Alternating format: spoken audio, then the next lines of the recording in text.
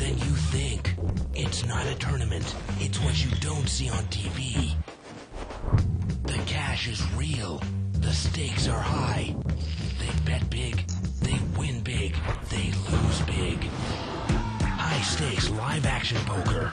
Live at the bike. Watch it live on the web or play it if you dare at the Bicycle Casino right here in Los Angeles.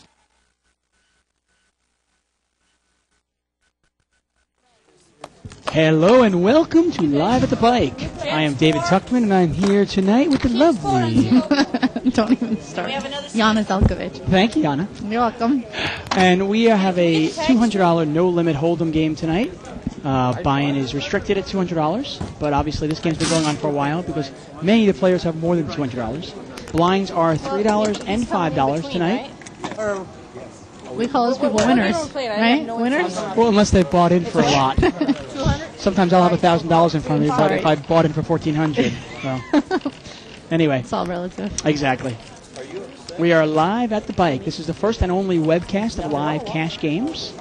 This is unscripted, unrehearsed, and unedited. Let's do a quick introduction of the players. Yana? You're looking at me. Oh, here we go. They're written down for me nicely. What are you talking about? Okay, seat 1 is Jack. No last name. Seat 2 is Joe Molina. We know Joe. Played with him a lot. Thank you. Seat 3 is Russ, a regular. Seat 4, Albie. 3 players. I think he's new. Seat 5 is Moon. Seat 6 looks to be empty. Seat 6 is going to be Bart, actually. Oh, good. Bart Hanson, the one and only. My day is looking up. Anders in seat 7. Anders, he's from Denmark. I bet you he is. Look at the sweater. I like the Bet sweater. 15 and he's all in. And Adrian in seat 8 and Albert in seat 9. Wow. Well, this is interesting here. Just pick it up real quick here. Anders from Denmark's got pocket aces. My hand. And, oops. Adrian's got Jack 10 offsuit. Okay, what's the flop? Oh, oops. The flop is 9-10 Jack. Uh-oh. Aces are in trouble. Yeah. All right. Oh, no. Welcome to America. Oh, I don't want him on my left. You got straight? See? We teach you that life isn't fair here. Oh, but the runner. Oh, counterfeited 10 Jack. Yep, now we got... Remember, in Hold'em, it's your best 5-card hand out of the 7 cards. So Anders has aces and 4s, while Adrian's got jacks and 10s. Okay, well, if you're going to be technical, it's aces and 4s with a jack. Kicker. Jacks and 10s with a 9. Yeah. I've been looking forward to working with you ever since last time, I must say. It was great for me the first time, too. Yeah. Did you call Pavalish? I just want to welcome all you viewers out there, new and old. Thank you for joining us again. We are here every Wednesday through Saturday from 6 to 10 p.m. in Pacific Standard Time. That's actually 9 p.m. to 1 a.m. if you are in the East Coast. You're just showing off your math skills. Exactly. And 3 a.m. to 7 a.m. if you're in Holland. That's hot. You're not going to give us the mountain time? No. If you have any questions or comments while you're watching this, please email us at liveatthebike.com. I have questions. Why can't my set of kings ever hold up? Is that a valid question? That was a serious question. I think we're going to watch some poker. Try to keep the psychology to a minimum. Well, here we got pot is, I believe, 3-handed. About a $75 pot here. Pleasantly surprised to see you through. Not sure what 10-4 of hearts is doing there in seat 1, but he's out there.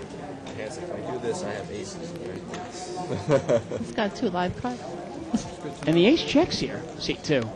Doesn't want to take it down. But now that the club hits, let's put money in there. And he takes it down. And if you're going to raise it up with 10-4 of hearts, you got to play it a little more aggressive once the flop hits. Maybe he felt it coming or something, you know? Maybe. Yeah, I agree.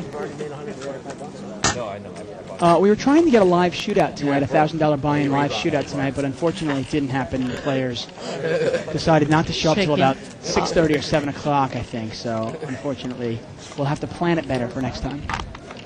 As in we. What do you mean we? I wasn't involved. No, you were not. We purposely kept you out of that one. Thank you. Oh, Bart's going to play. That's going to be fun. What a crappy day. Bart is in seat 6 there. There he is. Back in black.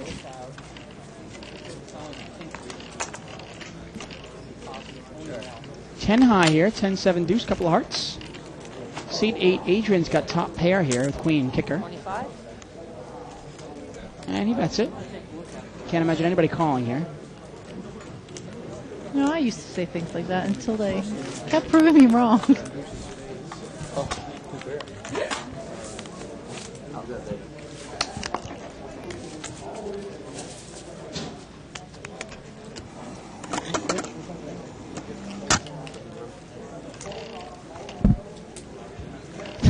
You're looking at me like I'm supposed to say something. No, not at all. Some of the viewers at 2+2 Oh, no. thread they will welcome our silence. Yeah. I don't shop in November, by the way. Bart, notify. Look at the way he waved his hand at him, too. Yeah. Kind of shoot him off I there with his love hands. the demeaning mannerisms. Yeah. 20? Ace Jack said, well, see ya then. And seat 1 there, that's Jack in seat 1. He's in bad shape here. He's badly dominated. He's is one of quickly those. becoming my favorite player. Whoever bets this is going to take it down. 20. And And it's the best hand. the better takes it down. So what's new with you? Any recent poker activity you want to report? Well, I got some exciting things going on. I'm flying up to Vegas on Wednesday Cool. for the World Series, and I'll be there the entire thing. You bought in or you want to settle in? For what?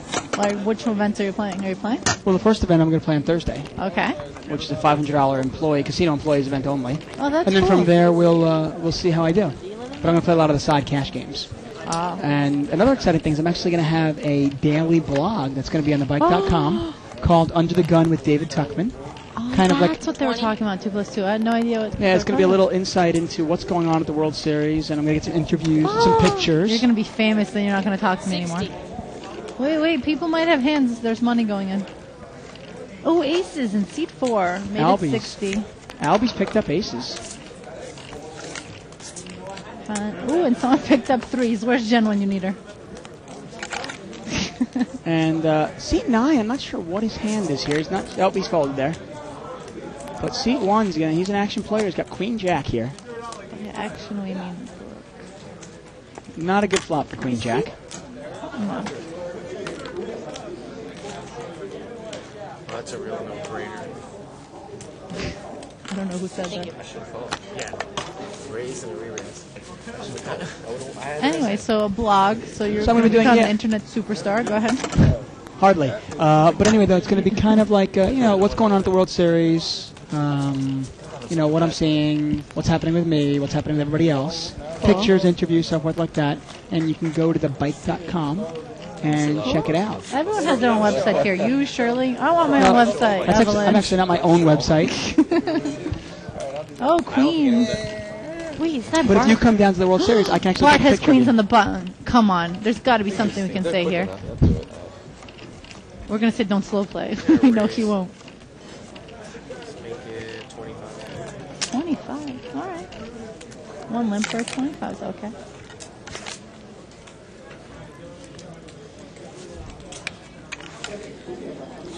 And Seat 1 once again crushed here. come on, 8s. Oh, I thought about that. Oh. No 8s. That's Bart's gonna Unfortunate. get no action. Yeah. And Bart was happy to see a guy muck before he had to put chips in there. With 2 hearts and a king. I don't know what he wanted to see on a turn. you love a guy that calls your raises pre-flop and Mucks on the flop. pretty much mucks before you even bet. Yeah. Mucks while you're thinking and contemplating. Yeah, my favorite player to play against is the guy that calls me all the way and then in the river folds. I love those guys. I just want to say hi to all those 2+2ers out there. We've got a thread on 2plus2.com. You can spell it out. And Most of you. Yeah, and go to the World Poker Tour television thread and find us.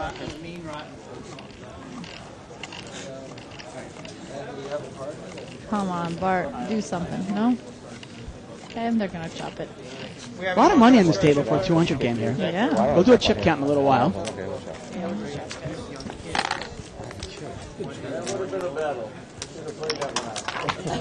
She going to be gone for like 2 weeks, 3 weeks? How long are you gone? I'm actually going to be in Vegas for 6 weeks. Oh, I'm not going to see you for 6 weeks. If you come down to Vegas, you will.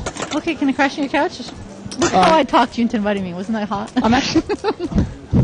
I'm actually renting a house. Oh, really? Down there, so you can. No, seriously, can I crash on your couch? You can have one of the bedrooms. How's that? Even better. Yeah.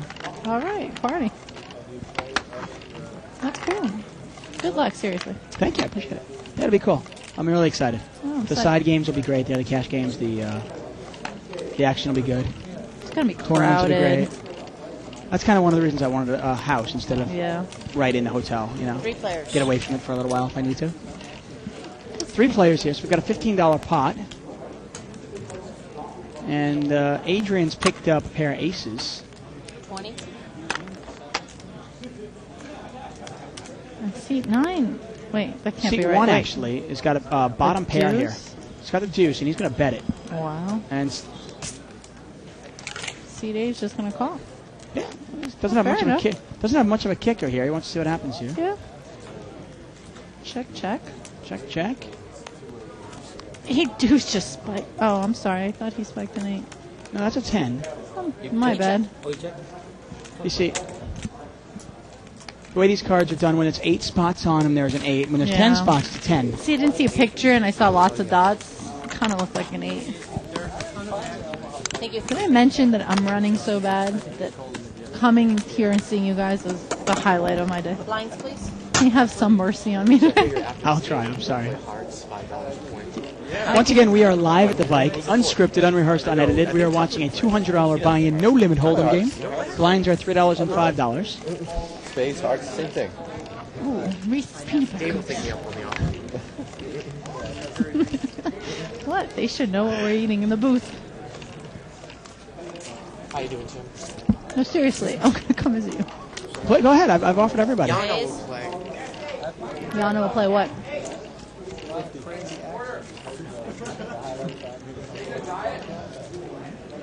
Close-up of Bart, the myth, the legend. 50 more. The man, the myth, legend. In his own time. 50 more. And Serious. seat 1 has 8, 9 of diamonds here. He's going to raise it in the small blinds. Yes. And they're in play, right? And take it I don't know down. what they were. And I think he has purple chips under those, so I think he's probably got about $130 there. Purple chips are $25 each for those of you at home. There we go. Thanks for the close-up, Isaac. Appreciate it. Actually, he's got about 150 there. You have like walls, people who play with computers.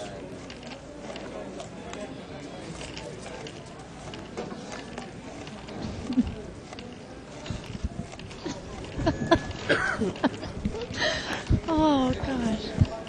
I raise. Raise. Kind of interesting. The floor man actually has a audio feed into our mics. Yeah. He just told us he has about 225 in chips. And I wish I had that audio mic when I was playing poker, you know? Here from the sky. No, I can He's got see you their beat cards, fold. basically, and I can't beat them. It's all right. Seat 1 goes all in here with Nice hand, 10s. sir. King 4 of spades? Really, Bart? Bart was trying to raise it up there, but Wait, an early position? I don't get it. Thank you. I asked Bart to mix it up a little bit for our entertainment purposes. Really? And Wow, he's he trying really to. wants to make us laugh. Thanks for the Reese's. Just trying to change it up a little bit. I want to say hi to my father if he's watching or listening to me. I just recently spoke to him Try to get on camera. That's nice. and Flying told him to saucer over watch. there. So hopefully he is. Is this a rare event here, or? That my dad listens to? Yeah. Yeah. My mom only listens so she can tell me all the stuff I'm wrong about. Yeah. 25. Love you. 25 here from Albert there in seat 9. With? He's got ladies, a couple of queens. Ladies. It's all right. And ace will get flop. a call out of seat 2 here with the suited ace. He's got ace 7 of diamonds. He's got the button now. He's got position. Watch, so. watch. Wait for it. Wait for it. Wait for it. Oh. Not a diamond out there, so Queen's still very much in control of his hands. Adrian's in there with Jack 9 also. He's got top pair. He might get in trouble here.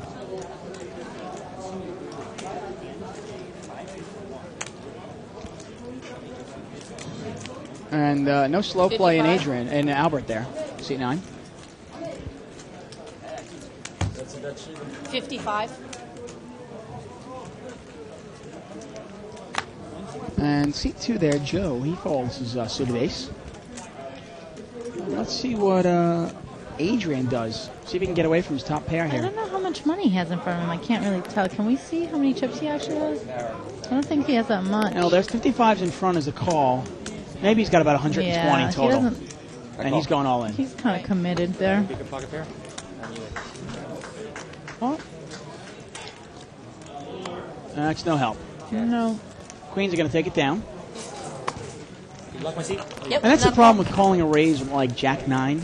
You're not looking to hit a Jack, right? Yeah. You're looking to hit the straight. Straight, 2 pair, Yeah. you know, trips.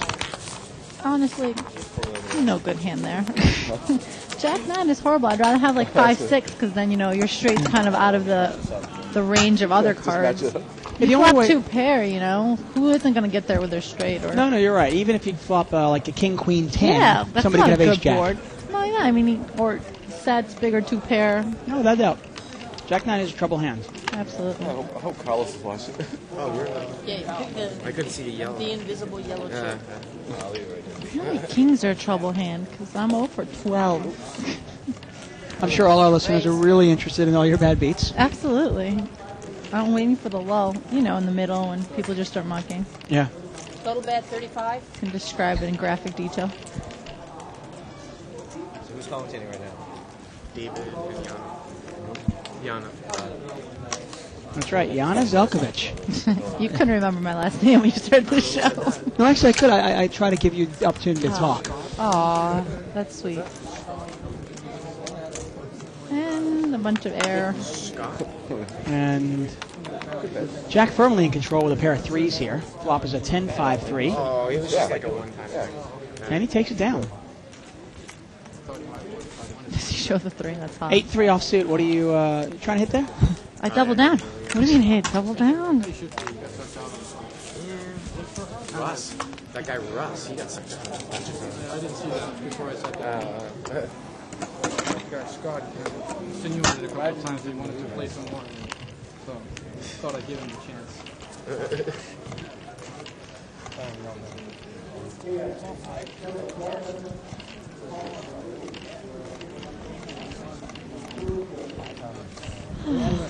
This is actually the same game that Russ McGinley, our famed 2+2er, Oh, hi, Rod. played in, and unfortunately did not have a very good night. Not I much wanted to luck. hold him and cry, literally. It was He had a rough painful. night there. Close-up of 7-5 there for Bart's hand. Really, Bart? No, he was a blind. He's picked up a straight draw. There you go. Get the 3. And he fires it. Takes it down. Yep, check. Yep. Yeah, check. Chasing him, but see what you really have. That's hot.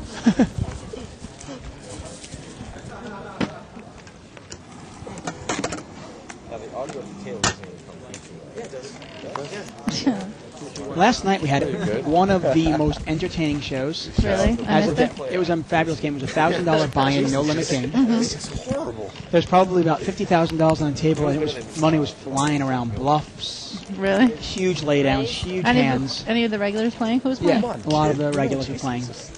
Actually, if you want to check them out, you can sign up for the archives Hey, at wow, did I walk into that? www.thebike.com. You can click on the on-demand banner, Yeah. and for just 50 cents a day, 50. $14.95 a month, you can have access to last night's show, tonight's cool. show, and every other show. Plus, you get And access. feed 3 children in India all at Well, the same plus time. you get access to the Howard Letter or DVD. Oh, that's cool. Teach you how to play some hold'em. You know what? This one, I think it's a good deal. It really is. I'm doing something wrong. It's not really. That's supposed to make space out of ace 10. No, I really do want to go in the It's a little archives. too gapped for my taste. I actually have a subscription to the archives, but thanks for pointing that out. Oh, I need to use it more. You should actually check out the show last night. It was. I will. It was a great. I mean, I will. great show. Cool. I mean, I would put that show up last night. That's the Among, best. I would honestly compare it to among any broadcast of any poker. Really? Yeah, it was that good. It was that entertaining.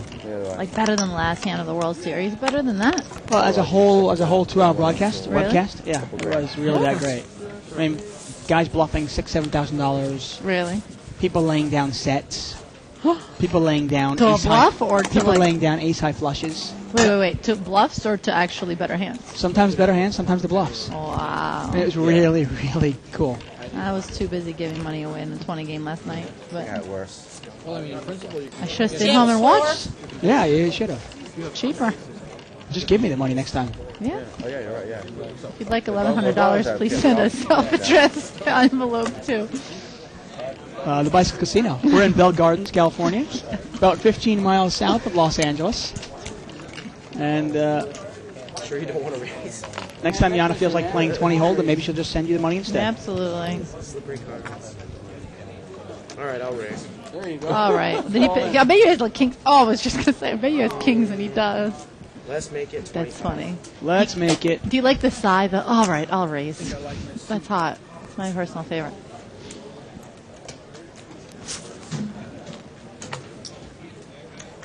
Bart's one of those Did he players. make it 75? So 25. Oh, okay. I was gonna say that's a bit Let me much. get one caller here. So pot's going to be The about... one guy he doesn't want calling with the only live over card. Well, generally that's what happens when you raise with kings. Only the ace calls you. Yeah.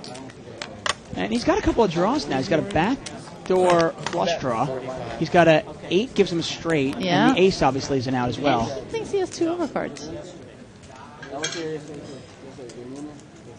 He's shaking in his pants there. Rocking back and forth, trying to, I'm not sure, get the answer from somewhere deep within. And Bart shows the king. Let's do a chip count tonight. Brought to us tonight by Joker Gaming. Seat 1, we've got Jack there with 300 in chips. Seat 2 is Joe with 650. Seat 3 is Russ with 1125. Seat 4 is Albie with 800. Seat 5 is Moon with 300. Seat 6 is Bart with about 235. Seat 7 is Anders with 375. Seat 8 is new player, actually. We'll get his name for you in a second, but he's got 200, obviously. He's a $200 restricted buying game. And Albert in seat 9 has 450. 20. Super. So it's actually not a new player. It's actually Adrian. Thank you. That was the voice in the sky again telling me. You guys don't know how funny it is that we get random voices in our headphones. And we want to respond to them. Then it just sounds like we're talking to ourselves. I know. I used to love the Twilight Zone. 10 Jack should take it down, barring any 30. unnecessary ruffles. I still don't have a fight. That's what I'm saying. Thank you. See, someone just said something totally confused me, and now I lost my chain of thought. Albert takes it down there with the jack.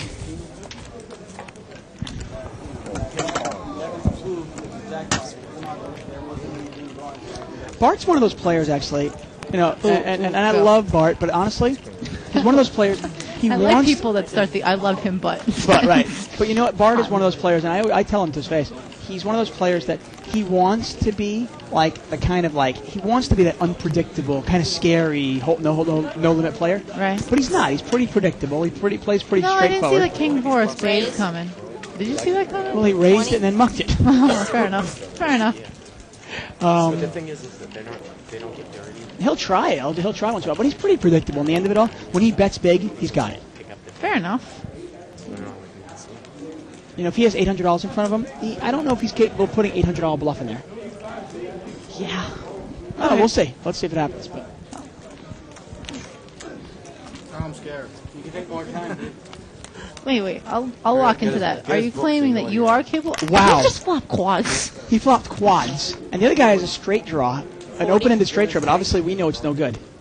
Wow. Look at him. Look at him. He's laughing. I'm telling you, the smooth call. Well, there's a good tell there, huh?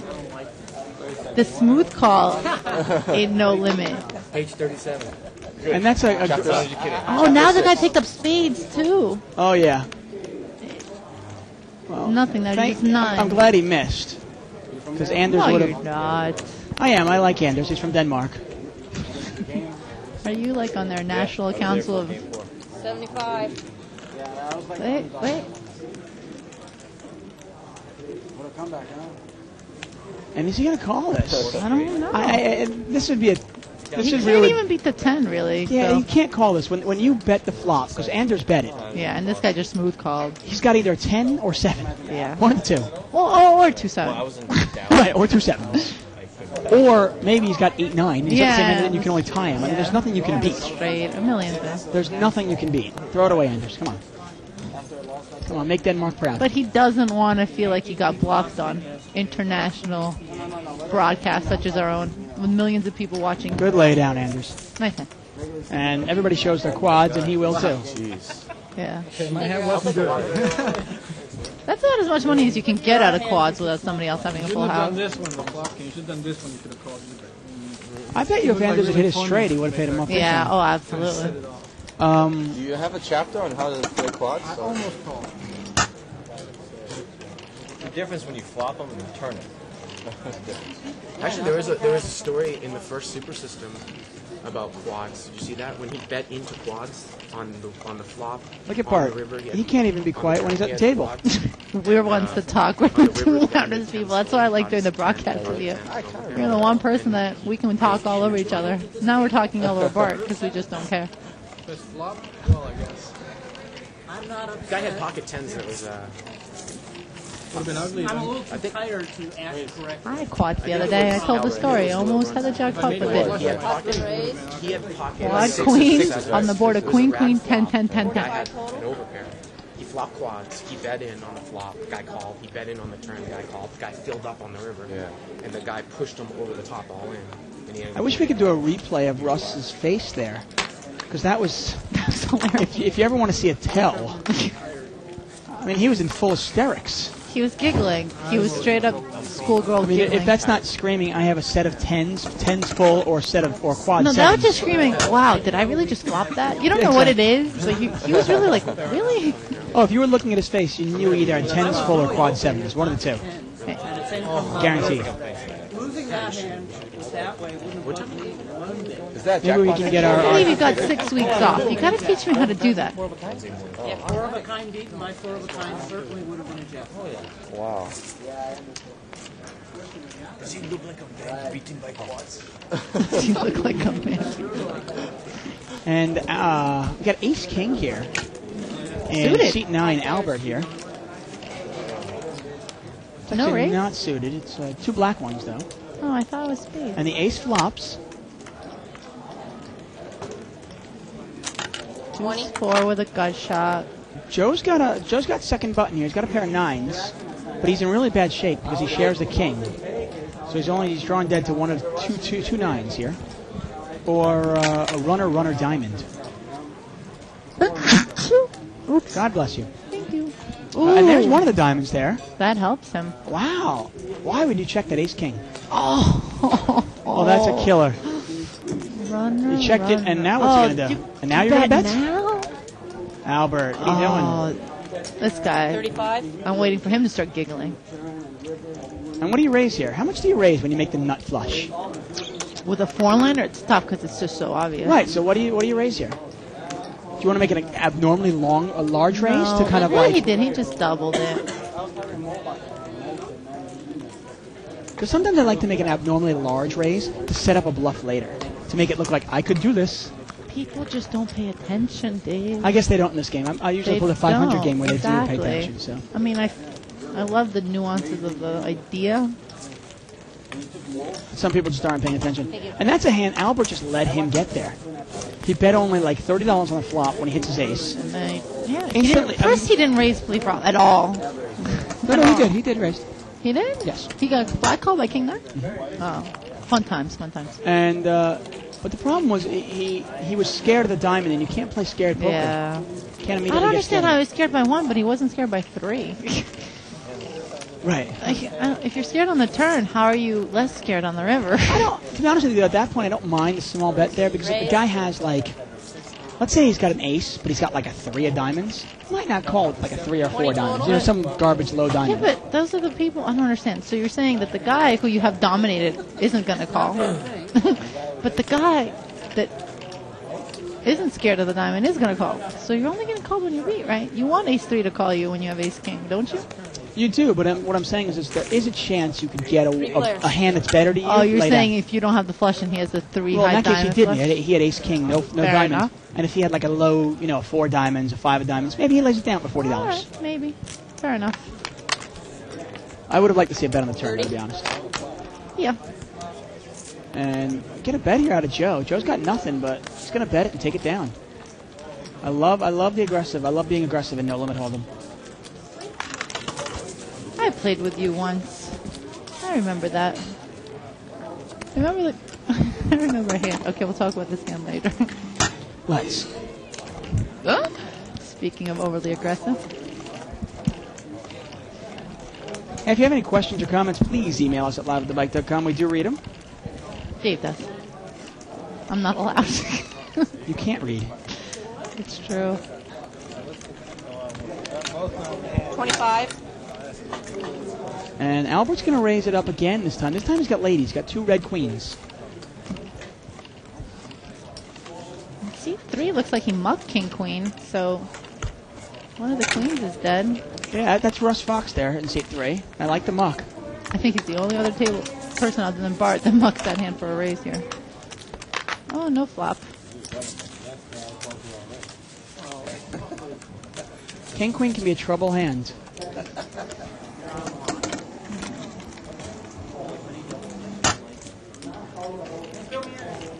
I usually don't like to play hands where if I'm calling a raise, I don't know what I'm rooting for. You know, Yeah. if you have King Queen. Even 2 pair, you're like, Well, the thing is, your problem with King Queen is you don't know if you hit your King, does the guy have Ace King? If you hit your Queen, does the guy have Ace Queen? You don't know what you're rooting for. Great. And Albie is reading a How to Play Hold'em book at the table. Raise. 20.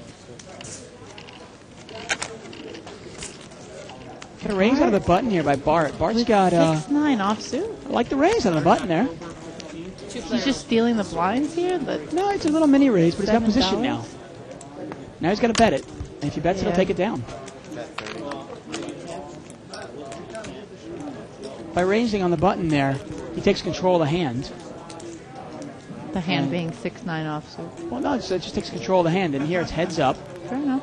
And generally speaking, he should take this hand down. Yeah, he will. Unless Moon is going to make a move on him. Wow. 60. Yeah. Oh, I like it. I like it a lot.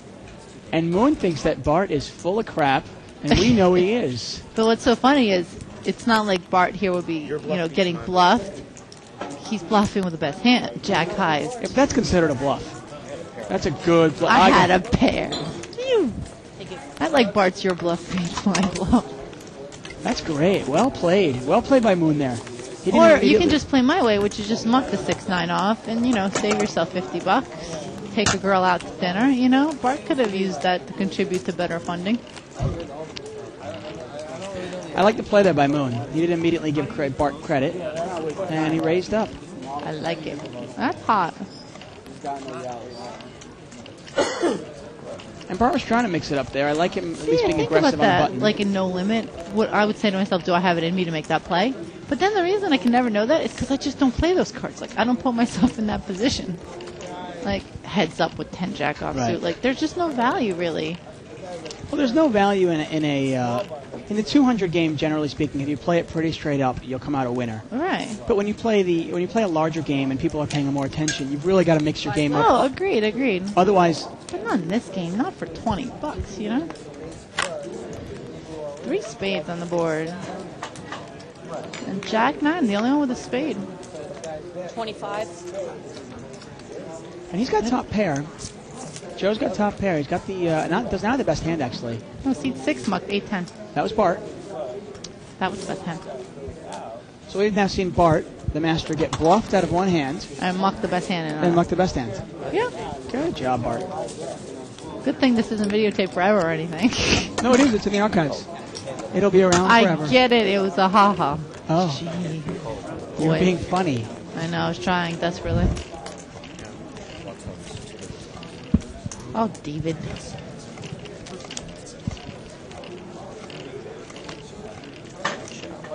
I like the scruff. Thank you. You almost look like a grown-up now.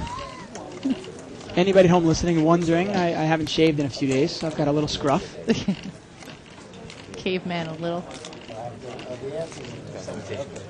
Hot. 15. 1 limper. 2 limpers raised to 15. Seat 8 has ace king. 10. Just in response to Kashi here, says, from 2+2, says, nice to hear from you, Tuck and Yana. He'd like to see us, see us play a shootout, actually. Kind of a commentator shootout. That'd be And fun. I think that's a great idea. I completely agree. Gosh, Denny, Jennifer, Bart, you. Shirley? Oh. That's a game. I'd rather do a limit game. I think we get some great action, like a 20-40 game. Oh. I like limit better. I just don't play that many hands in no limit. Yeah. Especially since I know you just going to be crazy Mr. Limp re-raise over there.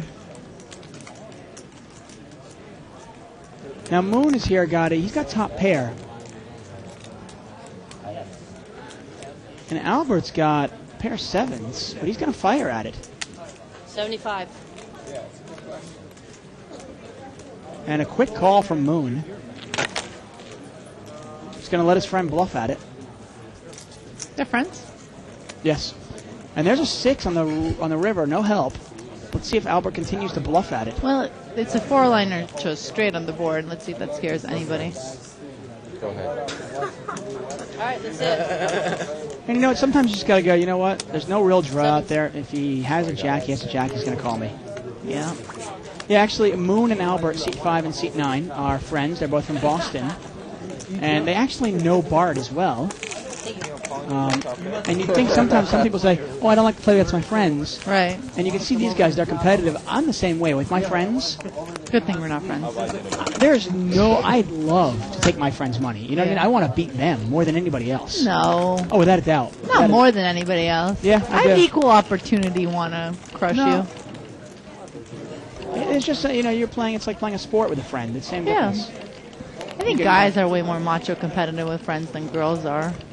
Like, it wouldn't make me happy to take Jen's money, you know? I've been playing since you took $500 from me at my house. A year and a half ago or something. Apparently they're rehashing somebody owing someone money from a year and a half ago. And it's going to be limped around here. We've got it 5 players. 5 players. That's a $25 pot. Blinds here are $3 and $5. Flop a Jack 10-5 there. A couple spades. All that stuff I told you. Oh, I'm sorry, 1 spade only. That was true. Albie checks top pair. Oh, I'm sorry. Second pair. Apologize. Oh, did he say that I told you? Yeah. Actually, Adrian, I think in seat 8, has Take it top here. pair. There's no money in there. You bet the pot. Nice hand. Not much of a kicker there with the 3, but he takes it down. In a span of 3 hands, he won 2 of them. Took down $300. And I was dealing with Mike. Hey, he says he doesn't do you. Right. Yeah. I'm like, it's not a matter of principle. The money's going to Mike. He's like, still, I can't do it. So that's when I said, Jason. Once again, we are live at the bike. This is unscripted, unrehearsed, unedited. If you have any questions or comments, please email us at liveatthebike.com.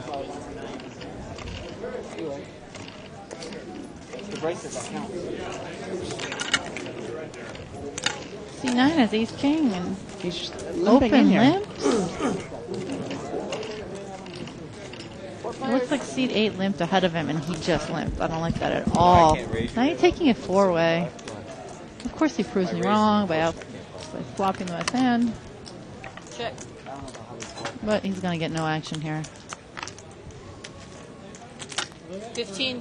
Mike was actually, Mike Woodward was actually. Give him the money. I don't know, even talk to him. So what are we going to do in Vegas? He's still playing like an ultimate bet. We'll play some side games. The 30 games of Bellagio sounds good. Yeah. He dominates the 1-2. 30 game is a 50-100 stud Hope your wife highlight game. doesn't mind. Just let her know I'm coming. I don't think so. Can my boyfriend come What too? was he doing out here? Sure. All right, fair enough. I talked to him for a few minutes and then you came in.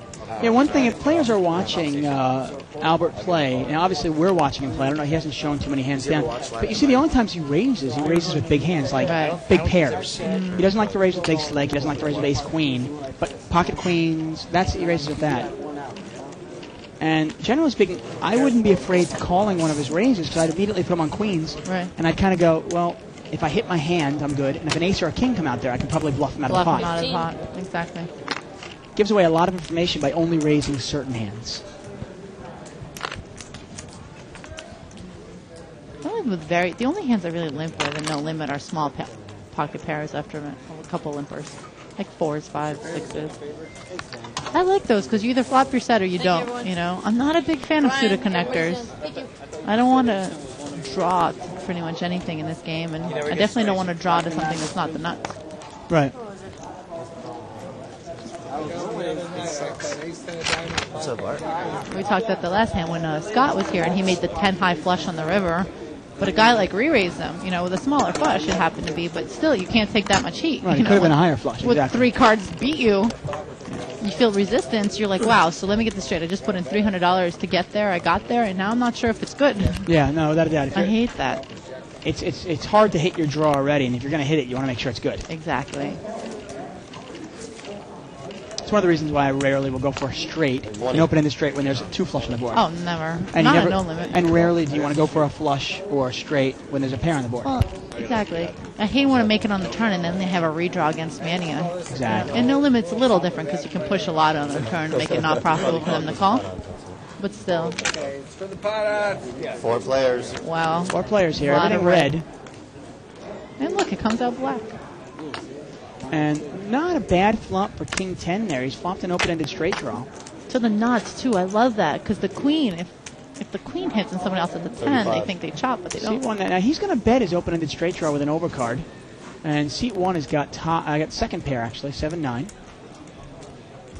what he does. He's going to call, it looks like. He does. Players. Well, he puts the guy on the draw correctly. Wow. That's a Well, now he's in real scary bad card shape. for both of them, really. It's got to be scarier for the seat 1, though, Jack. Yeah. Because he's got 1 pair and no draw. Yeah, but I think he checks behind. There you go. And now another club hits. Or it goes all Another the club extra. hits there, but that's a second pair there. That's 7-9. And he's going to win with 2 pair. I'm really surprised Russ didn't take a bet there, you know? I'm not sure what he writes in his book, but to me, Lines, please. Oh, that's the rest that had the book? yeah, to me, the thing that I don't understand is you bet on the flop with the open-ended straight draw, right? The 3rd club comes out there, and the guy checks to you, right? Right. Are you heads up? I'm not going to be automatically scared of the 3 clubs. Now my hand's improved. Now I have top pair with an open-ended straight draw, Right. and I don't have a club in my hand. Well, so you're I've got thinking if I'm on the straight draw, what's he calling me with? What's he calling with? Maybe a jack. Fair enough. Maybe I think people bet top pair and call with draws. I don't know. A lot of people will call with second pair, hoping to hit their. Hoping. Oh, queens to C5 and 8s for Bart. Let's see it. Get a raise at a moon there. Let's see if Bart plays this or re-raises here. I think he might re-raise. I actually like a smooth call here. See a flop. See what happens. We have to consider the player. I mean, the guy in the 5 seed has shown consciousness of the game. His raise is legitimate. It's not just any suited ace, you know. Yeah. Bart's in real trouble if the flop comes down, 7 high. Do call. It's a good old time. And Albert's going to call here with ace Wow. jack. See what happens. 6 He's high. in real trouble if the Oh, let's flop see what comes happens. down. Queens have to bet here. And no limit. You got to be good enough to get away Small from. You got to be bet. good enough to get away from 8s. Yeah. But he doesn't have much That's money. the thing. If you just call pre-flop, the flop doesn't get better than that. You know what I mean? If you think he's on overcards, the flop doesn't get better than 6-3 deuce rainbow. Right. But people do raise with pocket tens and pocket jacks. Exactly. So why do you call it 8s then if you don't think this is a good flop for you? That's what he couldn't have possibly just called the flop a set. That can't be the idea. I got to tell you, I disagree with you. If you hit your 8, you're going to break the guy. Yeah, but you only have $120 in front of you. So I'm going to call 40 for my 7 to 1. I actually thought I think it's 20. It's only $20 raise. Pre-flop? All right, fine. 7 to 1. All right. It's about right. Especially with a guy behind you. The flop comes out. Yeah, well, the flop comes out ace king 8, and then you get nothing. No, because the guy with the ace jack probably calls him. I don't. Back to that last hand with Russ, because I'm always surprised by that, because Russ is, he's an experienced player. He's written a book, and to me, I'm going to fire in a bet there when I have top pair and a straight draw, even with 3 clubs out there, especially because I don't have a club. Raise and make it 25. And if the guy's going to check raise me, so be it. Then I'll throw it away. Yeah. If you take heat on the turn, you don't have the best hand. Because then I'm inducing a bluff. And sure enough, the guy he made his second pair on the river, but he could have just bluffed with anything on the river. But I don't think he has it in him. Hey, we have an email. Why don't you read it? Monster hand. We got an email from Daniel DeMarco here. Hi, Daniel. Hey, your show is cool, but I don't see many limit games like a 30-60. I would like to see that. On Wednesday nights? That's actually our regular on Wednesday night, 6 p.m. to 10 p.m. Pacific time. Hey, I heard how you say people don't pay attention. So if I play tight, no one will know when I have a good hand because they don't pay attention. LOL. Okay. I replayed, I think he meant to say replied, at 2+2 as well. I'm a member there, but you sound like you know a lot about poker. I only play 10-20, but can you recommend a good book for Omaha high-low? Thanks. Wow, that was miscellaneous. There's a great book, actually. Tanner, I think is what's his name. It's a great book for stud high-low and Omaha high-low. It's a little bit better for stud high-low than it is for Omaha, but it's universally probably the best book for high-low, 8 or better. What? And it's Ray Z's book. Really? I don't like to endorse too many books, but it's really an excellent book. Ooh, Queens, Ace King, Ace 10. Let's see it. I think it's going to be heads up here. Queens versus Ace King. 2 players. Yep, let's see what happens here. Now, Russ has got a position on the guy. Not a great flop for Ace King. No. I was going to take a stab at it. See wow, and the Queen's checked. He's looking for a check raise. There you go. And Russ should muck here. Quickness, too. See what happens I think here. he mucks. Yeah. Even the guy's making a move and they have the same hand, he can't call. Well, if he has the same hand, he's bound to have probably 1 heart in his hand, too. So. Right, exactly. He doesn't have any redraws.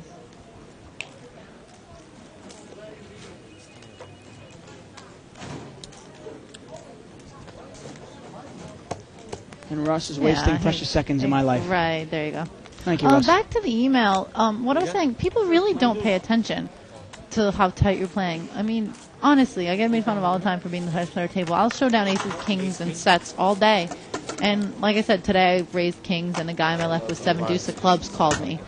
Sometimes they call you for fun. Sometimes they'll call you just because you're a tight player. You know, sometimes they'll call you because they're bored.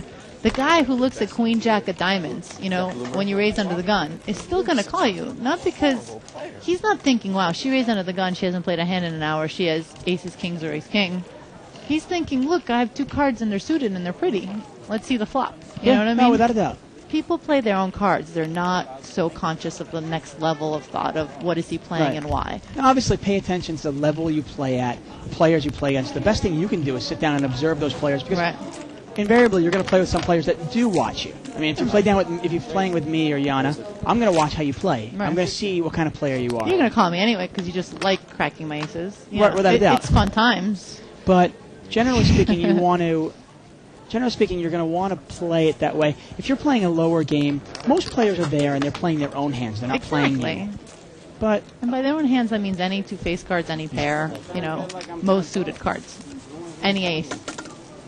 And obviously that depends on the limit you're playing and the level you're playing at. To some degree. I I mean, I'm telling you, 20, 40, 30, 60 games I play all the time, that I just see these people call because they think their cards are pretty, not because of anything else. You can put a bounty on my head. Enter a start a tournament, put a bounty on my head. Seriously. Bart wants us to put a bounty on his head. You're only worth it. That's funny. Oh, come on, that was funny. It was. 2 players. NC9, open raise with Jack 6 of spades. No one hit anything.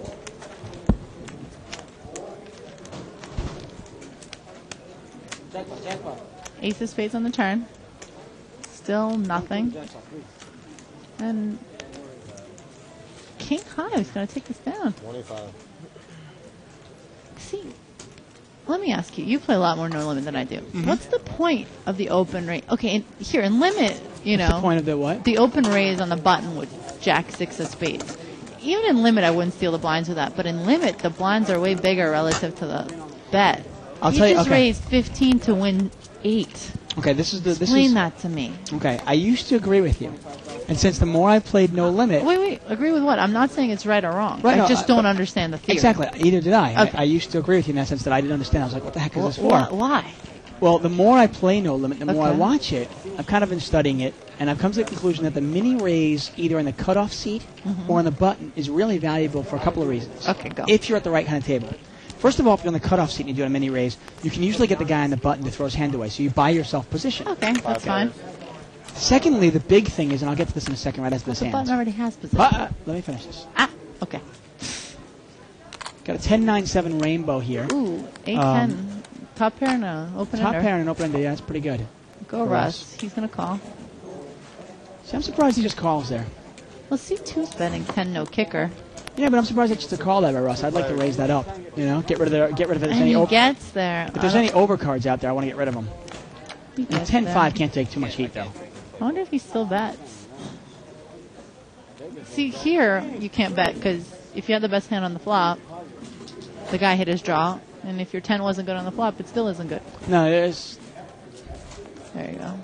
and it's good. Okay, Good muck. Okay, back well, to let me what you were finish. saying. I'm still listening. The other reason for it, now if I'm on the button or the cutoff seat, the reason I want to raise there is if I have control of the table in the sense that my image at the table is somewhere that I have respect. Okay. Okay. So you're only going to get called by hands that are better than your hand. Let me. If you're going to ask me the question, you have to let Okay. me finish the explanation. Okay. Anyway, so we've got this. If I raise the $15 and I get called by a couple of hands Okay. that are out of position, like a small blind, big blind, maybe even a limper in there, Okay. suddenly the pot is $60. Okay. Okay. Now, if everybody misses the flop, if I hit the flop, great, I'm going to win the pot. I might win a big pot. Okay. Okay. Plus, when the pot is bigger, sometimes people are more apt to make bigger mistake because they're going, oh, there's money in the pot. I love you. You're still not answering my question. Let me finish it. Okay. You let me know. Are we there yet? Bart's got ace queen here. I'll let the game go on watching it. Anyway, so Okay. the point of it is now, let's say the pot is $60, okay? Uh-huh. And if everybody misses it, including me, and they all check to me, Okay. there's a good chance I can take it down with a bluff. Okay. Okay. Now this is where it becomes the mini raise is very effective. Okay.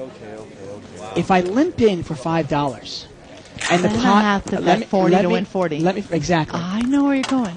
I have to bet exactly. The pot's $20. I probably got to bet $20 to win that 20. That's So it's amazing. 1-to-1. But So if you make the pot bigger. let me finish the story, please. I know what you're going to say. Go. Yeah, but everybody else is watching and listening. They've heard it before. If you bet $20 to win 20, okay, you literally have to be right 2 times for every time you're wrong to make a profit. Now, if the pot is $60, I can usually accomplish the same bluff by betting, say, $30. And if nobody has anything, they're going to throw their hand away. Now, you can do the math. Now, obviously, I'm only risking 30 there to win 60. And if I'm right 1 time for every 1 time I'm wrong, I'm still going to show a net profit of $15 per hand. There's so many things that are wrong with that analogy, though. So many. Which is one is, I'm putting in more money with the worst hand, so therefore I can bluff more money with the worst hand. But it's a smaller proportion of the bigger pot that I built with the worst hand. Do you see how circular that is? And the other thing is, there were no limpers there. It was just the blinds. And when you raise Jack 6 of spades, if he's going to call you with anything, he should have a better hand. And then that's fine. You're just planning to take down the $15 pot you built for yourself if he misses. Or if he doesn't call you down with ace high. And I don't even understand what the flop of a hit with Jack 6 of spades is. Is it a jack? Is it a 6? Is it spades? Well, Jack 6 is a kind of a hand I really wouldn't raise with, to be honest with you. So but that was my question. But I would raise in the cutoff seat with 4-5. I would raise with 8-9. Okay. I would raise with... So you raise 8-9. I might. Big blind calls you. So there's $30 in there. Flop comes out. 1 overcard, rag. Queen, rag. Right. He checks you. You bet out half the pot. He calls. Now what do you do? Shout out to Well, obviously, each situation depends. Yeah. Every situation. I mean, you're asking me Okay. something that's kind of I'm generic. just saying, It's where like, does the bluff stop? it all depends on how strong I think the player is, and you have to read the player. No Limit is a game of reading players. It's a game of position and reading players. Limit is kind of just a workman-like in the sense of, these are my cards, it's a grind, I'm going to play the cards, I'm going to play good position, I'm going to play good hands in good position. Fair enough. There are less moves being made. In No Bart Limit... picked up queens. Let's see this. C4 has king, queen. 4 limpers. And he's raising at 35 more. He only has about 100 behind now. CVA called with 5s. 2 players. Wow, he got the one hand he totally dominated the caller. Well, that's a scary flop, though. Yeah. See what he does. I'd like to see him fire And into he it, doesn't though. have possession. He checks. Wow, he checks at it. And I 5 really would have shots liked to see him behind. bet. Now he's got to know he's good.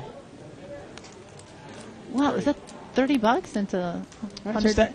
See, that's the kind of bet. See, this is okay. This is the reason That why I screams like. I don't have an ace. Right. This is the reason why I like the mini raise in like a $200 game, especially in a $200 game in a 3-5 game, because most players like Bart are somewhat Chips. tight, The boxes on that passive, TV, Right. and they're pretty easy to read. I mean, that screams. like to watch I the raised boxing. with queens, kings, or jacks.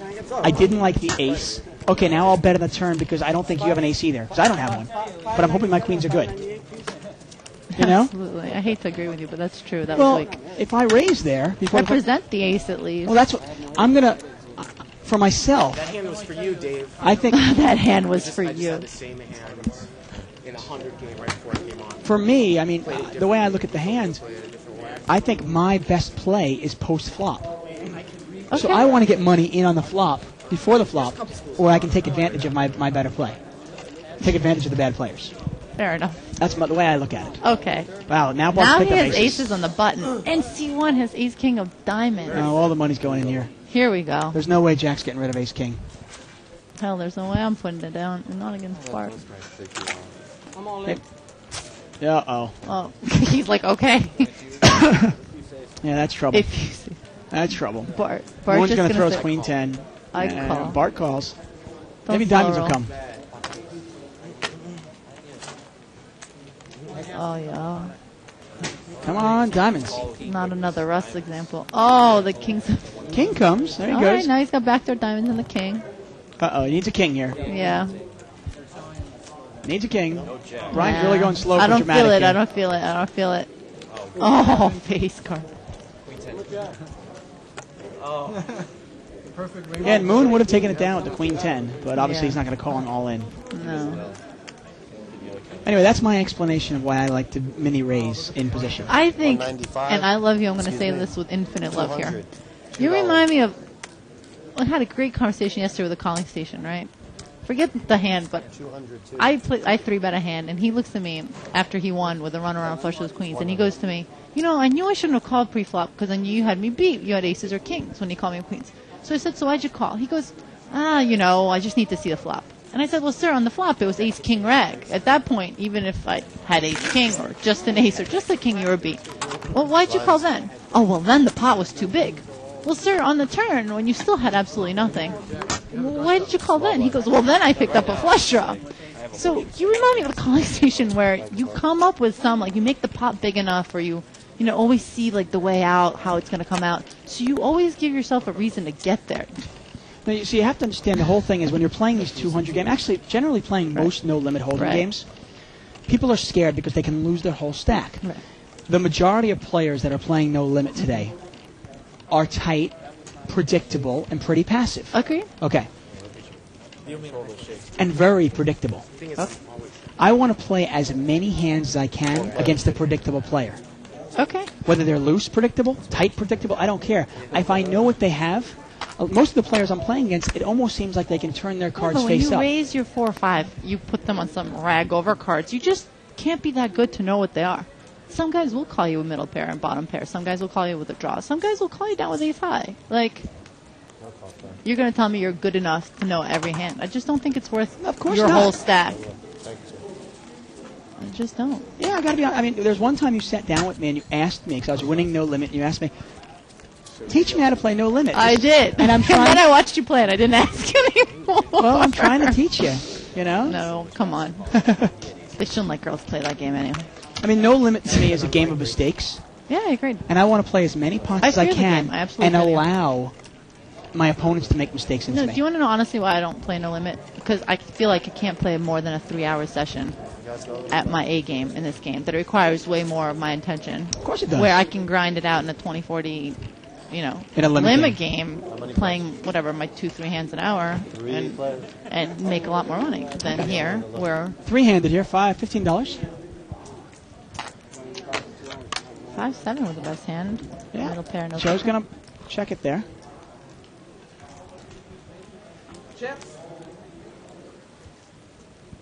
And we're going to check it around again, or is Moon going to take a shot at it? I'll be right back.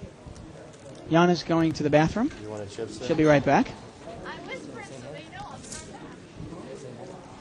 I'm not 2 players. And Deuce on the river here. And Joe's going to bet what looks like $15 into the pot. He's got the best hands. Moon's pretty much here in raise and fold mode here. Raise or fold mode. Can't imagine him calling him down with ace high.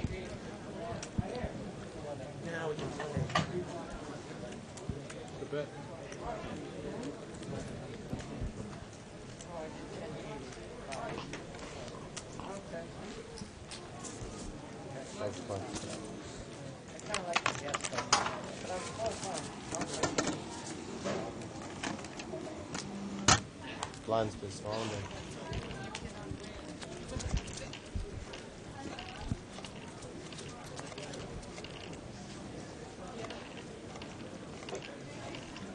Button is in seat 1. Blind is seat 2 and seat 3. That's a $3 and a $5 blind. We are watching a $200 no-limit hold'em game. I'm David Tuchman. And I'm here with Yana Zelcovitch. And it looks like it's going to be limped around here. Option. 6 players. 6 players. We got a $30 pot now.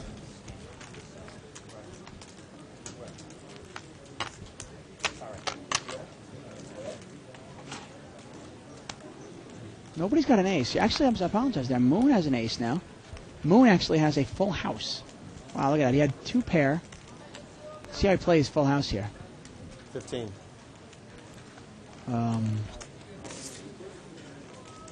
Nobody's got much of anything here. And he's going to take it down with the full house. Oh. Hand gets knocked over. He didn't want to show. That was a good hand. Welcome back, Yana. Thank you. I flipped over. Big blind. I'll be able to keep it in the sea.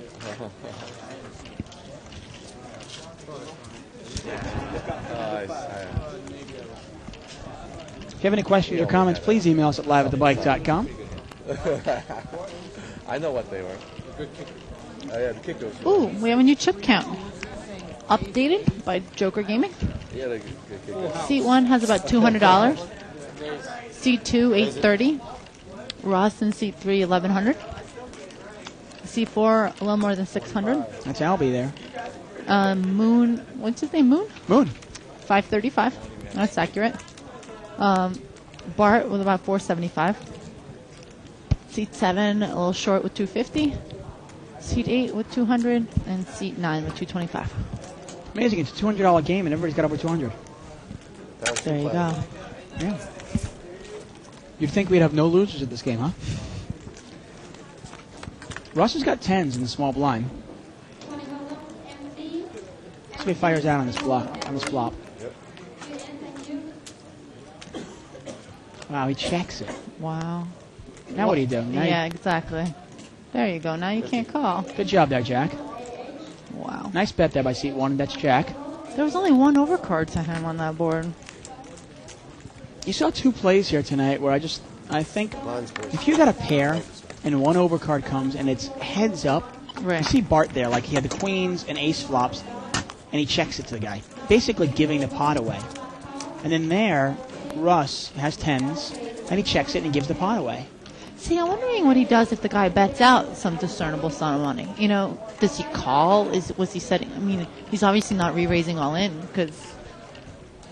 I mean, It's just human nature. Some players are just a little more passive, and it's human nature to go, I got 10s. There's a king out there. My opponent I must just have don't a king. understand what the next step is. I guess when What I did he- make a what did he move, get to I see? always like to know. You know, if he does X, I'm going to do Y, and if he does Y, I'm going to do Z. You know, Without a doubt. Get a raise here out of seat 8. I think he has jacks. He does, in fact, have 2 black jacks. And once again, Bart here with an underpair. We still Now, have the eight problem with against this here is seat 8. He's got no money. He does not have enough money to make this call profitable. Now, if he had $400 like Bart does, then I can make the call, hoping to hit my 7 and win a big pot. But here, he only got about 100 left. It's just not Yeah. worth it.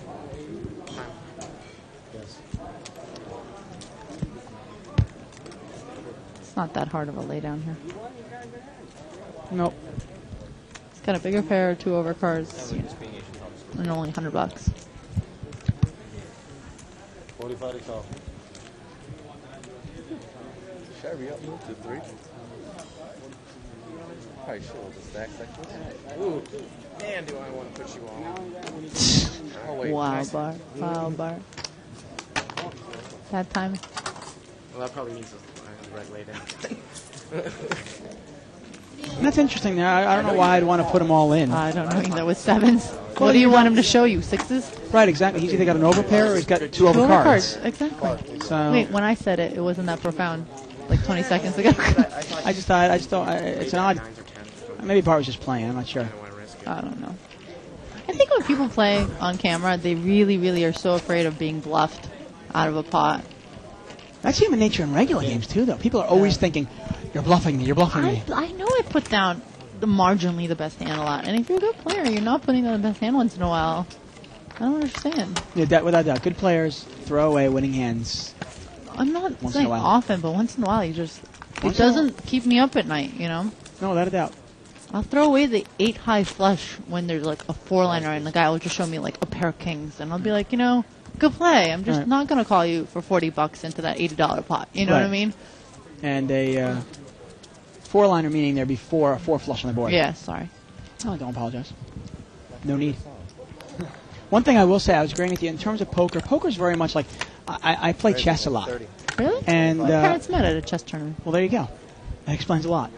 Anyway, Wow. Wow. Anyway, I was going to say I play chess a lot. Now, when I was a couple of my friends were asking me how to play poker, and I was trying to teach them, but then they play chess, and I was like, just like chess, I was like, you know how you think of 1, 2, 3, 5 moves ahead? Right. Same way in poker, like just what you were saying. You really want to know, okay, if I do this, what's my opponent going to do, and if my opponent does this, what am I going to do? You can't just get stuck like this step-by-step card, but you know what I mean? Right. Like, let's just peel one more and see what happens kind of Right, and be mentality. surprised. Like, there's 2 hearts on the board on a flop, and a 3rd heart comes, I know. well, what do I do now? You put him on a hand. You need to know if that heart means, wow, he definitely doesn't have the flush now and that's going to scare him, or if it means he was definitely in the flush draw and I'm not putting another penny in this pot. You know what I mean? Without that, otherwise you're just in there on a wing and a prayer.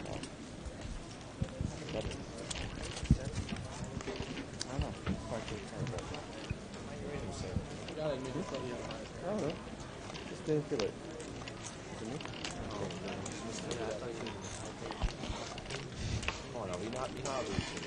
And Bart is getting me, Dave's getting me water. Thanks, Dave. And we have 3 limpers here. 3 limpers. Ace Queen limping in there. Wow. 6 players. Now, Ace Queen is actually Jack. in the seat 4, Albie, in late position with Ace Queen. Wow. Problem with that flop, though, is it's a really coordinated flop. Now, he's got top pair, but somebody's got 9-10. They've got 6-7's got a little piece of it. Ace-8's got a little piece of it. Everyone's got a piece of it. It's middle board. Everyone can peel some off. I got some of that. I got some of it. It says seat 8. You might take it down here. There's nothing in here. But Well, nobody's really going to straight. seat 1 has 6-7. Wow. Black card. And he raises. And there's a tell there. Seat 2. Doesn't really like his hand. That's why he puts his white chips in there. I always look for that. Really? The ones. Once you put your ones in there, you're trying to get rid of them. They're not coming back. Without a doubt. You're trying to get rid of them. You don't really like them. Somebody puts like the big chips in there, they expect it to come back. They wanted to come back, yeah. Without a doubt. So when I play against you, I'm going to throw in my lucky chip. There you go. Seat 1 here, Jack's actually picked up a open-ended straight draw, too, now. He needs a 6, a 7, a 9, or a 4, and he's going to take down this pot. Ace-8's in a lot of trouble. Ace-8 just needs an 8. I'm just the dealer. He can't call here. With second pair and no real draw. I mean, I think he peeled one off because he had the ace of hearts. Right. But now that the 5 of spades comes out. Wow. That's just a stubborn call. I stand corrected yet again. I'm not good at this game. Do you see this? King of spades. That's not going to help anybody. The ace queen's still good. Wow. Oh, what a move by Jack here. Okay. He moves in for $100. I got to give it to you. That's hot. He's got the worst hand here, but let's see if he can take it Absolutely. down. But look at his screen here. Just It's $100 now. It's not chump change. Now, some people like to say there's a tell. If you act strong, you're usually weak, and if you act weak, he you're usually pushed strong. fast. Yeah. He did push pretty quick. So, but most players at this level are not capable of this kind of bluff. So let's see. I mean, the only thing his queen here could be afraid of was like king queen or something. The way he played the hand. You could be scared of king queen of hearts. Say. He calls. Oh, I like it. There's 7s. I mean, it smells like a missed heart flush. You know, that's what it smells like to me. It turns out it was a missed straight flush, actually. But No, I think he hit bottom pair. Same thing, sir. Nice call. I don't think he missed a draw. I don't think. I mean, the only thing you could put him on there is maybe king something of hearts and a king helped him out. But why would he move all in with a king? Doesn't make any We got sense. some live players in here now. Small blind. We got live players. You're in there, Bart. Oh. See, when I see stuff like that, I get in trouble. My favorite card comes. It's because you're a boy. Boys get away with murder. And Albie picks up another pot there. Albie's on a nice little streak here.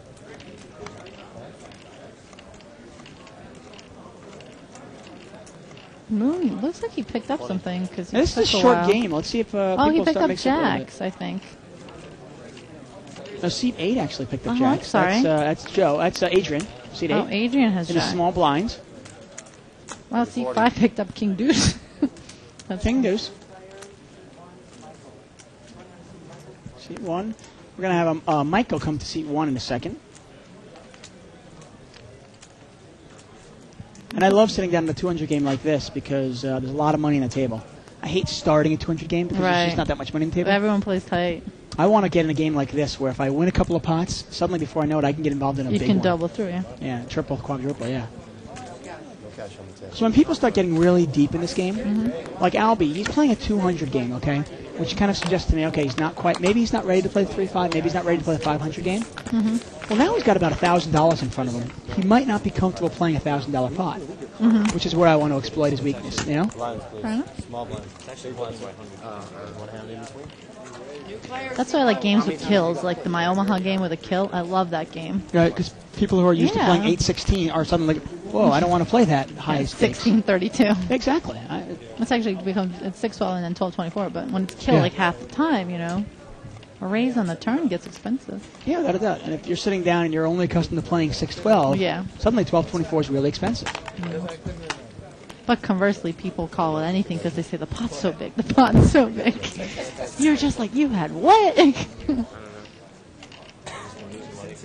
Yeah, some people do get mesmerized by the pot and they start rationalizing their hand. They go, well, I have odds. Yeah, exactly.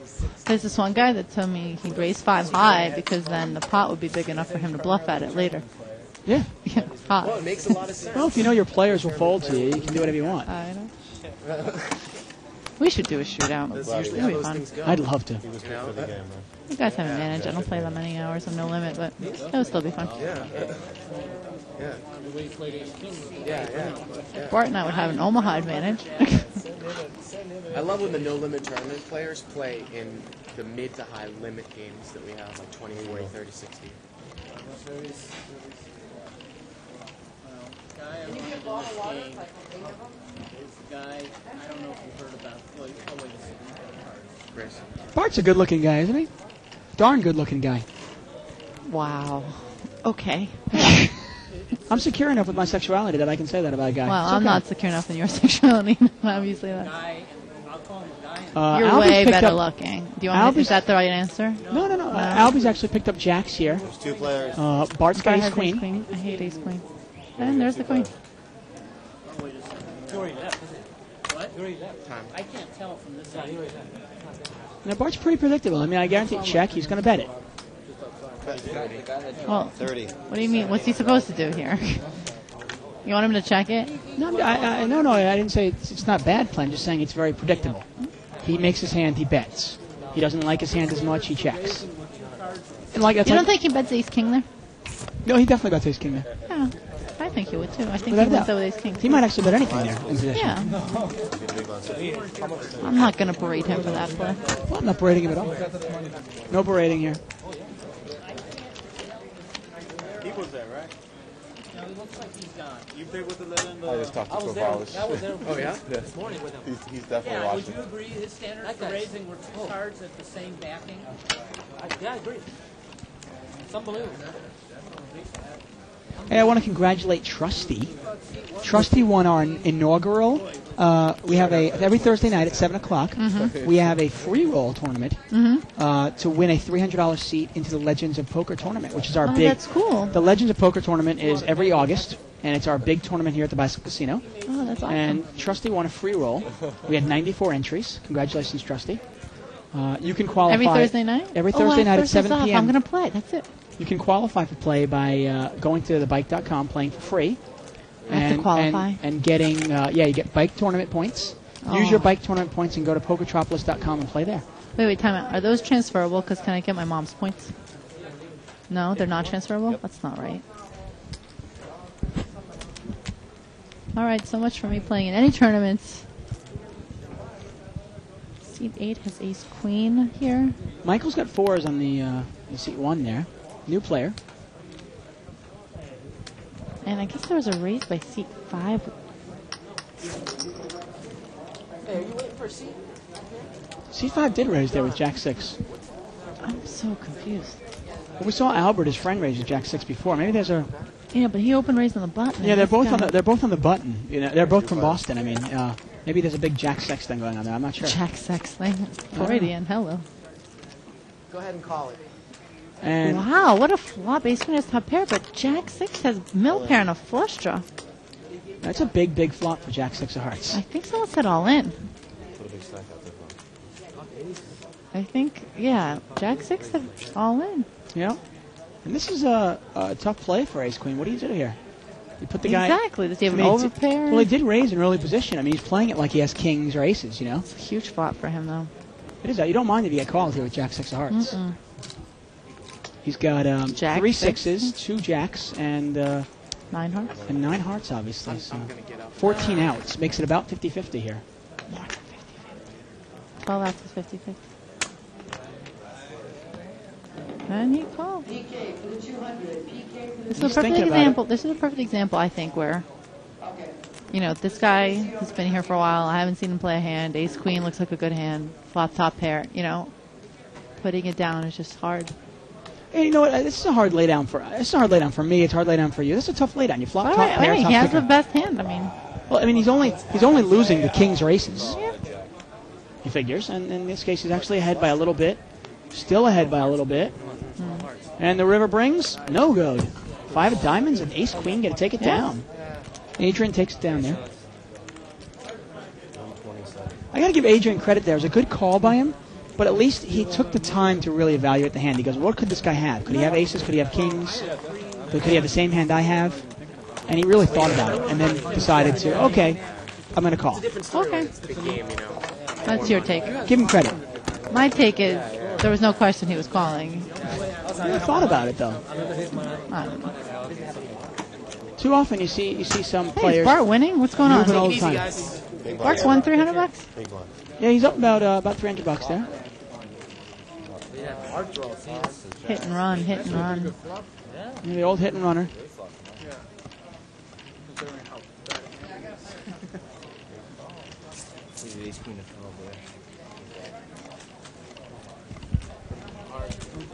Just a small dog on that floor.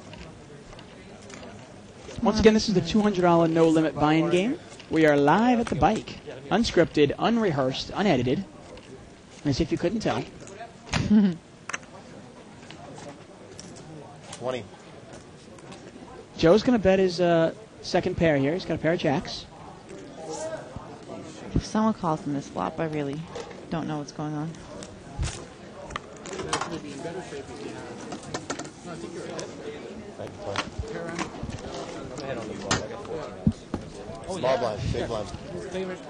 Small favorite. Then I'm Give me way the big blind, sir. New player coming in. Let's see. after the Anyone we know? percentage went down. No. He kind of looks familiar.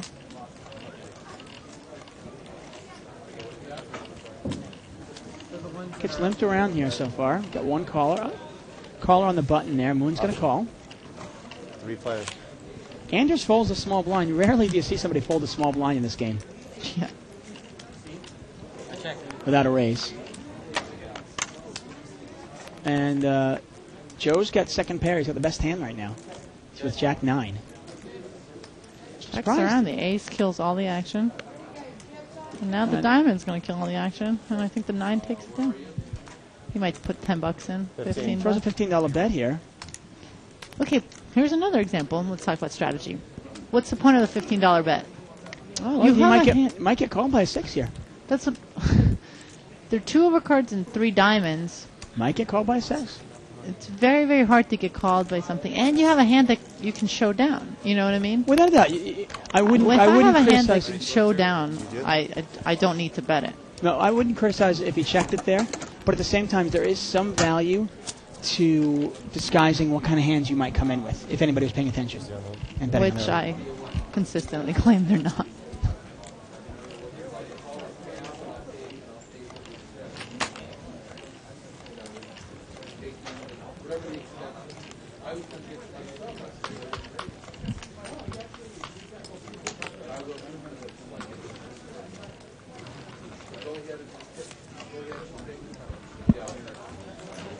Five players.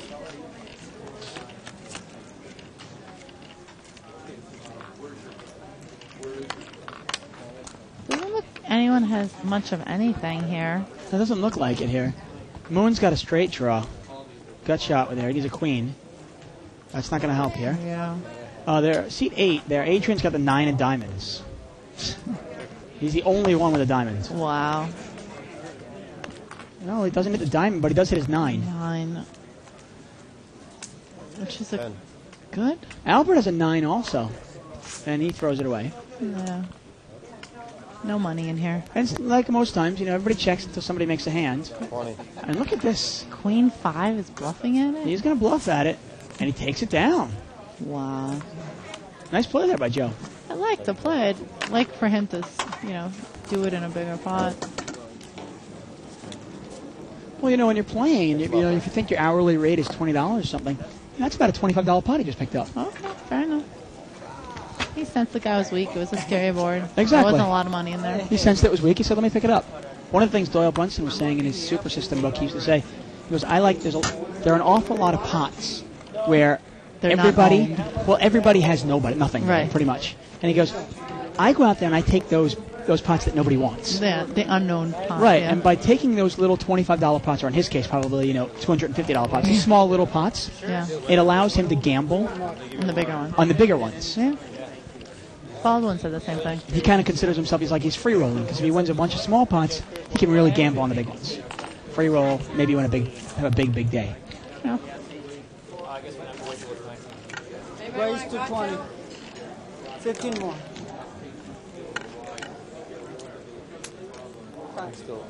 Raise out of Albert there with King Jack of Diamonds. And he gets called. He gets called in 3 spots. Wow, flops top 2. Flops top 2. Nobody's got clubs. Wow. I like the move though with the 2 clubs out there. Do you? I really do. Okay. Well, there's nobody flopped a straight. It's actually a pretty big pot already. He raised it to $20. Take 4 it people here. called. There's so many draws out there. I don't know what a good turn card is. You know. No, without a doubt. Somebody could have Queen 10. Look, Ace, Queen, Jack 9. Everyone has a gut shot. Anything higher than 9 is scary. I agree with you. And Albert takes it down. Now a second. He didn't have enough money to mess around. Might play around. No, I like it. If I could take down every pot on the flop in any game, I would. There's also a chance when he bets there at the King Jack that somebody's got Ace King or King Queen, and he's going to get called. So. Fair enough.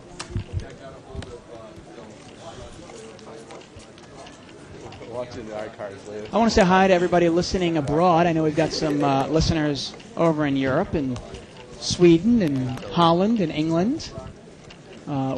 We've got Anders from Denmark in seat 7 there. It's very exciting. Saying that, don't you? I do. Well, poker's a real international game. I love one thing that's great about like a game like poker or chess or something. Brings people together. Well, it's a universal game. There's no language barrier, Fair which enough. is great. Ace 8 there. Moon's got top pair here, top kicker. Please bet. But seat 1, Michael's got an open-ended straight draw. Let's see if he goes for it with 2 diamonds on the board. I think so. Here it comes. 2 players. And we got 2 players here. 10, that's no help. But it's scary. Scary for Ace 8. No. Because 7-9 as a straight would have gotten him. Exactly. He's not going to get. Now there's 2 hearts and 2 diamonds up there. He doesn't want to give any free cards. Exactly. Look, he's still coming. At this point now, you've got to price. He's priced him out of the pot. With 1 card to come, you definitely do not have odds to go for your 8-outer. Right. Especially if you don't even know your 8-outer. You don't even know that exactly. You don't even know if it's good because the guy might have diamonds. Or hearts now. Exactly. You have no idea. You certainly know your 7 highs. You know, he could have had A6 of hearts or something. You know, exactly. But he calls. But he's going to call here. Really bad luck could do it. Got a journal. And he misses. No help there. And at this point now, I shut down at the Ace 8. You don't need to bet. Exactly. That's a good example of where you only get called when you're beat. Exactly. Especially the guy was obviously a draw. He might be just. And if he was on a diamond draw, exactly. you just lost. So. There was actually an interesting hand I played last night. I was playing in the 500 game, and I had Queen 10. And there was a raise, and I was on the button, so I figured I'd take it off. Both of us were pretty deep in stacks. And flop came out, sure enough, King Jack blank. And I put him on Ace King. I figured he had Ace King and everything. But there was enough money and enough implied odds that I figured I'd go for it. But do you think he pays you off? Or I mean, if you're just calling, he did pay me off. So you hit it and he paid you off. I hit it on the river actually. He made actually a pretty weak bet. He made a mistake. He bet $50 on the flop. Right, and what he then he only bet 50 on the turn. Oh, that's small. And that was the small bet. And then on the river, when he hit his second pair, actually, he hit Ace King and he hit second pair. He bet right into me. $100. I raised him 200 more, and he called me. Nice. So for only $100, I ended up winning about a $600 pot. That's nice. So you can look at it and go, okay, well, was I having the odds there? With the implied odds, suddenly you get the odds. Yeah, but $300 was yours, wasn't it? You only won $300. No, actually, there was other people in the pot too. Oh, okay. I thought it was heads up. Later on, it got heads up. Okay. I love it when you tell a story. You know that? You know, something like context. Well, let's say the guy bet $50. It wasn't heads up until basically he bet on the river, and then I raised, and everybody else got out.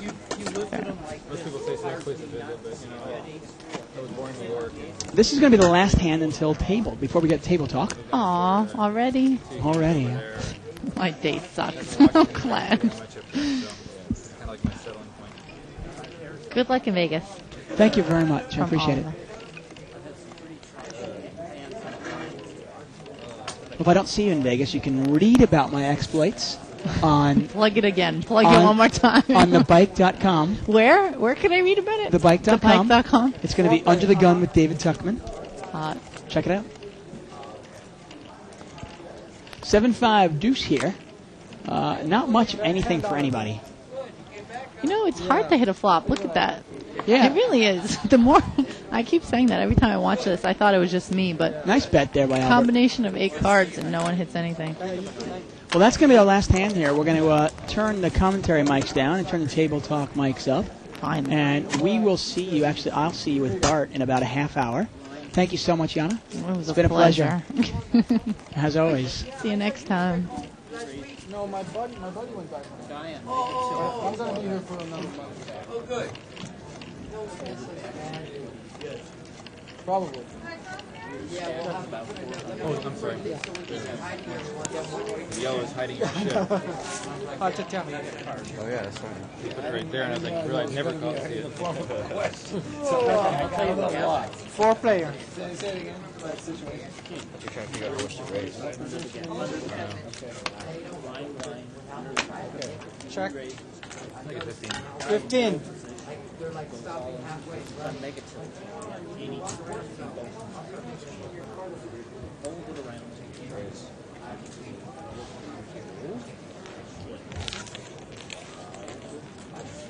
Raise 45 more.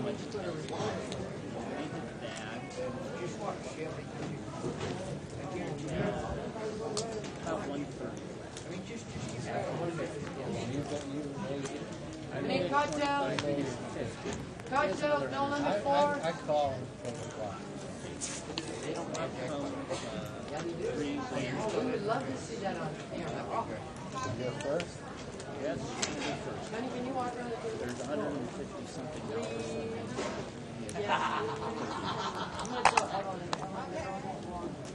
Just walk around and see cocktails like you normally do. I guess you did. No. Walk around. All the other girls do it. You're the only one that doesn't do it. They don't get paid. All in? Okay, one more. You don't have to call. Yeah, 2 pairs. Okay. No, you got me there. Oh, nice one. How much do you have? 8. Yeah. Wow. Good. You got to say it twice. 3 times. One more time. Okay. I get 2 overs too. That's what it is. What you have? 9. King 9? Queen 9? So you have to set. I knew it was a good race. Yeah, it is a good race. It's a very good race. I would put him on the What do you have? He had gut shot, Jack 10. I hit 2 overs. I had the right read.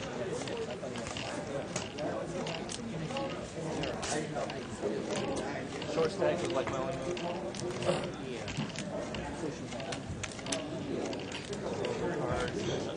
Check. Let's make it 25. Okay. Okay, raise 20 more.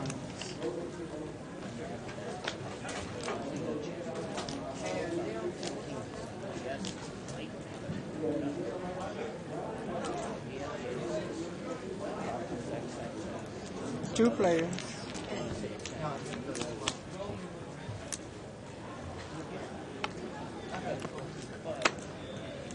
That's smart. We'll find out right away. Maybe he has a big stack. Bet 45.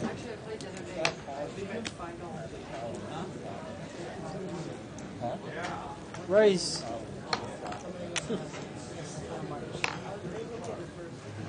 Set right there.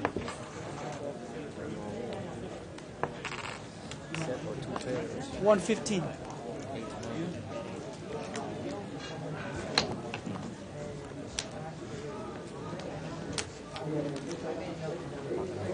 That's your set of 5s?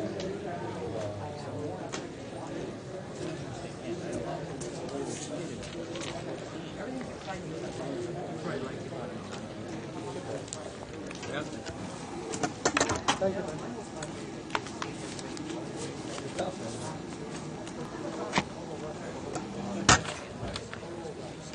Small blind, please.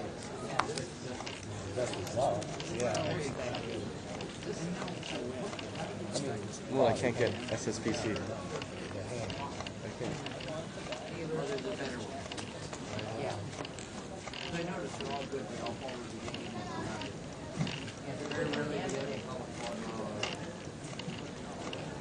Try that again. Might not work though. Just don't let any sets, guys. Okay, that's all. Raise 25 I total. don't think he had a set last time. I don't think he had a overpair either. No? What should I do? Should I let him battle it out? I think it was that just guy a too good bet. long. I think so. I think it was a good read and a good bet. And a good laydown. Oh, I don't know. There's nothing bad about that. Maybe a bad stab. Yeah.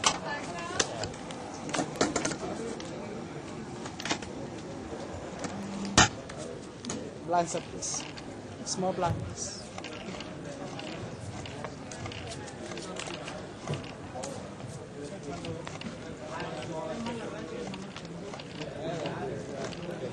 Problem the other day, a real situation. Raise 25 total. Probably won't be long. What you would have done. I have my least favorite jam. Jam. You wanted no call. I'm very happy winning a Thank you. playing $100 box.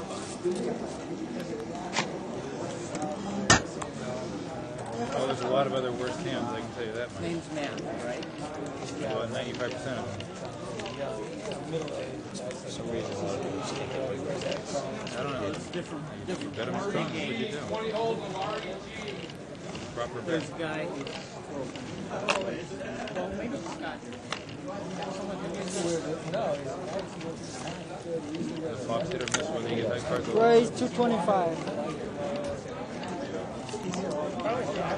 All right. Oh, you're on the hand? Yeah. We're gonna have 50 seconds. Keep it. Oh, thank you, bro. was checking to see if the 24 was still here. Huh? Did you do 24? Oh, hey, yeah, he's still here. He's still here. Okay, so you're up.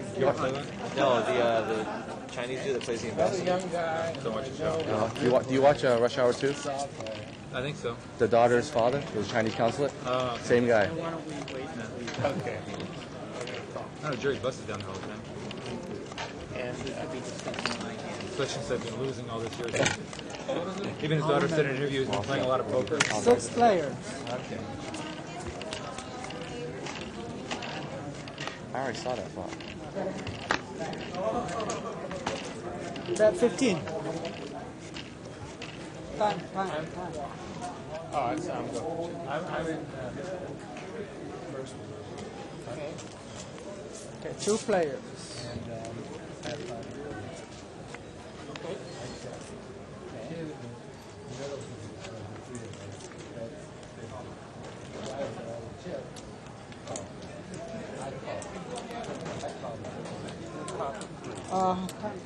That is 30. Raise 60. to 10 more. double. Offsuit. You have 10 range. Okay, raise to 60. Yeah. That's 100. Okay.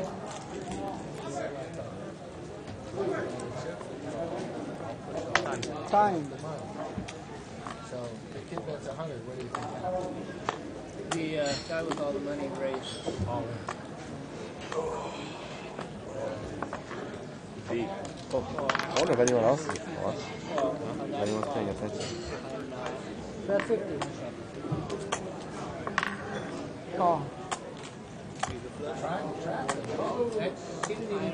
Straight. I'm sure he did not even think of it. I understand, but I Good probably bluff him, huh? You might have an 8.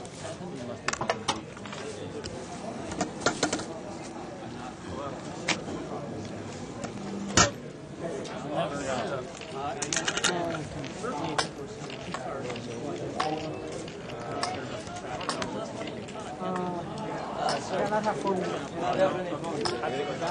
gonna get beat up now. He's taking it back now. That's only this game. Sorry, Can't phone a His friend phone's here. on 5-minute delay too, by the way. Yeah, let's You can't phone a friend here, right? Check.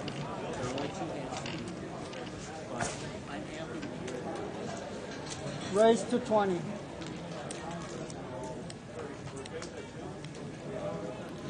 And somebody said, he flopped a monster. Probably slow place to get him the call. And I put him on.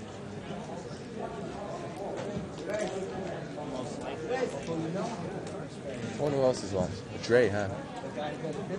What's up, Dre? Shout out to you. I got Dre, 4 players. Wow. Jacks, queens, kings, and aces. The Red Sox play? They did play today, right? Yeah, I wonder if I don't know if they won or not. Oh, John. Bet 50.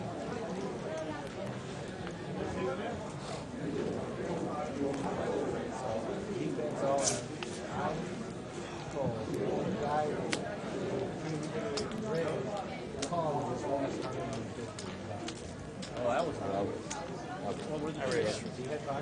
Raise. To the left. You should go now so you can come back in time for your blinds. I'll wait another one. Wait another hand. That's 75. 5 much. 25. I'm definitely raise. Doesn't matter. If someone said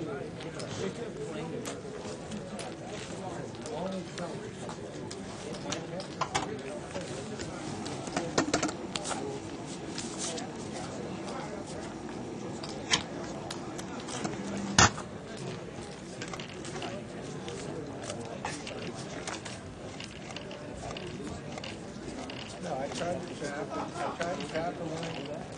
I tried to trap, but I got preempted. So, fine. Someone said it. Ooh, if you hold your pee for 20 hours, it causes sexual dysfunctions. raise to 20. He's going to try to trap you.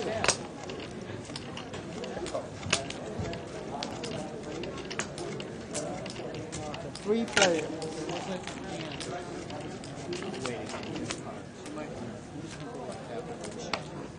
Check. Check.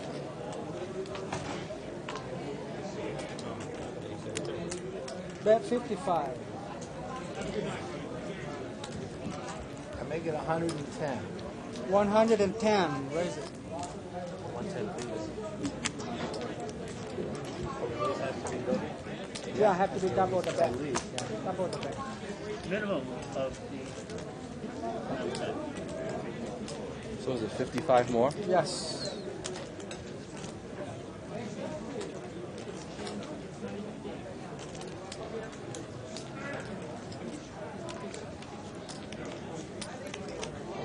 Guess you can't fold, right?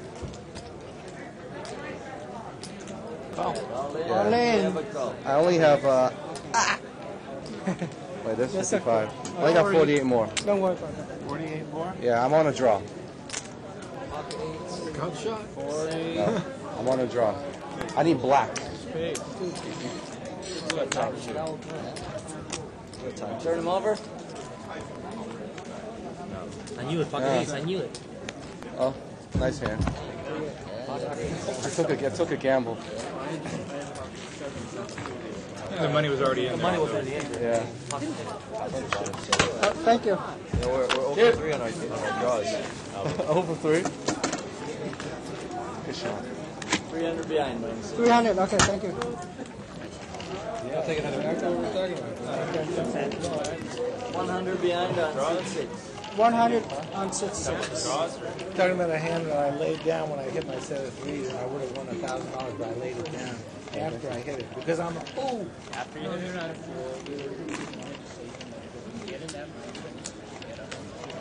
Yeah. Raise to 25. Over $1,000 there. So I wasn't playing bad. How much? 25 total. Okay. I'll play you some again.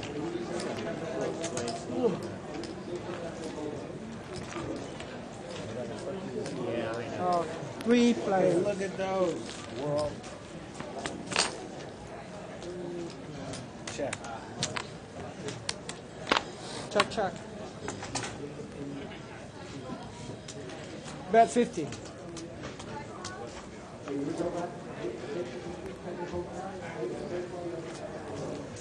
There was a hand for a $200 note that I was playing. And in fact, it's extremely similar to Blinds up, please. Thank you. I'm out of I have some trash. Pre-flop, Yeah. raise, 3 people call. I don't remember the raise. Let's just say it's flop is ace, jack, I'm out of the hand. I say 7 deuce. My answer. I'm not in. Yeah, he will fight again. He'll fight also after this one. Yeah, he will fight after this game. Watch it. Okay, 5 players. And it was I just like show it.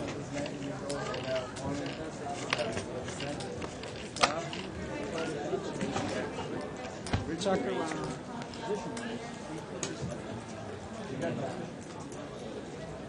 Bet $20.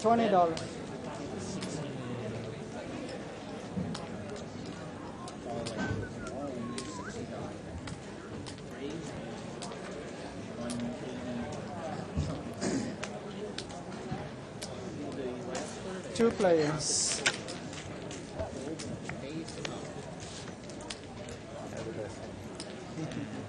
How's it win? Bet 20. Oh, I thought it was fun. Oh, yeah. We'll just say that it was a little better than an average class. It was the best hand. Running out there a lot. Plus, Table. Oh, good. $20? 20 bucks. 25. 6. We made what? Aces. Did we get to announce a little bit up for you? I think he's doing it now. Oh, good. A little more if I pull. We'll beat you up a little so you can listen to it. Rena flush. Much better. 1.5. Sorry, 2. This isn't a fight, right? It was. What happened? Was already? What's like? It ended What's very like? fast. Are you serious? How many rounds was that? Seconds. No, that's the son, though. That's just the son. Got his son? Yeah. Oh, he's good. Whose son? 19 and 0 now. what did you say? 20 seconds? 19 and 0? 19 and 0, right? How old is he? 17? 21? 4 players. When I was 21, I was undefeated. You were? Probably like this. 16th or... Wow. Check. Dude, he looks 12. That's why I say he looks like 17, 16. He looks young. 3, 7, 10. He looks like his dad. Check. Jeez, man. Not even first round.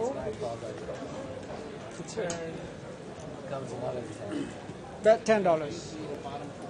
Man, they picked that guy out of the crowd. They picked him out of the crowd. What's that? They picked the challenger out of the crowd. Yeah, exactly. Mother Butterbean. 3 players. 7, 7, 10, 10. Check. Bet. Call. Get them pretty good. They get them a bunch of cream puffs. So it's about 30 an hour. Bet $10. So they get them a bunch of cream puffs. So it's Let me look at my cards one more time, man. get them a little season. Maybe we chop. I don't know. I have an ace. You actually had me. Yeah. I was gonna, push a little bit, but I don't know. There you go. There's a replay. The whole fight is on replay. Oh. The whole fight was one fun. Was that it? Punches, I believe. 3, 4, 5. Oh, man. Oh, it was like about a minute? Okay, blinds up, please. 25 to 30 seconds. Bam. 7. Look at that, man. You're killing him. You got beat up by a 12-year-old. Good, though. Done. Wow, he just gave up. It's like a... We're on table talk. I don't know what they are watching boxing at the same time we are. You want to raise these? Well, nobody raised? No. Told you I'm gonna 4 players. I wouldn't do that over there, but here I was. Check out. 3 player left. Check. You're ready to fight a week again. Bet 15. I'm ready to fight tomorrow. That other guy landed a punch, did he? No. No, did he even attempt one? He was just defending himself. Wow. Right there. $10 million fight. Just 2. Go ahead.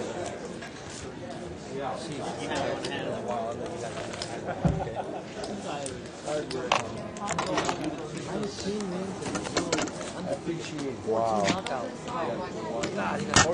Okay. Small flag. No idea.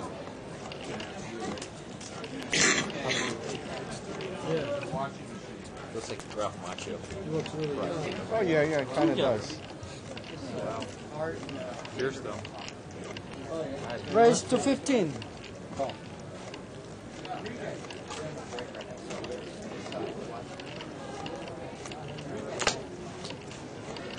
Yeah, I like it.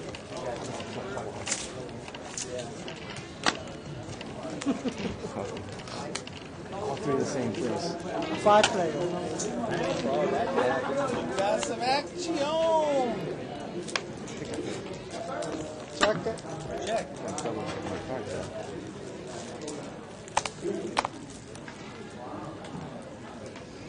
Let me know if you get more. Okay.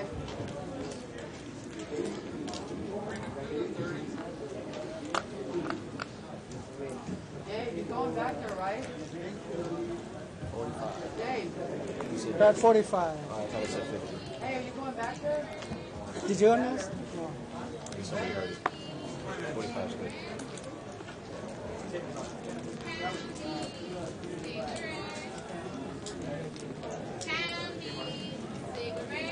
No.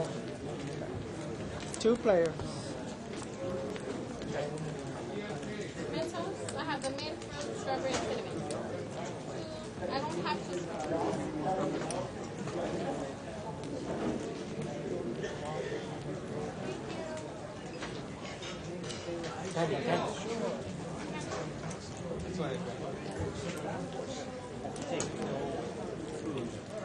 Somebody else? We'll just 75 cents each. Thank you. Bet 150.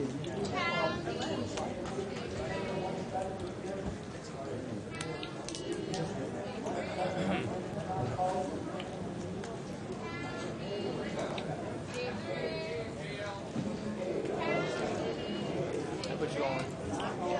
Oh yeah, sure. All in. Roberts is cool.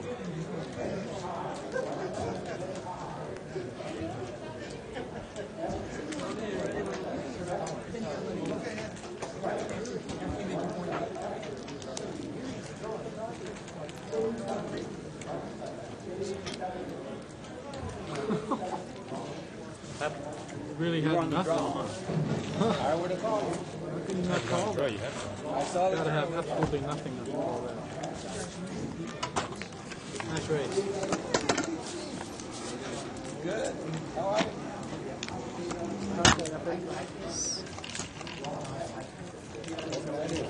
I had pocket threes. I threw away on 2 red threes. Like 50 left. Yeah, I'd be 400 in a heartbeat if I could. Go ahead, bro. This guy's got some of my cards. Getting 4 cards. I can go up to 3, right? The under 50. Yeah, under 50, no 50. Oh, Under 100. Oh, under 100. under 100. Yeah. That was under 50. Up to 3. 200. Under 100. Right. Under 100, you can take 50. I really knew what I had. Check. Did I look to them? I might have to call. Let me see. Chips and 4. Go ahead.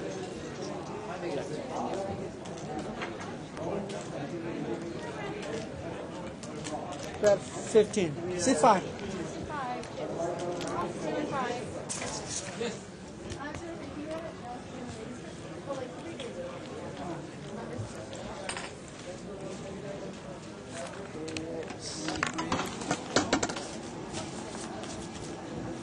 No. Okay, blinds up.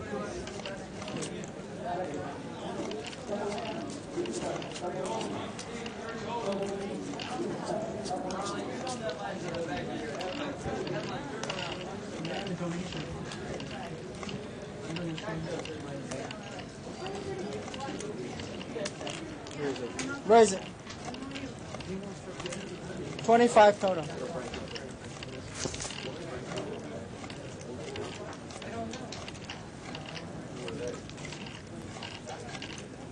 Okay, you raised 20 minus.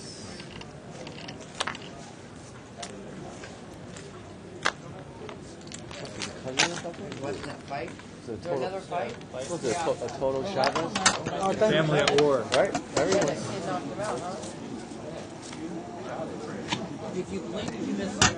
Moreover, I quit. Yeah, I like the whole. You saw the whole fight on replay. I missed it. I was...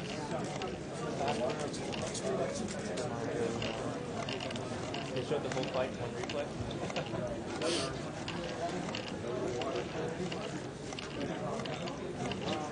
This kid's a little bit more bulkier.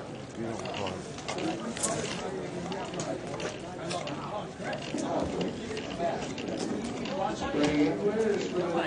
Yeah, You never know what I might find. 3 players.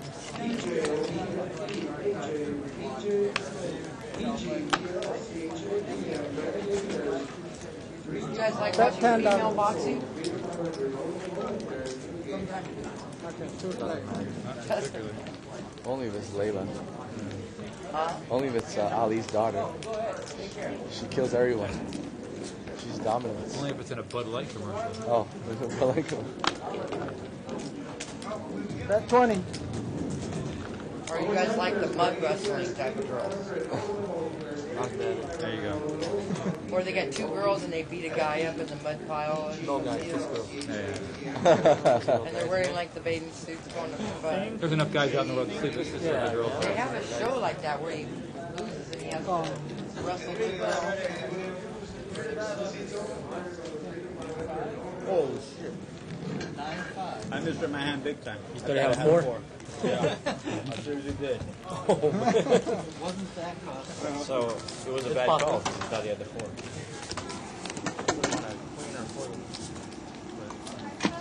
Angie.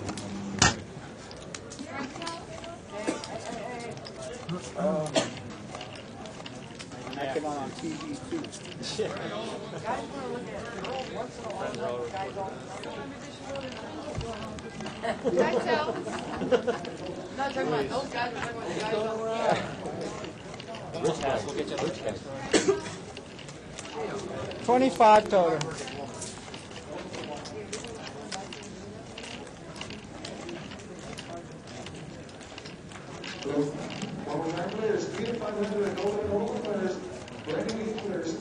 Raise to 50 total.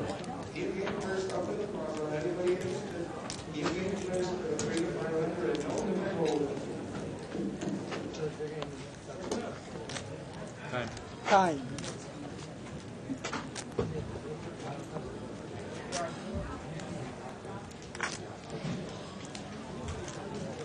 Good bet.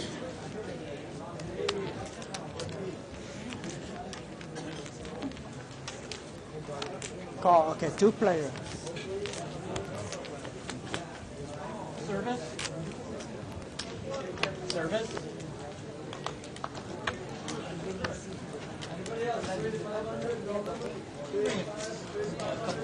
Okay. Check. Okay. Come on, man. All in.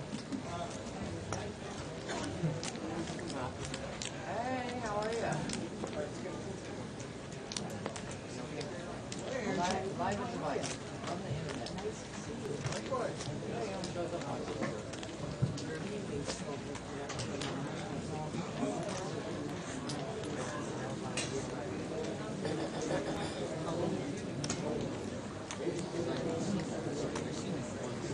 Is king?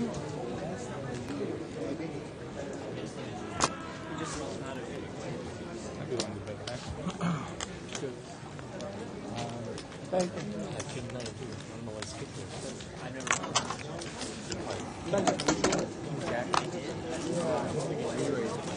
Thank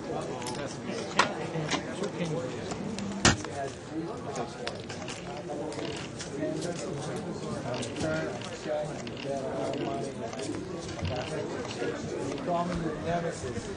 And we are back. My name is Bart Hanson. David Tuchman will be joining me shortly. I'm fresh off of a $300 win in this game after about an hour. I was pretty happy with the way that I played. Some things I'd like to explain about some of the hands, and hopefully we're going to have 2+2 up here, I know. I thought you would remember me. Okay. I know we hadn't been responding to it earlier today, but I think we had some technical difficulties, and those things have been fixed.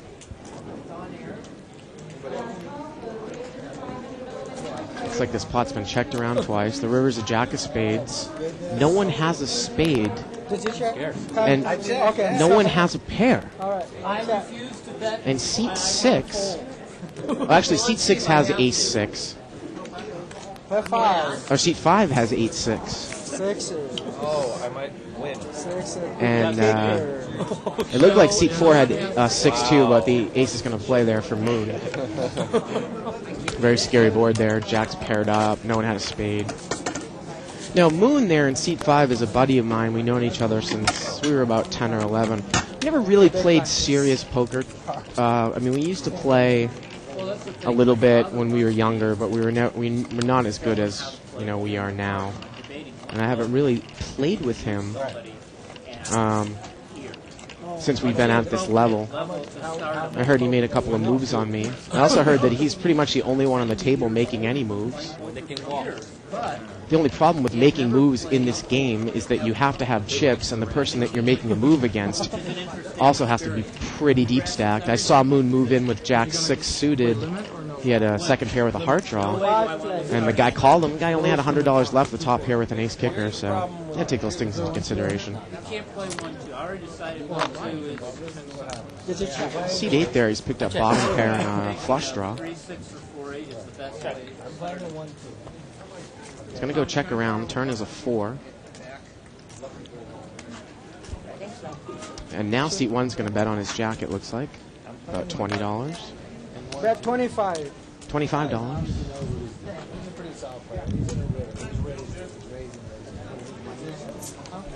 And let's see what seat 8 does here.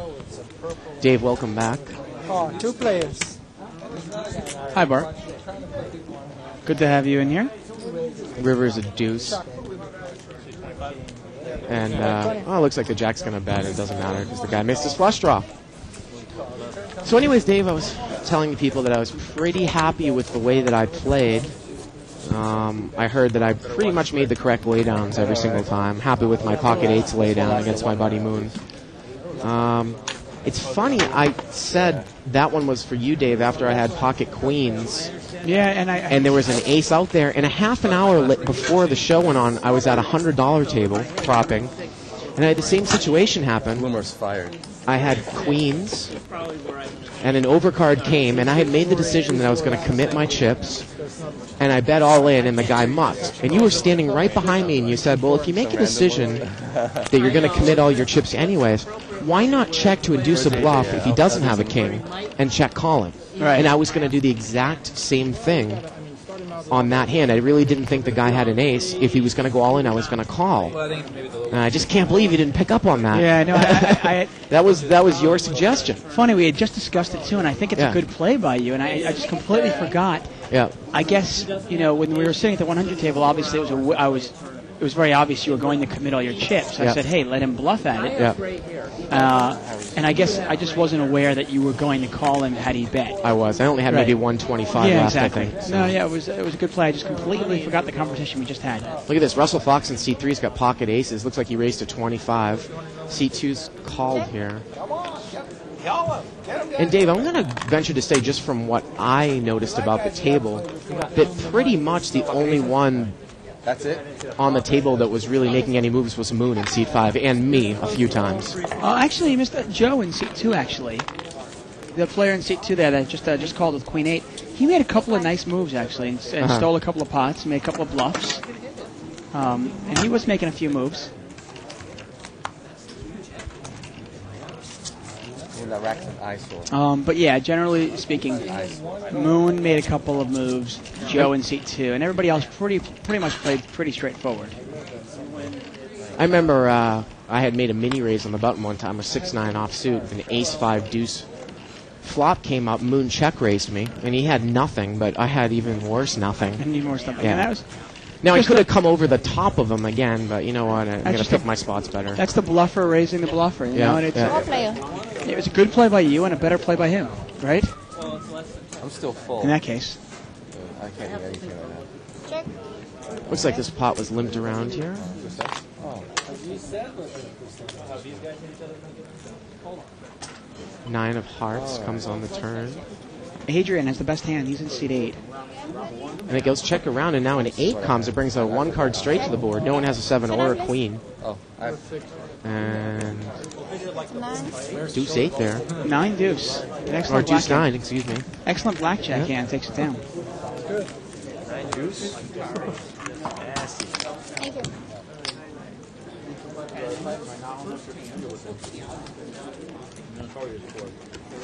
Small blind.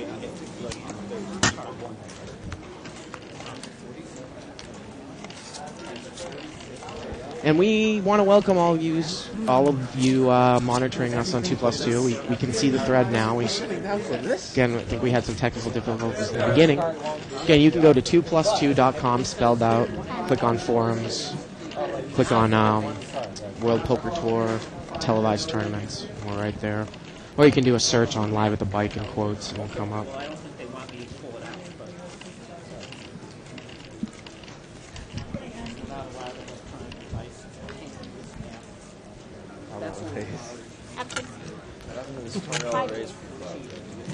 Can I fold? Looks like this one's been limped around here. There wasn't a lot of pre-flop raising when I was on the table either, Dave. No, a lot of passive play. Yeah. At 40. And I know that seat 4 there, very, very tight player. Albie. Yeah. He's the type of guy that, you know, you can raise from late position on and just play off of him. Mm-hmm. You know, if the flop doesn't hit him, it doesn't matter what you have. You can usually take it away. Well, seat 1 here looks like he's bet $20 with pocket deuces. Now Albert has got top pair, and he quickly mucks queen 6, and seat 1 takes it down. That's better than 1 in 10. You had it about 1 in 8. Now, I loved it, Dave, because for a while there, towards the end of the time that I was on the show, or on the table, I was picking up big hands. And it looked as if I was running over the table. I remember I picked up kings, I picked up queens, and then finally I think the guy who's left in seat 1 thought I was full of garbage. Yeah. And moved all in when I raised on the button. Yeah, ace king. Jack was there to gamble, and you know, he gets ace king suited. That's how he's going to play it. Yep. I can't do it. Raise, make it 25.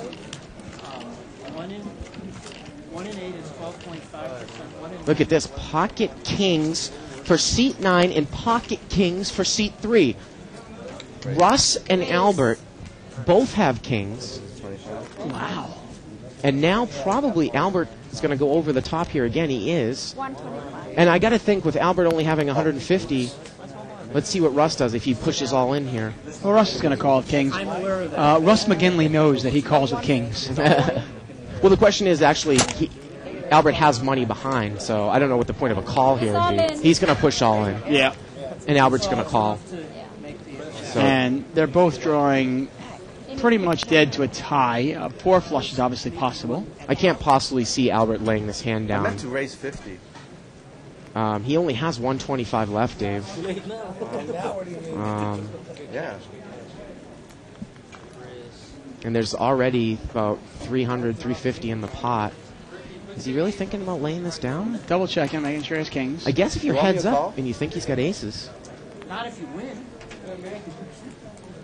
No, Russell Fox, he's been playing pretty tight the entire night. Well, if you know Russ Fox, you pretty much know Russ has got aces or kings here, right? I would say probably not.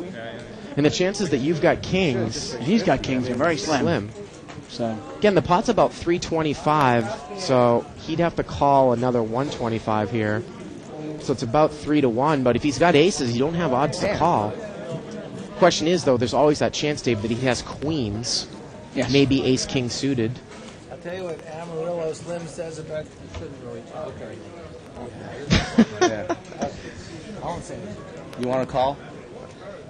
And I guess Albert fancies himself a reader of tells. Well, I think Russ likes his hand now. Once. I'll call you. I got kings. Nice hand, sir. I can't imagine you playing them.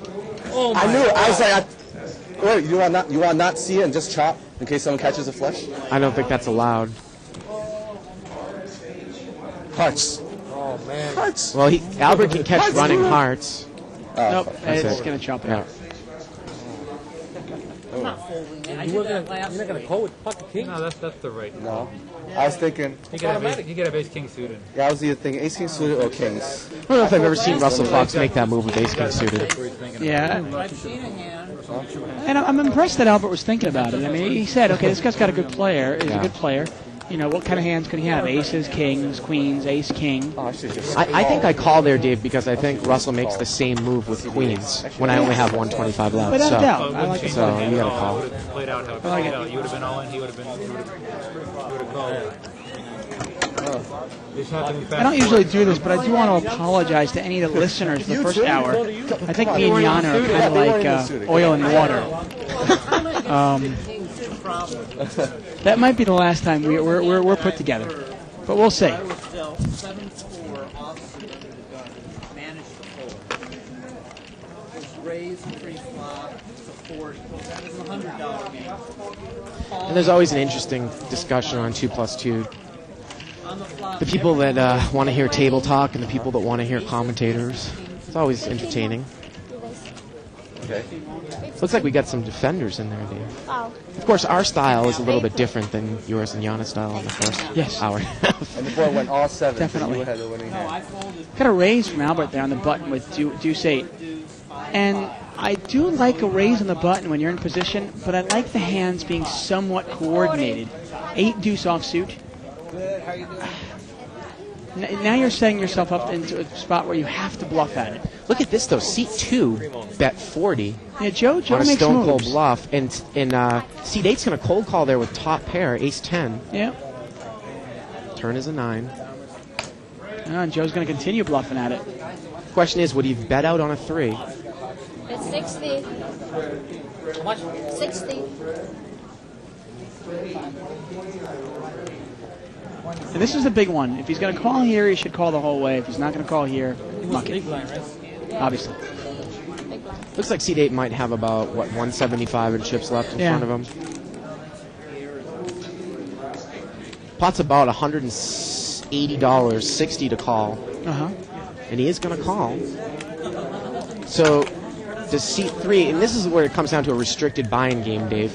Even if he moves all in, the guy doesn't have enough chips really to lay his hand down. One of those, we saw it last night with Gore. You've got to just gotta be quiet and not bet again here. Look at this. Seat 2 checks and Seat 8 bets. I love the bet, to be honest with you. I really like the bet. You do? I do. There's no way Seat 2 checks a 3. Yeah. Not the way he's been betting. There is a slight chance that he's been betting a 10. And if he's betting a 10, You've well, it's got a weaker him 10. outkicked. Yeah. I like the bet. Because you could be called by a worse hand. First time I... Hey, I just want to do a quick chip count here, brought to us tonight by Joker Gaming. Seat 1 there, that's, sorry, Seat 1 is Jack. No, Seat 1 is not Jack. Seat 1 is Michael. And he has $755. Seat 2 is Joe with $800. Seat 3 is Russ with $1,000. Seat 4 is Albie with $1,100. Seat 5 is Moonshine there. Moon, he's got $260. Seat 6 is... 6-6 is Michael, also, and he's got $150. Seat 7 is Anders, our Denmark counterpart here. He's got $200. Seat 8 is Adrian, and he's got $370. And Seat 9 is Albert. He's got about $225. So we got some big stacks at a $200 game, huh? Yeah.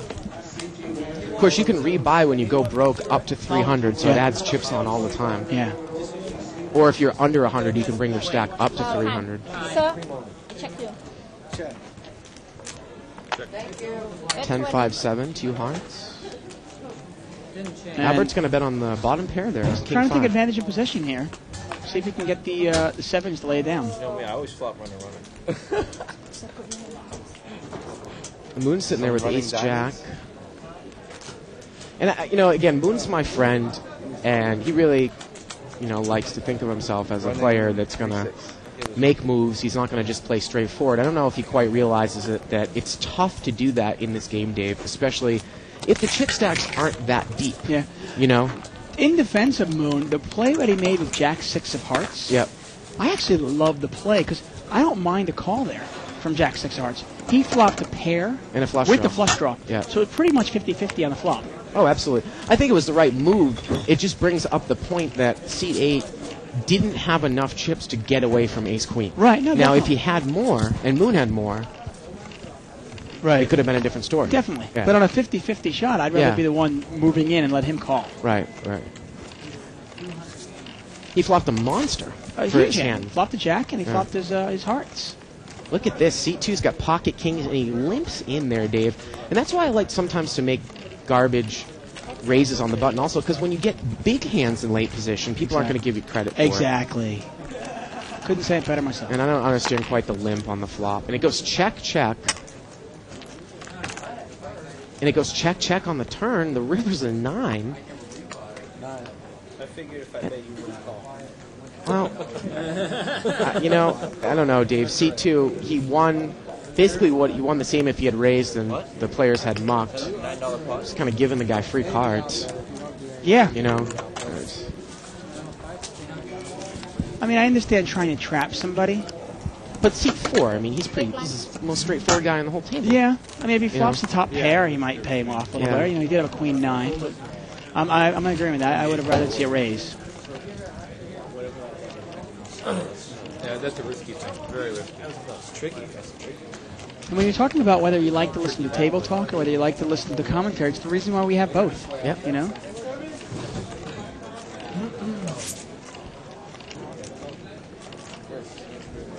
Can't please everyone in this world. And looks like we got ace king there. And seat 1 just limped in. 7-8 suited. Seat 4, it's been limped around. Deuce 8-6. I don't mind limping in with ace king and no limit. You just got to be good enough to get away from it when the flop doesn't hit you. Checked around. Turn is a jack. Seat 4 here. Albie's got has the 8s, and he's going to let it still never give everybody free cards. Well, now king comes. Let's seat 1 get there. Yeah, but look at this. Seat 8's made kings up. Wow. Now, the pot is so small. Probably a call is in order here from ace king. You think so? Do you Well, call? someone might someone might have been there on the flush. Yeah, there's just too many things that got there. I think he's thinking about raising, which is a mistake. That's the point I was going to make. And he did raise. He made it 30 with a third spade there. And king 6 is definitely going to call, Dave. I'd imagine, especially only $15 raise. I might even re-raise by king 6. Flush, you went. No, it's king high. King's up's going to take it down. King 6 is stupid.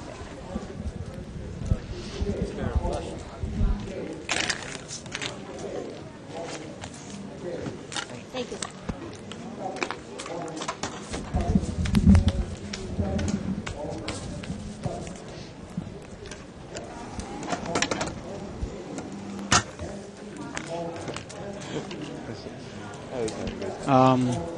I was going to say seat 1. I almost don't call there because the pot is so small. There's no equity in it.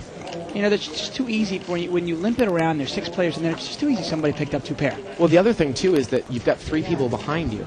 Yeah. So if you call and somebody raises, what are you going to do then? Yeah, I see what you mean. The pot's so small that the pot's so small. Yeah. You just go. I know $15 is worth fighting for sometimes, but in some cases, just go. You know what? Pick a spot. Pick a better spot. Albert's picked up aces in seat 9. He's made it 25. It looks like. And seat 7 there, laid down king, queen, jack suited. Queen, jack suited. Yeah. Okay. Anders. Well, I think it's the right laydown. It's just something that's not seen here a lot. Yeah. I don't really want to play that heads up out of position, right? Generally not. No. Yeah.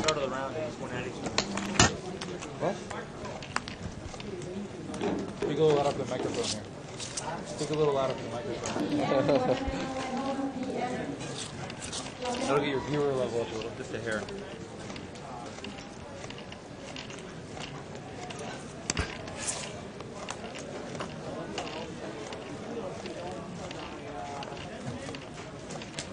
Please make it 25.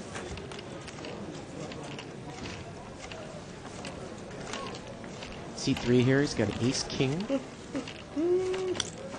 And he's raised Russell Fox there to 25.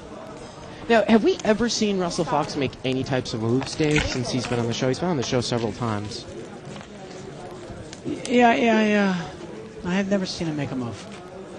6-6-4. And in his defense, you don't really need to in this game.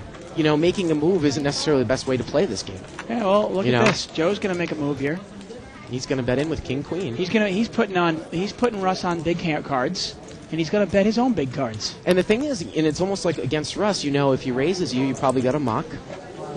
And if he's probably not going to just call. He could just call though, Dave. Well, since Russ has got a book out, you know, he's really on the, yeah. He's got to make the right decision. Look at this, he lays it down. And Albert lays it down. So C2's making a couple of moves. And generally speaking, it's probably the correct way to play most times in the 200 game. Thank you. I like Joe's game. I got to be honest with you. I've been watching him play. He's really he did that a few times when you were in the game too.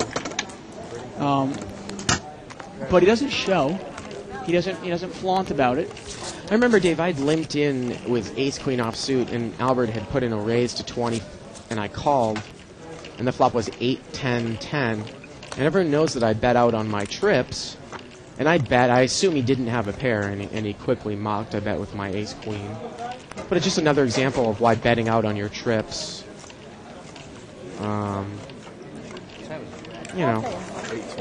is usually the best way. Of course, it's difficult to put me on a 6 after I call a raise from early position, because people aren't going to know that I'm probably not going to call with ace 6 suited. Right. Diamonds are everywhere here, but only one on the board. C8 here. Adrian actually has a open-ended straight draw. Well, Albert bets with his 5, and C2 raises with top pair. I like the play. See, now the thing with Albert here is I'm probably done after I get raised and called. It's a nice try. A nice try with deuce 5. Now get rid of it. Get rid of it. I don't understand quite why you would call there, especially if you catch 2 pairs, Dave, and a 2 comes off. There might be a straight out there. Yeah, you've got to be aware of that. He's got to think the only card he wants to see is a 5. Yeah. C2 bets 50. And I like the aggressive play. I like firing at the pot. But when somebody raises you, they're telling you something. They're telling you your raise hand's and no a good. call, too. Yeah. Raise and a call. I can show you. And with that board... 9 of diamonds in the river, that's not going to help anybody. With that board, a 4-5 jack board, Dave, you have a caller in between you possibly representing some sort of draw. Again, if you hit 2 pairs with your deuce, you still don't know where you're at, right? Yeah. They can rabbit hunt a calf by the booth to go in that little camera. Oh, really? The viewer can see them. Yes, and if you pay $14.95 a month, you too can see it. Oh, that's only if, for example, there's a hand with Erase. Make it 25.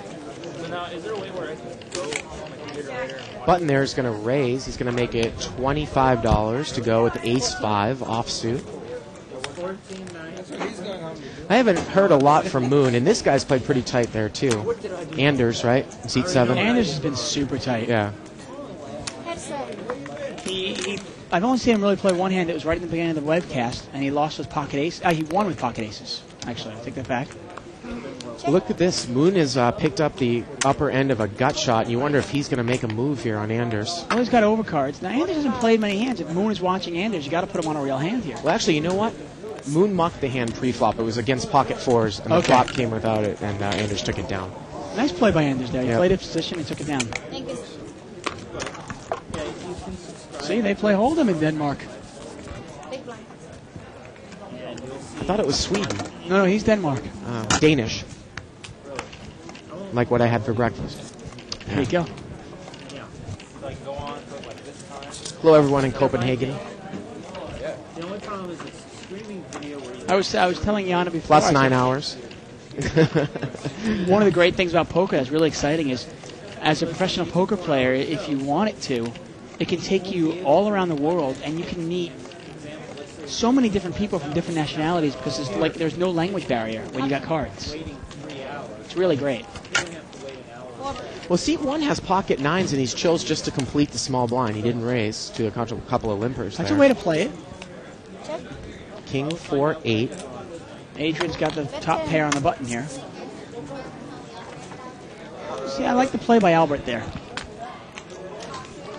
If you're going to just limp in with 9s and you see a king out there and a bet when all those callers... Seat 1's actually got the 9, so it's up to him right now. There you go, you're right. But same thing, he gets away from it. Yep.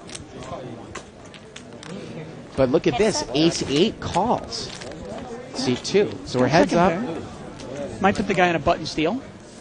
6 of club comes on the turn. That's a small bet. $15. I'll take off 1 for 15. Yep. Ace or an 8 come out here. I might win a bigger pot. No. River's a queen. It's a 3rd club.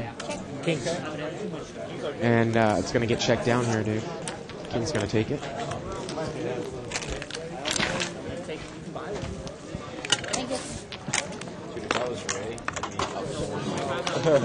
Hey, once again, we are live at the bike. This is a $200 no-limit hold'em game. Blinds are 3 and 5. We are unscripted, unrehearsed, and this is unedited. If you have any questions or comments, please email us at liveatthebike.com.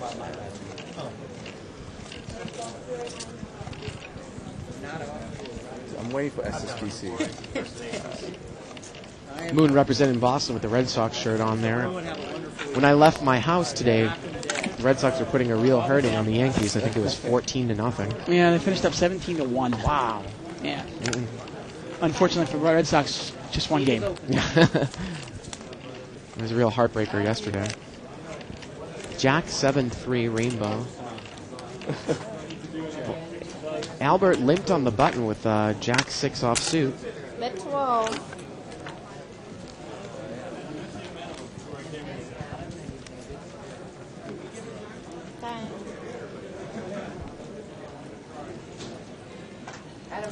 Look at this. Seat 6 is going to call with a gut shot there, Dave. Yeah.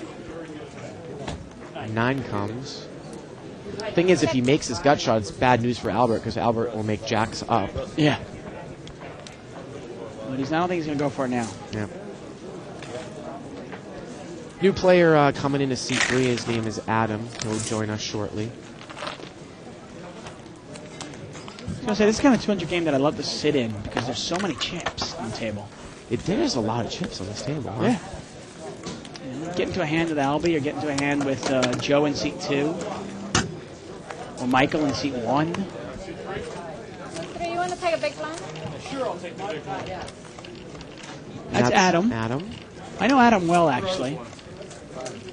I'm sorry. Adam's an action player. I've played 500 with him numerous times. He's an action player. He bluffs a lot.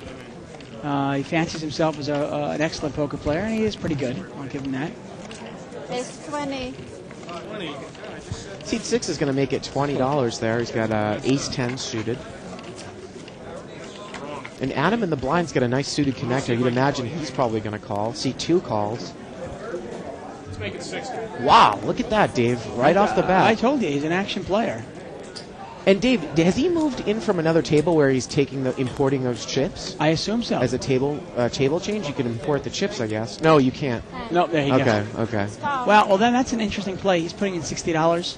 He's trying to gamble up a little bit. Yeah. He's a big fan of gambling in this game. He's told me this. He's a big fan of gambling early in this game to get a big chip stack. Look at this. He gets called in 2 spots. The guy in seat 6, he only has like 30 more, so why wouldn't he kind of push all in there? But and he's got to hope for a flop, but he's not that bad an underdog, to be honest. His cards are live. $180 pot. Look at this. 8-9 flops a flush draw, and no one's got a queen, so he should take it down. Nope. But look at this. Seat 2 bets, and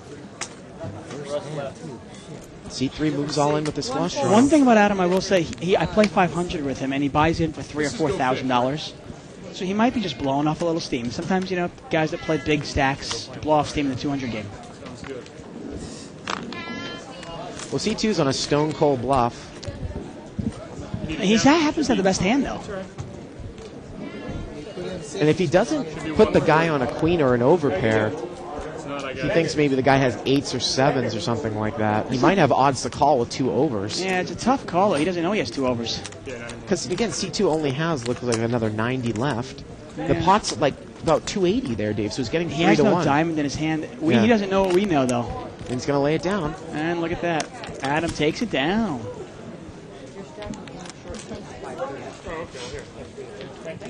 And he actually was the favorite on the flop there. He had 3 outs with his 8, 3 outs with his 9, and 9 outs with the diamonds. Thank you again. Thanks.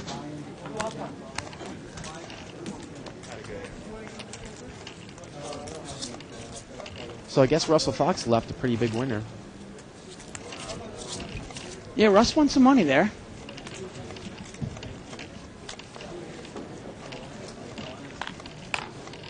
Did he actually win it at the table, or did he just win it by selling books? I don't know. Limped around here so far. Check. Check. Adam checks from some far-off land there. 6-way action here, deuce 5-4. Albie's got an open-ended straight draw here, but he checks it. King comes on the turn. Wow. And look at this. Well, Adam's got 2 pair, top 2. He's got kings up. And now if you're seat 6, if you only have like 30 more, yeah, he's going to call. And he's in trouble. Yeah, he needs a jack here. 41. Was it 41? That's right, because pairing the port isn't going to do anything for him. You're all in? I got 2 pair right now. C3's got top 2. 10 comes on the river. Good hand. And he's going to take it down. Look at that. C3, the gambler. Coming back. And you see the image. We always talk about table image. Adam's trying to portray an image. You can see it. He gets the table. He's trying to be loose. He's trying to make it out like he's a gambler. He's a crazy guy, you know? Maybe loosen up the table a little bit.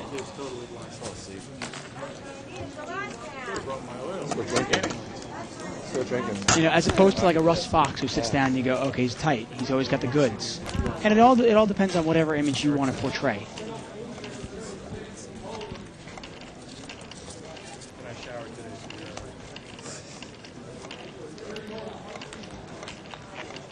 Haven't heard much from Moon.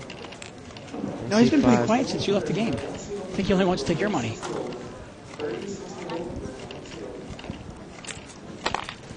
We always were a competitive bunch in high school. 5-way action's been limped around. Albert had ace-queen, he didn't raise. 8-3-8. Checked around, turn is a 3. And C2 there making the move. And let's see if Moon plays back. Moon's got an ace. I get 40. He's going to check raise the minimum amount, Dave. Nice raise. And look at that. He takes it down. Nice play by Moon. He's pretty sure his ace high is best. He actually had a chop with Albert there, but Albert mucked the ace queen. By raising it, though, he takes it down. Yep. He's also representing the Boston area with the Belichick hat.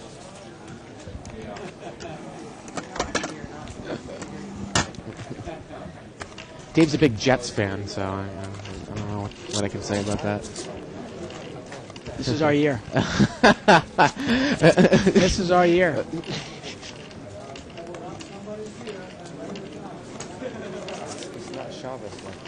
You still have some little bit of Patriots on the team in Curtis Martin, so maybe there's a bit of winning in you. Oh.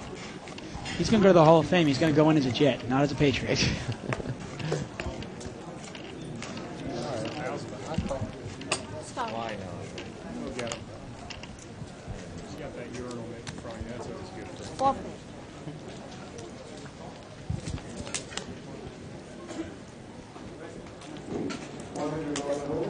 Check.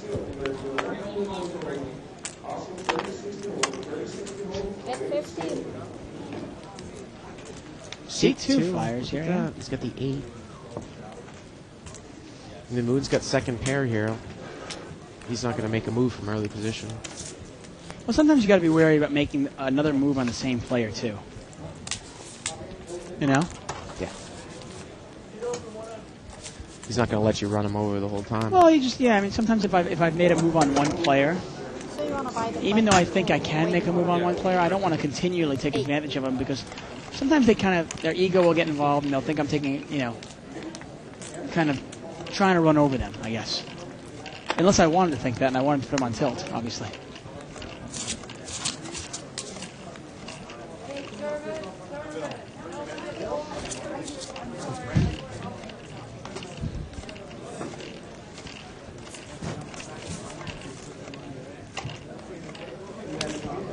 Raise 25.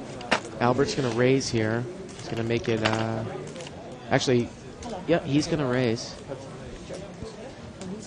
And looked like he raised it with Jack 3 offsuit. Dave, the last time we played on Live at the Bike, which was several months ago, his play is sometimes erratic. I mean, his pre-flop selection with raises, I mean, he's in one position later last hand with ace-queen and he doesn't raise. But this time, from mid to early position, he raises with Jack 3 offsuit. Yeah, I don't understand. I like raising with different kind of hands, but I want them to be coordinated, somewhat at least. So it's three-way action here. Well, he flops top pair.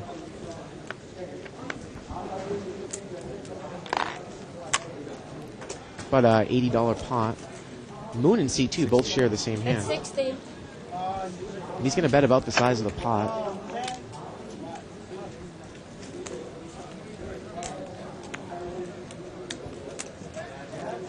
C2 mucks. The only problem with the game I see from Albert, I'm watching, I know he's your friend, and it's interesting, he'll make this raise with like 8 deuce, or right. Jack 6, or Jack 3, which are completely uncoordinated hands. Right. And then if he misses the flop, he'll check it. So basically you're only going to, obviously he doesn't want to hit a 3 in that case, he only wants to hit a Jack. Yeah. Hope his Jack is good. Well, because it's funny, we saw those two other players, they didn't have an ace. I wonder if the flop was ace 4-5 if he would have bet. He certainly should bet. Right, but he didn't. Last time I watched him, when he had raised with Jack 6, the flop came out with an ace. And he didn't bet it. Yeah. Hit 15. C2 is going to raise. Jack 3 is one of those hands, it's just kind of like, it's not sure what you're looking to hit. C2 raises with ace 6 offsuit. Moon's going to call him with a Jack 10 offsuit. He's in position now. I like Moon's game. 4-way action. Look at this. Deuce, queen, 8. Seat 8's got the flush draw. Gets checked around. The turn is a king, and that's going to give Moon an open-ended straight draw. And now ace 6 is going to fire.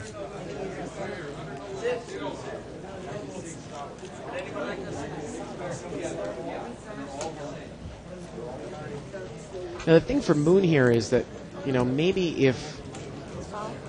I would like to see a raise there. Yeah. Well, I think he might be scared that, the guy does have a king. Well, in that case, then throw it away. Seat 8's in there with a flush draw. Well, it turns a 4. Ace 6 has the best hand. And now Moon's going to have to fire at it to take down the pot. Look, he gives up, though. Now, if he had raised on the turn there, he would have won this pot. Well... Look at this. Ace 6 is going to take it down, and Moon's got to be a little bit frustrated. He wins a pretty big pot there. Well, my question to you, David, you always have to watch the board. The guy bet on the turn with a king. Would he check on the river when an uncoordinated 4 of spades comes if he had something like ace king? He might with king 9, though. Yeah. He might with king 9, king 8. To me, the place to bet there was the turn. Right? I mean, it comes out king queen. You picked up a draw. Yeah. Joe fires into it a little bit. He'll try to pick up some pots that nobody wants. It brings up the problem once again, though. Moon doesn't have a lot of chips. There already was about $90 in the pot. So how much do you raise? Are you looking to raise both players off of the hand when you raise? Either raise him off the hand or at least take control if he is bluffing. In that case, he would have won it. Maybe it looks like he's got about $150 there. Maybe he raises it up to 60, and then he bets the final 60 on the end. Well, I see this type of thing happen a lot. Seat 3 raises with pocket 10s and takes it down. I'm only $5 invested. I see the type of players that want to make moves like Moon, especially in this game. And when we were away from Table Talk, you know, he had made a couple of moves that didn't work. He lost some of his chips. Now maybe he doesn't feel as confident, and if he makes a move,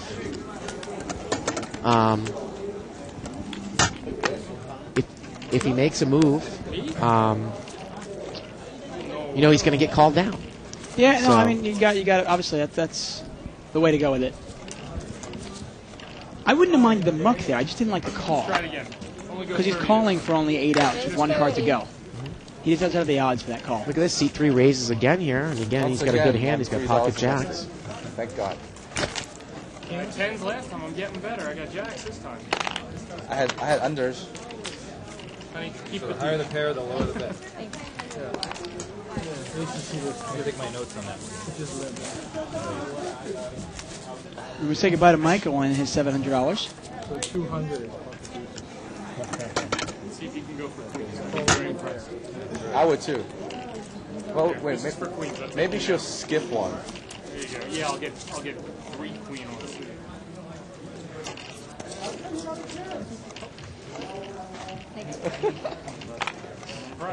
Can we get same crap? Danger. Seat 8's played very, very tight as well. All right, let him live. He's going to limp in with Jack 10 suited. Albert limps in with pocket 5s. There's my queen. Now you filled up. 2 players have flopped top pair here. Yeah, he's not lying. He has a queen.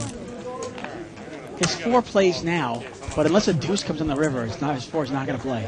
Look at Jack 10 with the open-ended straight draw. Maybe you raise it up here, Dave. Trying to represent a 9. It's actually a queen 9-9 board. Yeah, queen 9-9 on the board. Turn is a 6. Get the box on this side. I'll check. To you, sir. Yeah. I told him, no, if I wasn't there, I'd be here. And the river's an ace. It went check, check. Blue plays, right? $23. 23. He's going to bet 23. Again, the flop is queen 9-9. So it's going to be a chop pot if we see a call here, Dave, from seat 2. There, Rivy, I have a queen. I have no kickers, so I'm hoping I chop. And it is going to get chopped down. Queen 3. That's too funny. Chop it up. Nice in. Again, jack. And you see Albert there. He limped in with 5s. He seems to raise on the button with really, really bad hands. Open-ended. And jack. I'll tip her for both of us. All right, there you go. Thanks. Yeah? I was saying Albert seems to raise with like Jack 3, 8 deuce, but when he has ace queen or 5s, that's when he limps in. I don't understand it. It's kind of like it's kind of like backwards poker, you know. Some people, like I said, I saw him do the same thing when he was on the show like 3 months ago, and I told him, I was like, "What are you doing?" You know, he's raising out of the small blind with like queen 3 offsuit. He gets scare cards, and if he doesn't hit, he just checks. Yeah. I don't understand the plays. Well, if you're going to raise with those kind of hands, your post-flop play better be really good. Yeah. I actually read an interesting article in Card Player a long time ago, and I'll get to it in a second. Raise, get 20. 15. It's a little cold in here. C2's raised here. He's raised to $20. He's got king 5 suited. On the button. Moon's going to come in there with 6-7 offsuit. Great play. And seat 1's in there with a gap suited connector.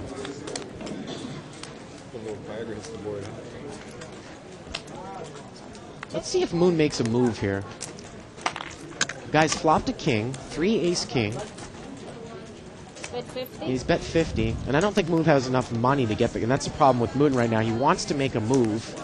And my suggestion to him or to any player that likes to play with a lot of chips, once you're around this $100 threshold, gamble it up.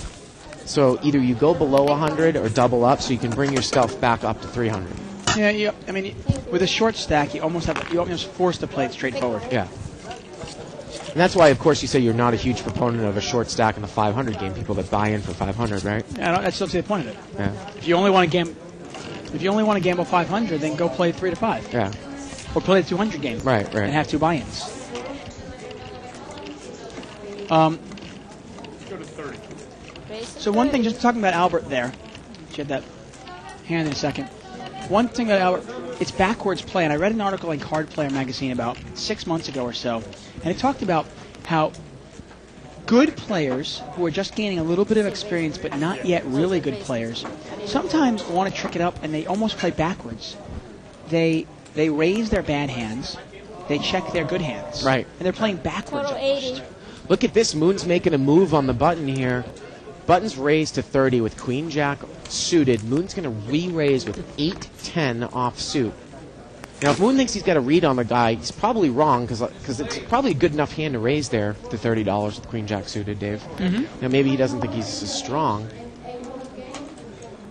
Now, look at this. He's got position. He's got a decent hand to see a flop. $160 pot, and Moon's pretty much pot committed himself. He's open-ended here. Actually, no, top pair. Oh, you're right. 10-4-7. He's flop top pair. And he's moved all in. So he's bet $122 into a $160 pot. But a $290 pot, $120 to call. You know, if C3 thinks his overcards are good. Yeah, actually, you know, he probably still doesn't even get the correct odds, Dave. No, definitely not. Yeah. You can breathe it, but you get anywhere. Oh, look at that. Moon takes it down. With 6 outs to go, you definitely don't have the odds to call that. Well, you go to the live feed. No, I don't even want to win. Nice. Take care, buddies. Yeah, Moon was just itching to make a move, you know?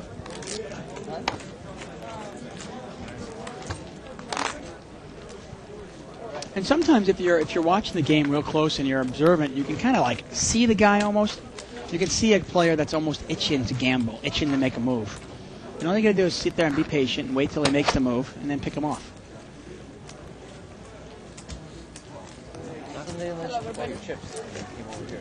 New player in seat 1. I'm not exactly sure what his name is. I'm sure we'll get it in a second.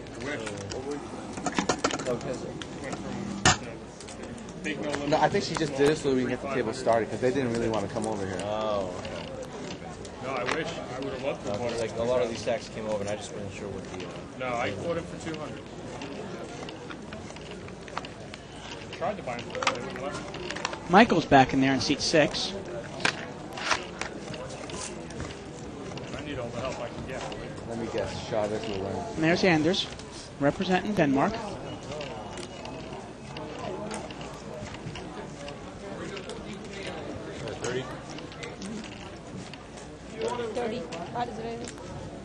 $30 raise there from Joe. I think it's 75. Joe's got a real hand this time. Joe's got ace king. Huh? H with bacon? But Michael's got a real hand here. Michael's got queens, and he's moved all in. We're going to have a classic race. Queens versus ace king. Wrong on the other. Queen's about a 3 or 4% favorite here. Hold on, I'm getting Now a much better position here. Can I, 1 second. Joe's got 6 outs here. Needs an ace or a king. Fielded, Rob. Yeah. Nope, that's no help. It's a deuce. Now a 3 does it. Oh, and the ace skims there. Oh, and Joe's going to take it down. The deuce on the turn gave him a lot more outs. A 3 would have completed the wheel, so an ace, a 3, or a king would have gave it to him on the river. And that dreaded ace comes, and Michael loses another quick $200. It is better on the flop. Poor Michael there. He's down about $400 in a span of about a half hour there. 2 big blind, small in the button. I'm just saying, bring in someone fresh. And he didn't do anything wrong there at the queen. Sometimes I actually like to smooth call at the queens when I'm in position. And if a flop comes out like that, then I can move in and take it away from him. But certainly can't fault him for moving in with queens. Nobody? Oh. Well, Tim, he's been gone forever. That I'll guy? take it. He's been gone a long time. How long? Long. I don't mind splashing if I was. It's like Moon's moving over there to Comes seat back, 6. Comes back, I don't mind. How about C5?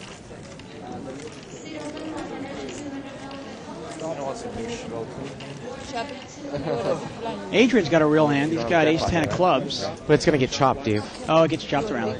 You chop. On big blind? Too late now. Oh. They chop anyway. Give me 50 cents, honey. I never understand the chop, I got to be honest with you. In no limit, right? Especially at no limit, yeah. Yeah. To me, especially guys who are, if you want to play tournaments, or if you play on the internet, there's no chopping on the internet, first of all. And then if you play tournaments, there's no chopping. See, I want to get the experience. We like when history is Absolutely. Hey, if you have any questions or comments, please email us at liveatthebike.com. Did you check them? Did you read them? I was going to move right there. Should I move now? It looks like it's Tim there in seat 1 now. Tim in seat 1, okay. You can move now and post $3 and come in right away if you want. Looks like he's eating ham and cheese grilled sandwich there with some French fries. No, I'm going to wait. And there's nothing like topping it off, Dave, a meal like that, with a healthy dessert. Oh, of course. A fruit bowl. You want to wait one end? You want to wait one He end? actually had it last night. I watched him get the I mean, it's better than ice cream, right? Last night he had French fried shrimp. Are you going to do it here or on the internet? Or? French fried shrimp, French fries, Yeah. 2 Pepsis, and then he topped it over with a chocolate sundae. Oh, there we go. I was waiting for him to keel over right there on the table. I was like, oh man, Tim, please. Oh, he's back. Oh, her husband? Yeah, he did House of Wax. Oh, really? Paris. Did you get a load of the girl in seat 1? Her shirt actually says "Kiss My Ace." Ah, She's a ball player. She's a ball player. very clever. She's a good player. She can mix it up. There you go. Come on, I'm only $3 invested. And thank God. Seat 7 here. He's going to raise, Raise. and he's got a 7-3 suited. Wow. 25 is the raise. You think maybe just getting bored here or what? 2 players. And seat 2 is called. And seat 7 actually asked Moon, what do you have, a bad 7? And he has the bad 7. And so does seat 2. But he's flopped the 3. Of course, though, seat 2 has got gut shot straight draw. Yeah. So you wonder if he's going to Funny, make a when you move. call a raise from a type player, you call him with 6-7, you figure you're in good shape. You figure you got live cards, right? Well, Anders doesn't have enough money, really, to make a move on him. No. And Anders is playing pretty well. He's making races in late position. Yeah. You know? He's not picking up much in the way of hands, I will tell you that. I haven't seen him. I saw him pick up aces 2.5 hours ago and nothing since. I mean, if you can trek through and beat the game for, even a little bit on a night when you're just picking up absolutely nothing, good job, right? Well, it's the way to tread water until you pick up a real hand, right? Yeah. And we got Feisty Beth in seat 1. What else is Donna saying about She looks like she's got that Annie Duke thing going on there, Dave, with the T-shirt and the long sleeves. Oh, she's a fireball. She kind of looks like Annie Duke a little bit, too. You know what I'm talking about? Like the T-shirt and the long sleeves underneath. Annie Duke likes to sport that look. She is a fireball. Look at her. I check in the dark. You're checking in the dark. I usually have sex in the dark. I like the lights on. There we go. I leave the lights on. Look at this. Adam came to the table. Now we got Beth at the table. The table is definitely improved. Are you familiar with how Beth plays? No, I've never played with her. Neither have I. Look at this. 7-9 king. Rainbow. She was also in the 500 game with Adam right before this, though. So 35 is the bet. doesn't say much about it. Doesn't say anything except the fact that she's comfortable playing higher limits. Look at this. Albert bets in position, but Albert bets in seat 9 with absolutely nothing. And Adam, who's checked the second pair with an ace kicker, has called, and now it's up to Moon, who also has a 9. Well, sometimes you can't give that button bet any credit, you know? He might not. He might be just betting because he has a button. And I think Moon said raise. Good note. Good bagel, good note.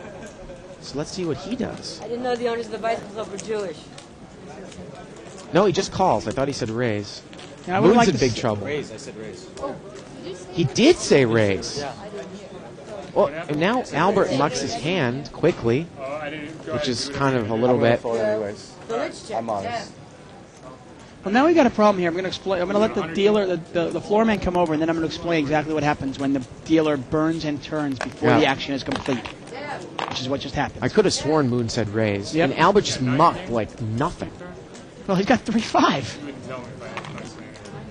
I don't know, whatever Bill. What does Belichick do? Look at this. Moon's made a move on seat 3 again. I was going to say I wouldn't have liked the call. I like a raise or a Yeah. fold there. Yeah. So Moon's taken it down off of seat 3 a couple times with the worst hand. Yeah. Nice play. I was born in Boston. Oh, were you? I gotta tell you, I don't Now, just so people know what happens there. What happened there, the dealer was burned and turned before the action was complete. And normally what happened would be you would complete the action, and then you would burn and then put what the normal river card would be, and then you would take that card, in this case it was deuce of diamonds, put it back in the rest of the deck that hasn't been used yet, reshuffle it, and then just without a burn, throw out the actual turn card for the last card. And you have, so the turn card actually becomes the river card. Exactly. Yeah. Or the original turn card. No, the original turn card does not become the river card is still the same, but the turn card that you see there is shuffled back in the deck, and who knows what it could be? It could be random again.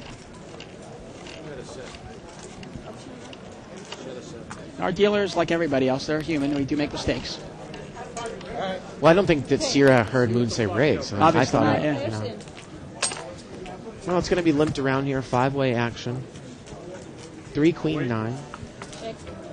Normally I would have bet out, but he was in the pocket. So what do you think of Moon's play so far in seat 6? I like the play there. I just said, though, I mean, it looks like he's itching to make a move. He's itching to play. He's itching to gamble. If you're an observant player and you're watching that, you can kind of pick him off. But it works well at a table like this. Look at this, 8-10. Seat 3. He's made a straight. You missed your 6. That's all right. Nobody else has anything, though. I got 4 pair. I'm not sure I have 1 pair. Moon mucks. Everyone mucks. C3 does not get paid off. Oh, he shows the straight. You look so fresh. We're going to fight you against I know, right? Adam's wearing that Nike fluorescent thing. He looks like a biker. Not like a biker like the Bicycle Casino Harley Davidson biker, but more of like a, bicycle biker. There you go. Dirt biker. That's actually perfect. I like them over here. They sponsor them for my race. Time up so close. Actually, yeah, I just found out from our lovely host Donna that he is a dirt biker. Look at that. Let's see if Dad can finish him off in 20 seconds. Is that Betty in seat 1? Beth. She's limped in with King Jack, and seat 3 is going to raise to 25 with Jack 9 off suit. And anytime I see Albie in the pot, I put him on a minimum of Ace Queen, and he's got Ace King. How does he win so much money? It's funny when how does he get paid? When I raised with Ace Queen one time and he called, I thought I was in trouble. Flop came Queen High. Did he have Ace King? He had Jacks. Oh, he had Jacks. Wow. So you had you. Then you got your Queen though. Let's go fucking get wasted. 8-8-7 on the flop. Nobody has anything here. I think you're last. Or is the button here? We need a designated. Look at this. C2 is still in the hand with Jack 4. He called the raise, and he's going to bet. He likes to do that. He likes to fire into raised pots. Have you noticed that? Oh, definitely. He likes to take a shot at it that maybe everybody missed. Now, C3's got a gut shot straight draw with overcards. And C2's in big trouble. And ace comes on the turn. C2 checks. And that was a call. That's like one of your famous things where you say sometimes a call is just as good as a raise. That's what his call was there. I thought I'd admit it before somebody called you up. The funny thing here is if you check raise C3, could you get him off the hand because of the 8 out there? Oh, definitely. He only had Jack 9. Yeah. But well, I mean, even if he had Ace King, something like that. Maybe, you never know. Blind Moon? Yeah, he wants his blind. You want your blind, sir? He wants it. He wants it. What's he working on next? Or are you guys doing? Oh yeah. Oh, she's amazing. And I must say, Albert and Moon, I met them both very nice guys, but as of right now, Moon's game has been very impressive. Albert's game's less so. Yes. You have to agree. It leaves me wanting. Okay. And I was being so mean to him, and I kept saying... Anders the Dane has pocket aces, and he's limped in, it looks like, here. So he's probably hoping for that limp re-raise. Well, almost every pot has been raised. Let's see what this one does. Uh-oh, and he's gone past the raise. Oh, it's too bad. And, I think Anders is good enough to get away. He's going to have to throw a feeler bet in on the flop, Dave. See if he gets a lot of heat, and then, see from there what's going to happen. Yeah. It's an unraised pot, remember. That's exactly right. That's exactly right. Queen hearts. 3-8. Seat 2 has got a heart draw with a pair. And he puts in a nice feeler bet. Let's see what happens. Yeah. 2 people have hearts here, so the likelihood of hearts coming is not very good. Look at this. Seat 8 just calls with its queen, top pair. Yeah, everybody's got a little piece of this almost. 25. Moon's got pocket 6s. And he's the only one that's he's an easy fold. Yeah, now with a bunch of callers, he's an easy fold. Albert calls with king 9 of hearts. I saw Crash. And Seat 2 calls. Well, he's got deuce 3 of hearts. So the pot's about $120 now. The turn is at 10. It's going to give Albert an open-ended straight draw, or a gut shot draw, rather, with a heart draw. Anders is going to lead here again.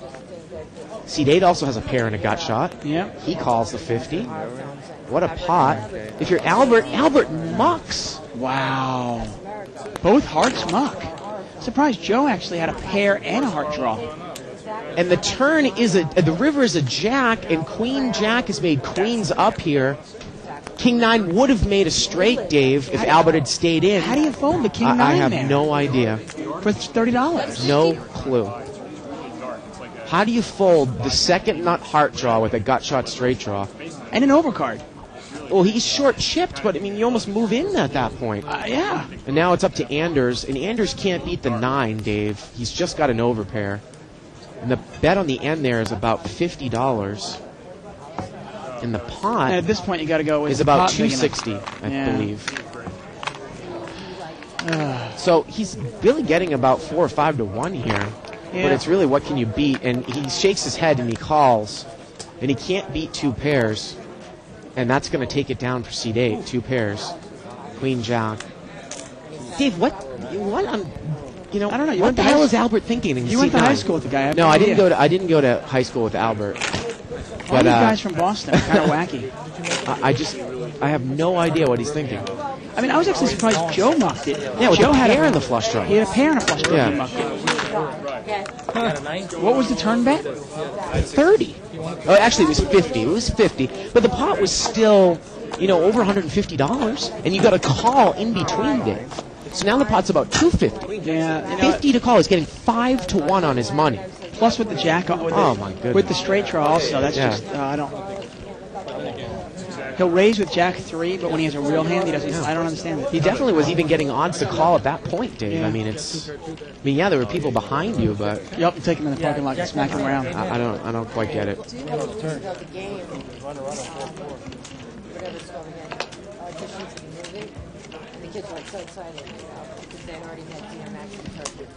Couple limpers here, a few limpers. 1, 2, 3, 4, 5, 6-way action here. Of course, Albie's in the pot, which always would make me nervous if I'm from up front.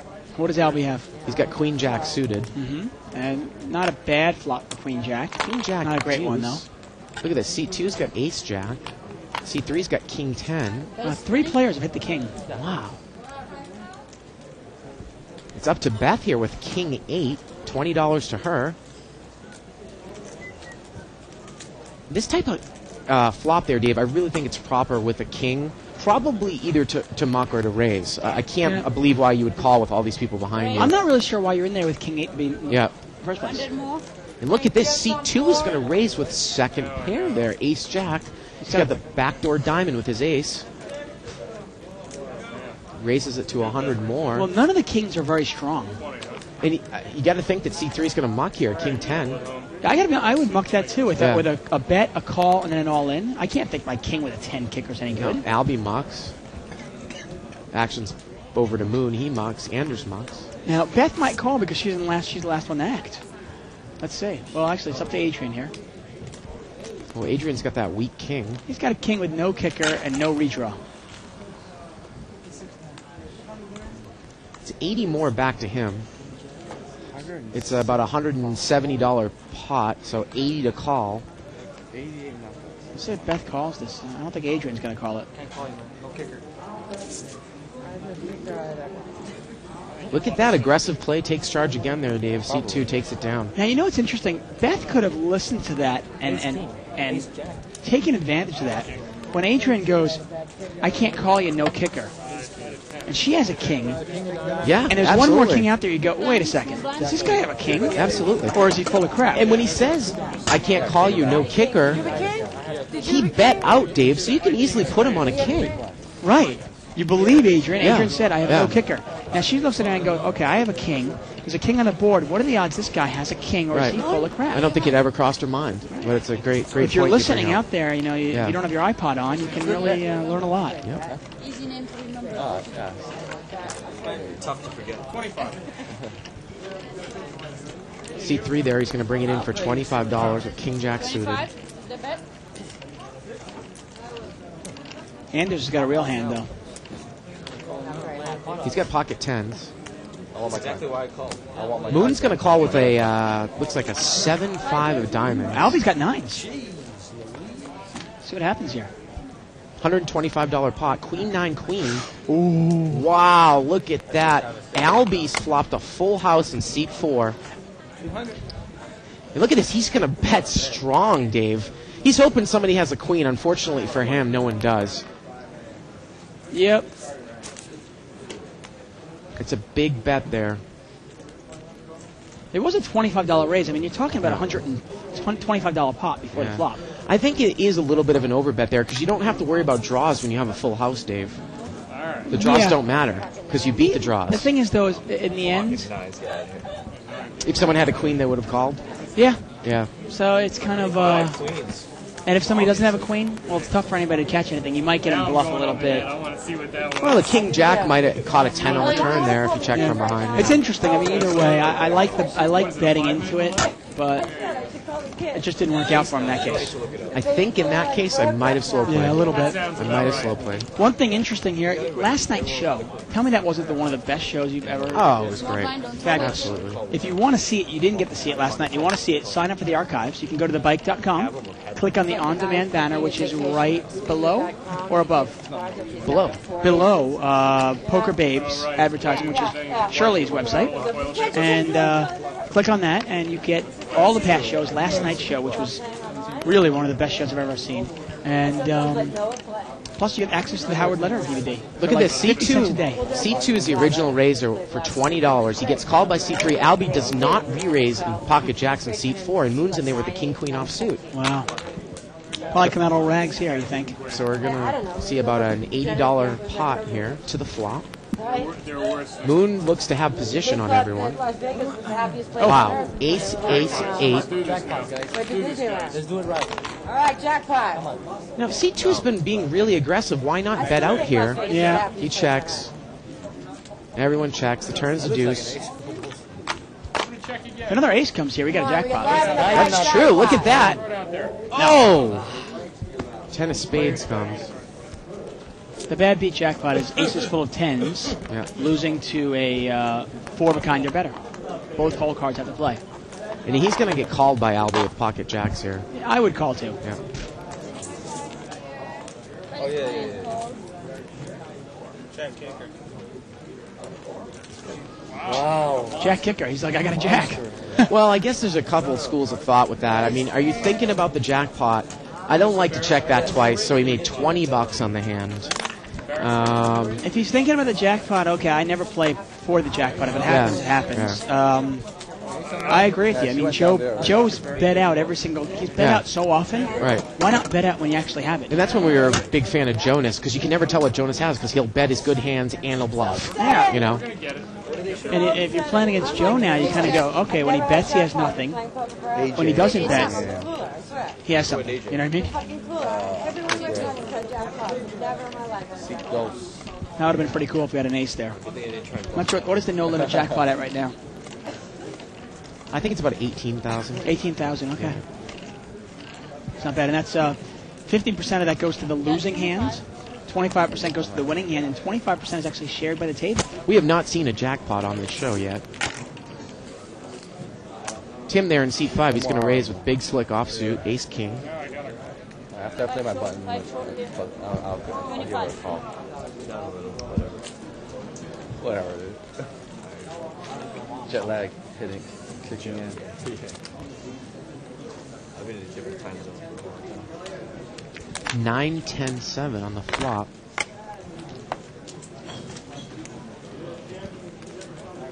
C2 is going to bet on a 7. C3 calls here with a straight draw. Donna, where do you get your picture taken? The Welcome Center. I got a bike cart right here for you. So just go get my picture. And Dave, if you look at the straight draw by seat 3 there, it's not a good straight draw because any card that makes it is he's not really gonna have the nut. No. The turn is a 10. And seat 3 takes the free card. The river's a king. That won't happen again. And look at this. Seat 2 checks, and now seat 3 bets. Seat 2 possibly inducing a bluff, and he's going to call. Show both hands. 5-8 of clubs. And I like Adam there. Adam's just, if you're going to bluff, show it. Well, proudly. I think somebody asked to see the hand anyway. Hey, but show it proudly anyway. Use the advertisement. Very difficult to put a guy on the king there. I like the call. I like the check call there by 6-7 in seat 2. The only thing you might put him on is a 9. Yeah. 10, 7, 9, 10. You know, he checks the 9, and then he thinks his 9's good. Give me him.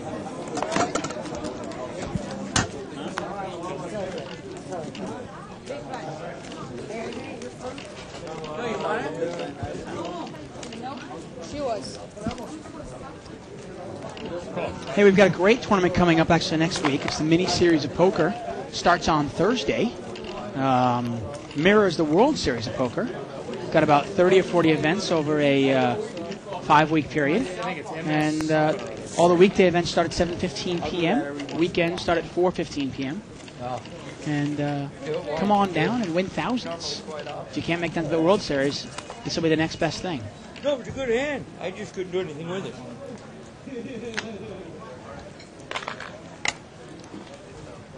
And Albert here has a flush draw. Let's see what he does with this king high flush draw. See, and this is seat 2. Now here he actually bet top pair. I will give him that. Albert mucks the flush draw. Maybe someone's going to go out there and tell him the rules about how a flush is made with 4 cards. I mean, Dave, $20 bet, $20 call, $25 call. You're getting 1, 2, 3. There's 4 colors. You're getting 4 to 1 right on the flop. I don't get it. You're going to make your flop. You're going to make your flush that often. I just do not understand what he is doing. Yeah, maybe something's in the water out there. I'm not sure. He would have picked up a straight draw too now. And seat 2 bets. I mean, maybe somebody told him that it's not good to chase and no limit, but you got to take into account the odds, Dave. Yeah, you know, without a doubt. I don't get it. Seat 2's got the best hand still. Jack 9. That's Joe.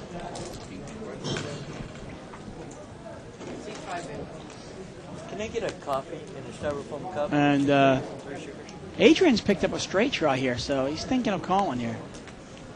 He's got the top pair as well. Yeah. And he is going to call. Wow, $125 it looked like. And he's got a pretty good draw. He needs a 7, a 6. But a $400 pot. 8 won't do it, though. Jack is going to play in this case. And C2 checks, it looked like. Action.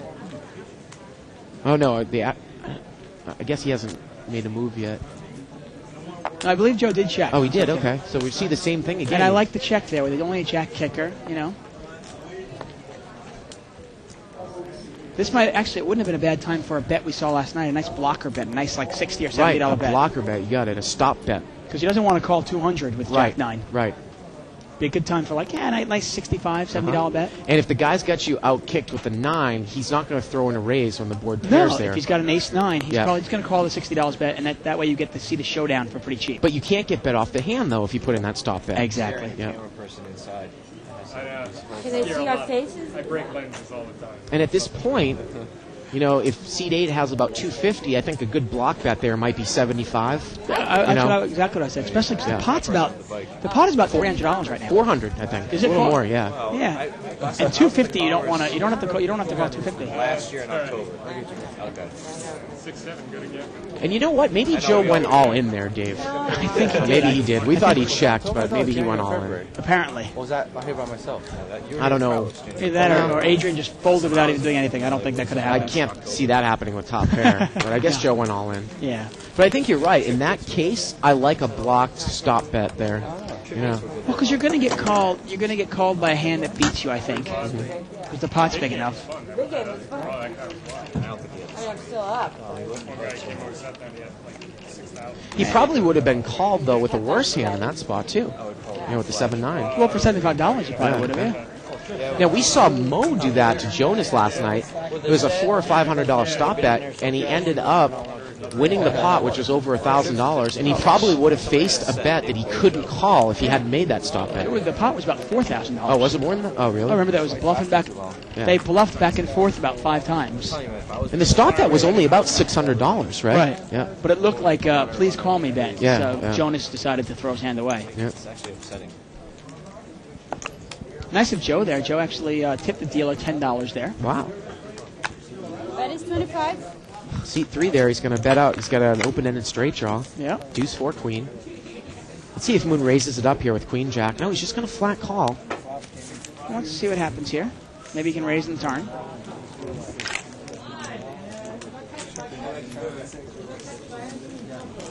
Turn is a deuce. 100. What is Moon going to do now? Does Moon put the guy on a draw? Queen Jack is very vulnerable here. He's only got a Jack kicker. He's an underdog to King Queen, Ace Queen. How much did he bet in the flop? 35? I think only $25 actually. 25? Yeah, I He's like the gonna play. Push. Wow, in 3-5 calls, only on a draw. Yeah. See the river. Oh, he makes it. He's Oh. got the wheel on the river. And C3 is going to take it down, and like you said, he's gambling it up. Oh. How can did the odds dictate a call there, Dave? I'm trying to think. It was about $140 more. Well, it was 25 and 25. There was 50. He bet 100, 150. Now Moon's another 100, 250, and then maybe 150 more. 400, 150 to call. He's only getting about 2.5 to 1 with one card to come. There's no odds there, Dave. I don't think it's the correct call. No, it's not. He's got to put in $150 to win 400. Yeah. So he doesn't have 2.5 the to odds. 1. But some people just don't. He looks at it and goes, well, there's too much money in the pot. I want to go for it. Well. But I got to say, I mean, even though Moon lost that hand, I like the play. I like it much better than just calling. Yeah. Maybe he got his money in with the best made of some correct reads, all night long. He just got a little unlucky there. Again, I don't think that the situation warrants a call there from 3-5. No, one card to not. come. He just got unlucky. It's one of those cases where sometimes poker, that's the way it is. Yep.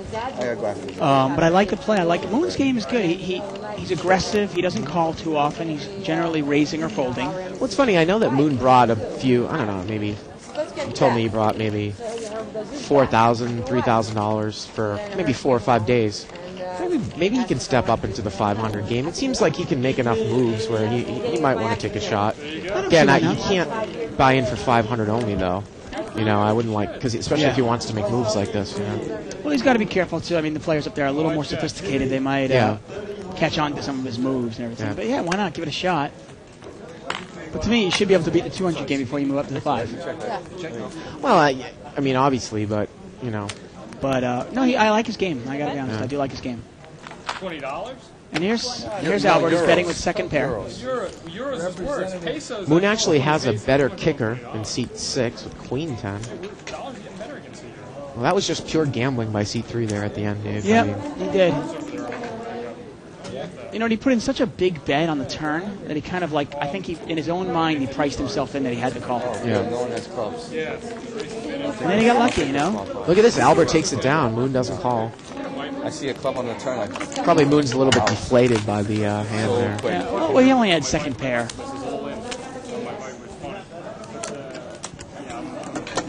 And that's just poker. Sometimes, like any sport, you've got to... Something bad happens, you just got to shake it off and move on, Forget about it and move on. Wow, it looks like Joe's out of there with $1,100 total. He's taken off. Hey, the games here at the Bison Casino are great, If you are within any reasonable distance, I would come here and play. All right, Val, what are you going to do, Val? Val's going to bet 20. 20 from Val. Val Ginsburg. All right. Well, Joe's still playing. He calls with the Queen 4 suited. C3's in there with the suited ace. And Beth Ray's there with the suited ace as well. Yep. $65 Let's see what comes out there. pot here. Since they have spades, hearts, spades, diamonds, and clubs, it'll probably come out. Oh, how about a rainbow board? but with an ace. Yep. Now this pot is most likely going to be chopped, Dave, unless someone catches 2 pairs. Yeah.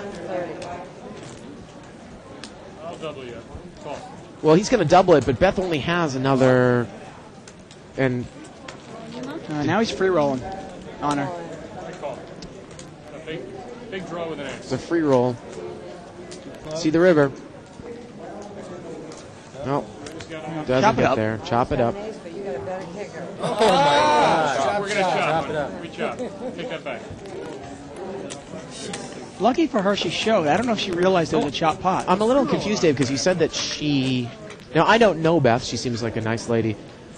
She didn't pick up the fact that that was a chop, and you said that she's played in the 500 game before? I saw her in the 500 game as I actually... Do you understand why I'm confused a little bit by that? Just because, well, I mean, that's one thing a lot of people are confused about, actually, and I'll address that. A lot of people assume that if you're playing in a higher game, well, you must be a better player. Not necessarily, No, you're it just saying. means you have more money. Yeah. And you want to gamble You know more. what they say about that last... And the one thing I noticed about her, I said I never played with her. I saw her in the 500 game, which says nothing about her ability as a player. It just says the fact that she's got a bigger bankroll. She wants to play higher. Yeah. That's classic. There's still snow in Mammoth. Yeah, tell Sonny Bono. Poor guy. And you see the difference between Ace Rag in this game and the $1,000 game we saw last night. When the stacks are really deep, you know, Ace Rag, you don't want to hit just your ace. No. What is it, survival insurance? I can't take that ride. And that's Gary and coming into the game. It's me and Joe. These lights are A raise here with ace-jack by Beth, and Joe calls with queen-4 offsuit. He just wants to play every hand before he leaves, probably, Dave. Yep. Is that only for the cameras? And to me, it's kind of scary. You don't always want to do that because your mindset is in the parking lot. Look at this, You know? ace-jack moves all in. Your mindset's in the parking lot already. It's not here. And now he's gonna leave. And Joe, a class individual, gives a nice tip to the dealer. You know, some people on the internet often ask also, you know, when I go to a brick and mortar casino, what is proper policy? Do I tip dealers? Do I tip other people? And yeah, it is proper to tip. These the dealers here, the floormen here, they don't make much money on the clock, per se. They do rely on tips for a living. Yeah, I think it's definitely customary to tip, you know, $1 or $2 every good pot service. you win Yeah. to the dealer. And now we got a real action table now, Dave. Gary's coming into C2.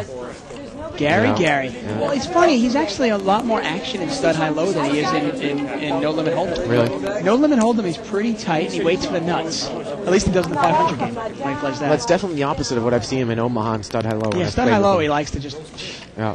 you know, shake and bake. Can I do the 50-50 for the home audience to see what I should do with this hand? You know, that's a millionaire game. I'm sorry. And he's talking about king 8 offsuit there, and he rocks. I want Daniel Negrado. I need to phone an expert, phone a poker player. Maybe that's a new feature we'll get. Daniel Negrado. Phone in a friend. Seriously, you guys should do that. That'd be great. 6 deuce jack. Get everybody really involved.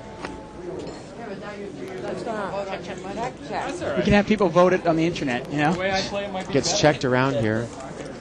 5-7's picked up a open-ended straight draw now. See if she bets it. Lift the amount of money. Dave, it reminds me of a hand that I had with a red 5-7 from up front against Albert and someone else.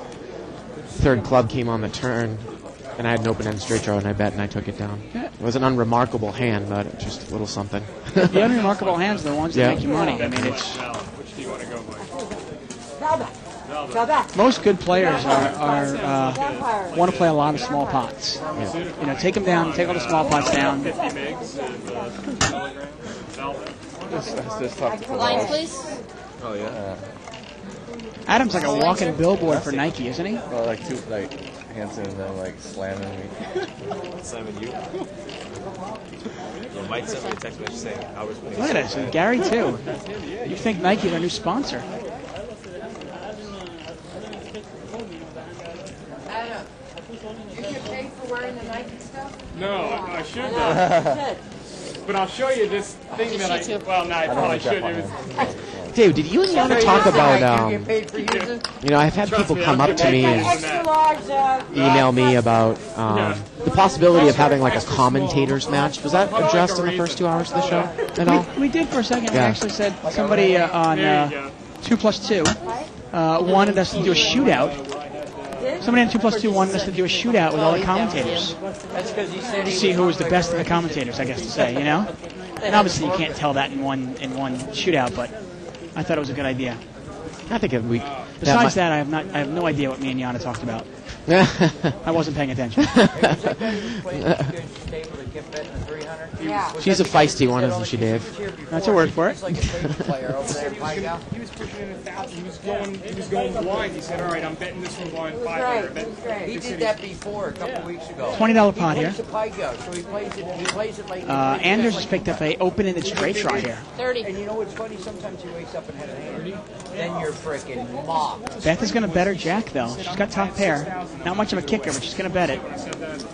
And Andrew just smooth calls here. He's got the open-ended straight. Yep. Well, he's made it on the turn. He's made it. Gives her a gut shot now to the 10. But that's no good. Yep. She doesn't want a 10. She's going to continue to bet here, Dave.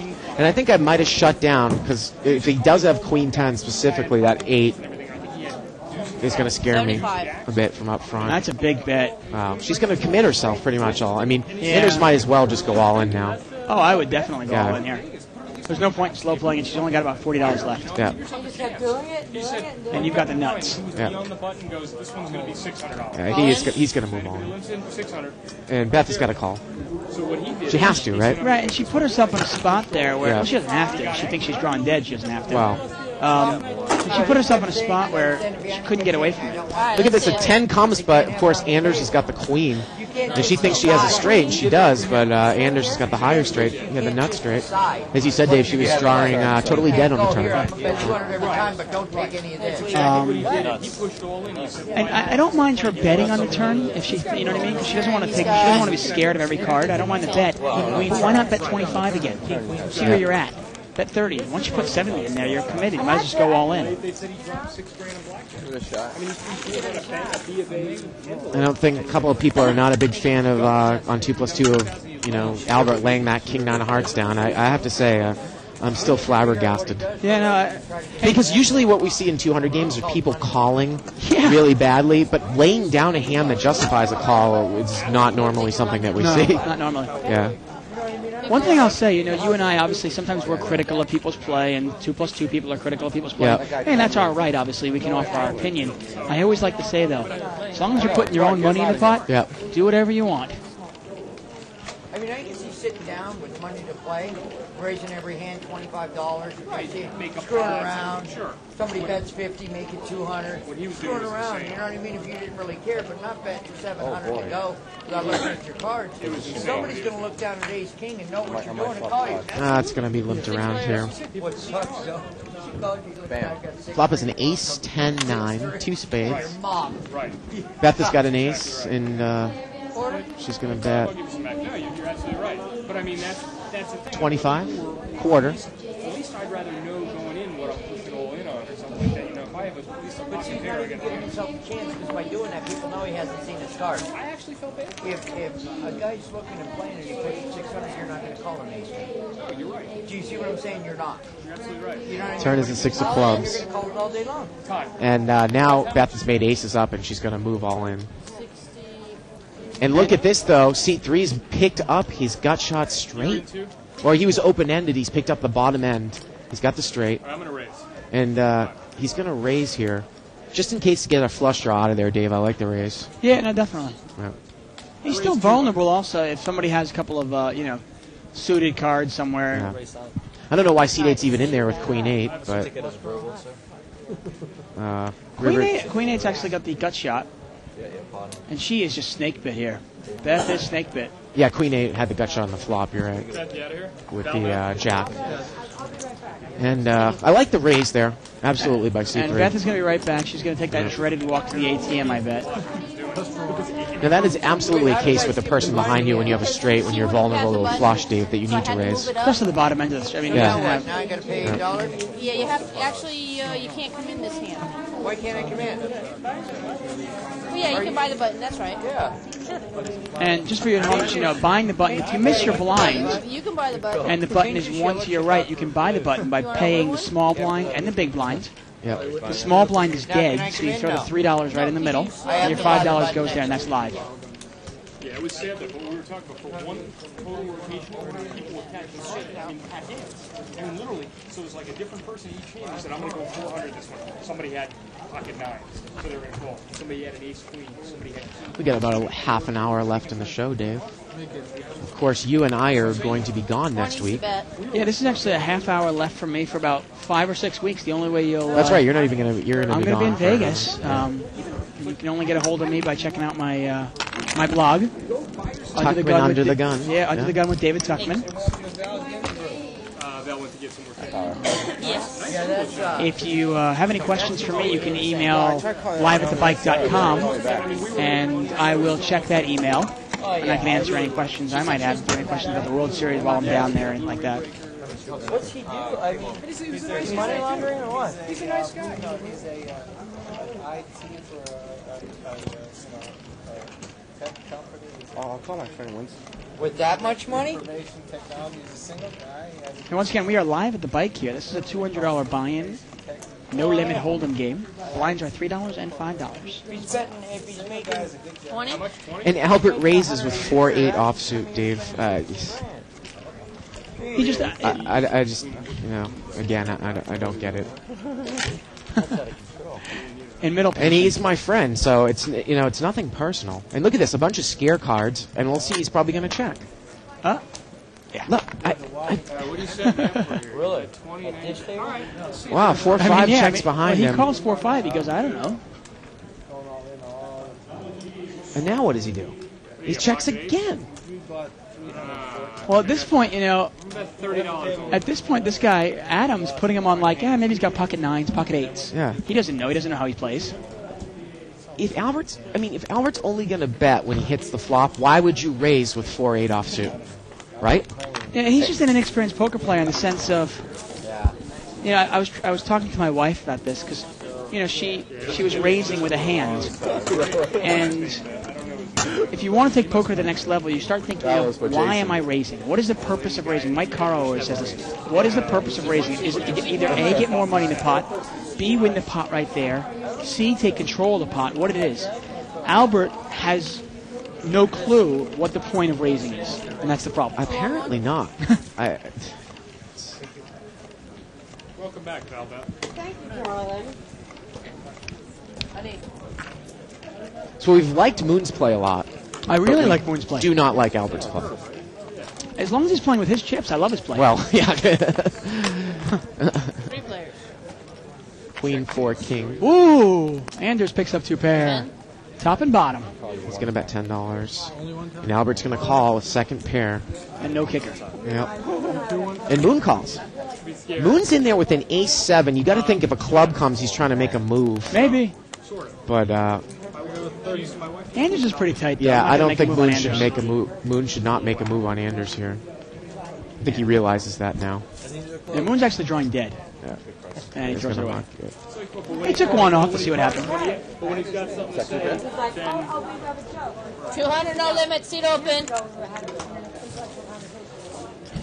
Tim, 1 seat.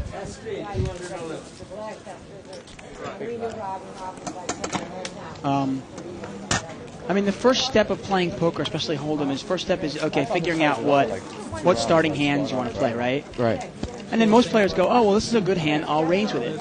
But then taking it to the next level is really figuring out, really asking yourself, why am I raising with ace-queen? Why am I raising with ace-jack? Why am I, and each hand. Why am I mucking 4-8 offsuit in early position? 15.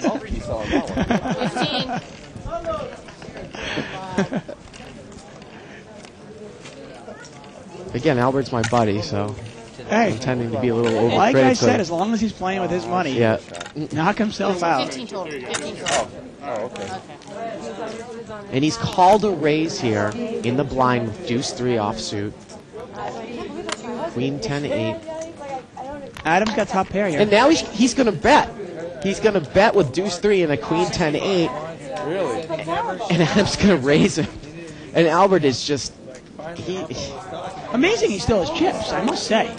It really is. It's amazing. You know, I just...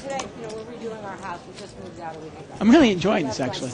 Because I feel bad about making fun of your friend, but since you're doing it, it's great. You moved it? Will he go home and watch this? Thank you.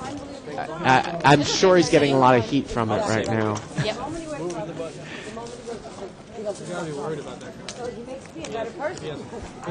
Hey, well, I'm having a Memorial Day party at my house.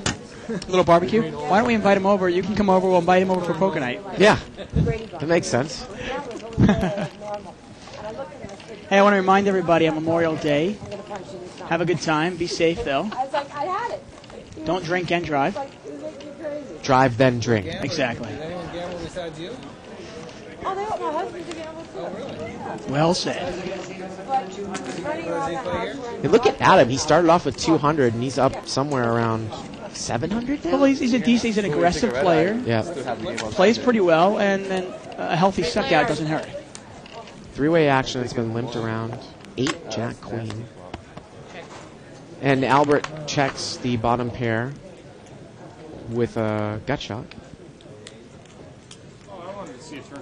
Or excuse me, Albert. Yeah, he's got the bottom pair with the gut shot. Bet's gonna bet that same bottom pair, but different gut shot. And again, I wouldn't mind Albert betting on that flop. Yeah, you know, I just don't get it. I'm not sure what exactly he's thinking. So it's annoying, you know? It's like, yeah, and he's annoying me. I like Rick Moranis in Yeah, Space exactly. Helmet. It's awesome. Oh, totally. I see you on Schwartz. Well, they were dying when they saw, when we watched The Longest Yard. My little one goes, that's Frau Blecher.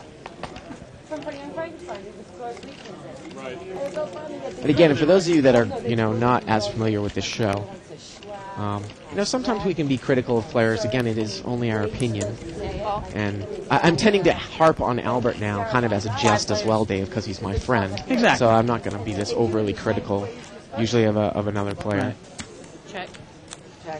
In the end, I mean, most of the players that come here, they're coming here to have a good time. And hey, as long as they're playing with their own money, have a good time. Gamble up. Drink, have a drink, get a massage, get some food. Go home with a smile, you know? C-Date is going to bet there with just ace-8, and he takes it down. Had a wheel draw there. Bottom end of the wheel draw. I didn't get a lot of the bike spinning thing.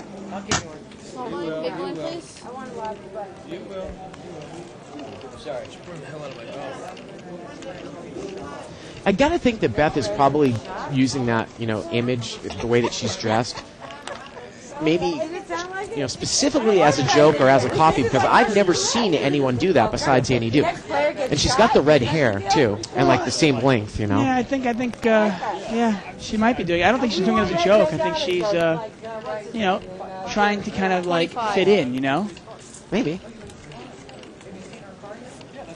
Moon's going to raise. Might just be her. I don't know her. So. Well, she might have started it before Annie Duke. You never know. Annie Duke might have saw her first. Exactly. There you go. Moon's got ace-9. I think Adam is licking his chops. He wants to get in a big hand with Albie. Albie's the only one that can double him up. Ace-9 against 8-Jack suited. Look at this. 8-Jack suited picks up a flush draw, and Moon catches top pair. Yeah, it's me. I got a player. I love it.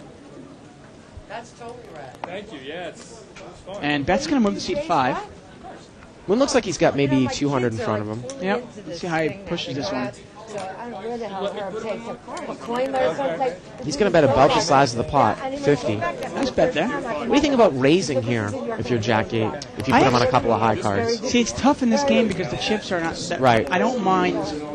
Smooth calling here. If you raise here, you might get a free card out of it.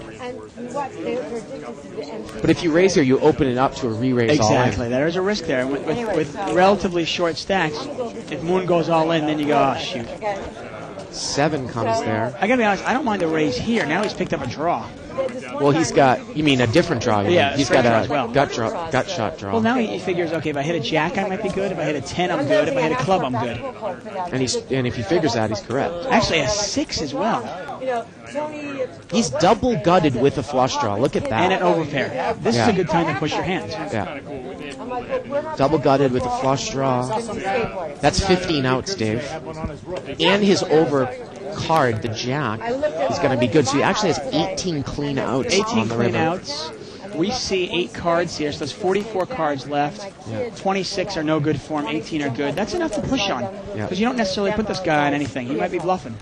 Yeah, he could easily have ace king or something exactly. like that. Problem is he might bet so much that he can't get off the hands. I have a red thumb. Is that like Dorothy? Or no, red shoe? It's a $150 pot right now. Yeah. Well, now the issue is, do you call? It's a $150 pot. He's pushing all in for 178. So it's a $328 pot. 178 to call. Does he have 2 to 1? Yes. Because he has 18 outs out of 44 cards. Slightly less than 2 to 1, probably, right? He's got. No, he has the odds. Definitely has the odds to call. With 18 clean outs? 18 clean outs. 26 bad and 18 good. That's more than 2 to 1. The pot is actually not quite laying him 2 to 1. It's more like 1.7, 1.8 to 1. I think with one card to come here, if you figure all those odds, I really don't think he's got odds to call with this draw. With one card to come. 18 good and 26 bad?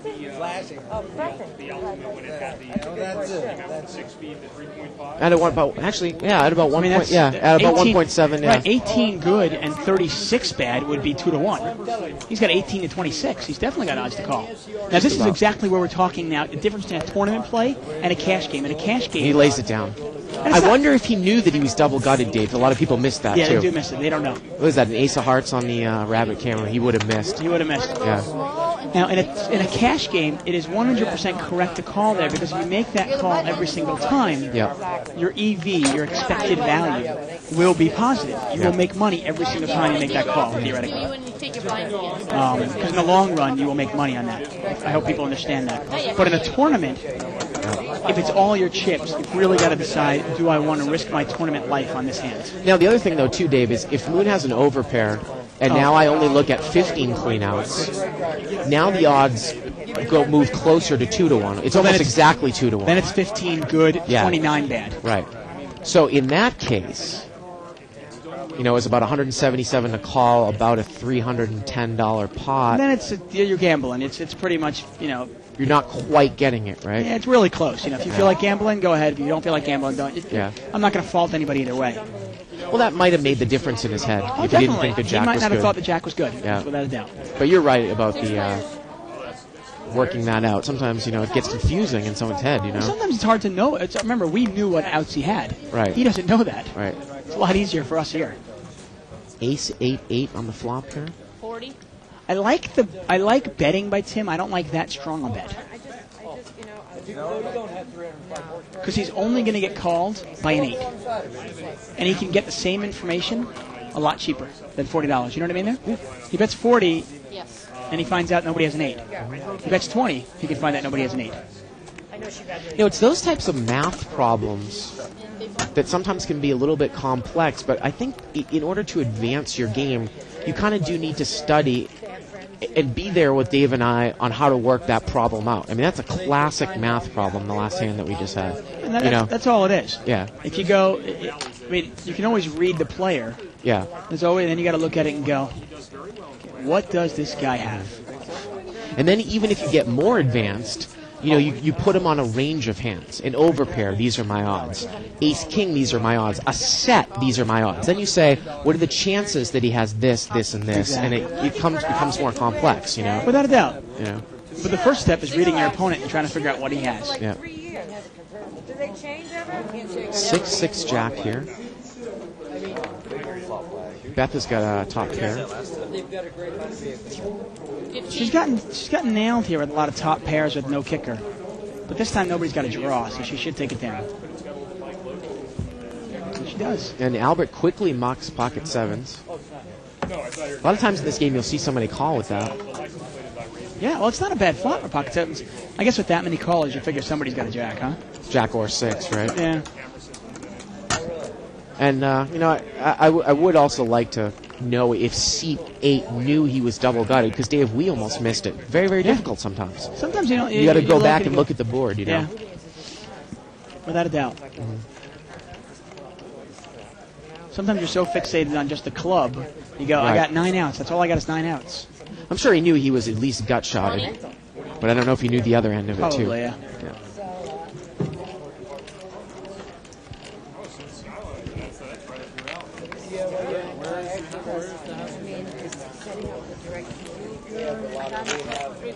We're going to see three-way action here. Looks like pocket nines had raised to 30 pre-flop. Wow, he's flopped a set. Bam. And he's going to bet it here. Adrian's got an open-ended straight draw. It's the only thing that's going to take down that set, possibly. Unfortunately for him, no one has an ace either, Dave. You know, No, but unfortunately for him here, he's up against 8-10. Adrian might call this. $30 bet here. The new player in seat 1.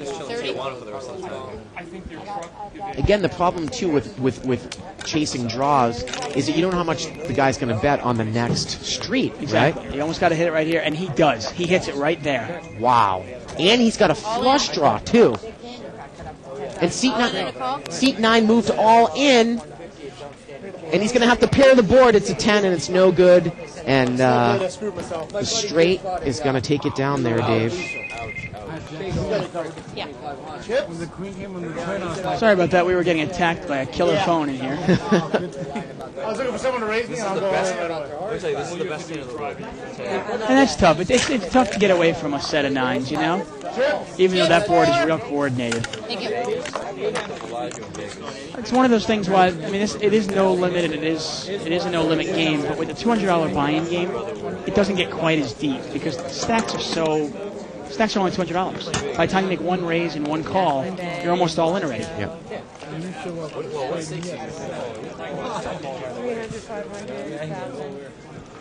At the Bellagio, I was doing like a 200 Thank you. In fact, she said they commented the other day. Maybe you have me mistaken for some high roller. It ain't that serious.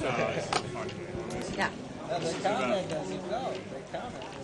Yeah, well, last week, I guess she told me they made a comment that it's nice to see somebody having a good time. It was nice. It was a dead table. Oh, you mother! In fact, it was so dead. She had 7 of diamonds. Everybody's sitting running around the table trying to live the guys They wanted him to continue. I was like, no way. It was a good bet. 25. That was like, Moon's going to raise here out of the small blind. Ace-jack offsuit. It's difficult to play these hands out of position, Dave. Yeah, it is. good. I'm glad I'm wearing layers. We're on. Usually if someone raises out of a blind, it usually means their hand is very good. I don't know if I would call with 8-10 offsuit. And Albert's going to get in there with pocket deuces. I actually don't mind that call at all. With pocket deuces. No, especially when you get a call between. Right. You've got one call, now you might get more calls. The 8 deuce is a little bit questionable, though. Offsuit. Yeah, 8 deuce would be, without a doubt. Now let's see how Moon plays this. He hasn't flopped anything. He's going to check from up front. Queen 6-4, 2 diamonds. And now Albert moves all in, it looks like. He's got the best hand. Yep. All in 7. You go, Albert. Well, there you go. Now he's going to pick up his chip stack a little bit. There you go. This is the best play he's made all night. He might actually get called by ace-jack. 60, 70. I don't know. I raised pretty far. Well, Moon's trying to figure out the odds. He got called in 3 spots. Well, the problem is there was $60 in the pot. If he puts Albert on a queen, if he puts him on deuces, then he could probably call him. But if he puts him on a queen, he doesn't have the outs because he's only got 3 outs then. It all depends on what he puts him on. If he thinks his ace-jack is good for overcards, it's another 7. He's about $130 pot. It's only like $30 there, right?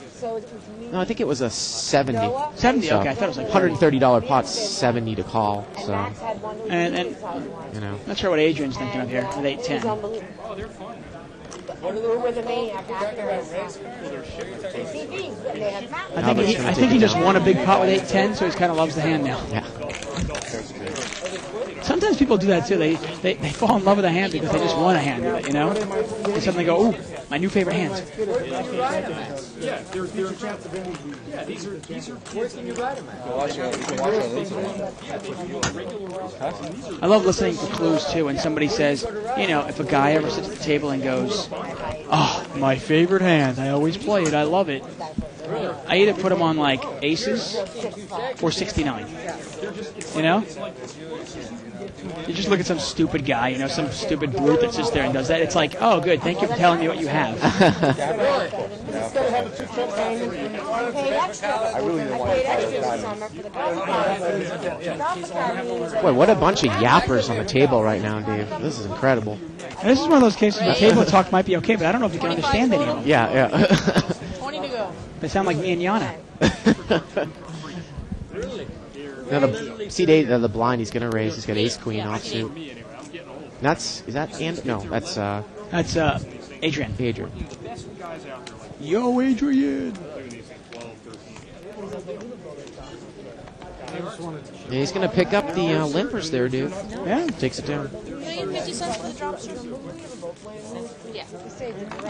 And our drop here is actually great. We're actually one of the only casinos in the world that only has a 50-cent drop when there's no flop.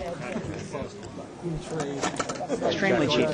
And that's why a lot of people will chop instead of taking the $3 exactly. drop.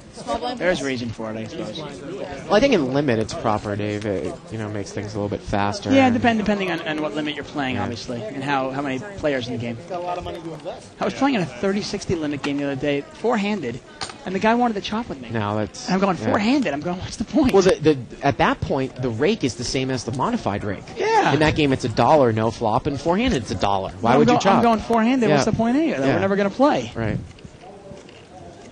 $15 raise there by seat 2. He's got a queen 9 suited.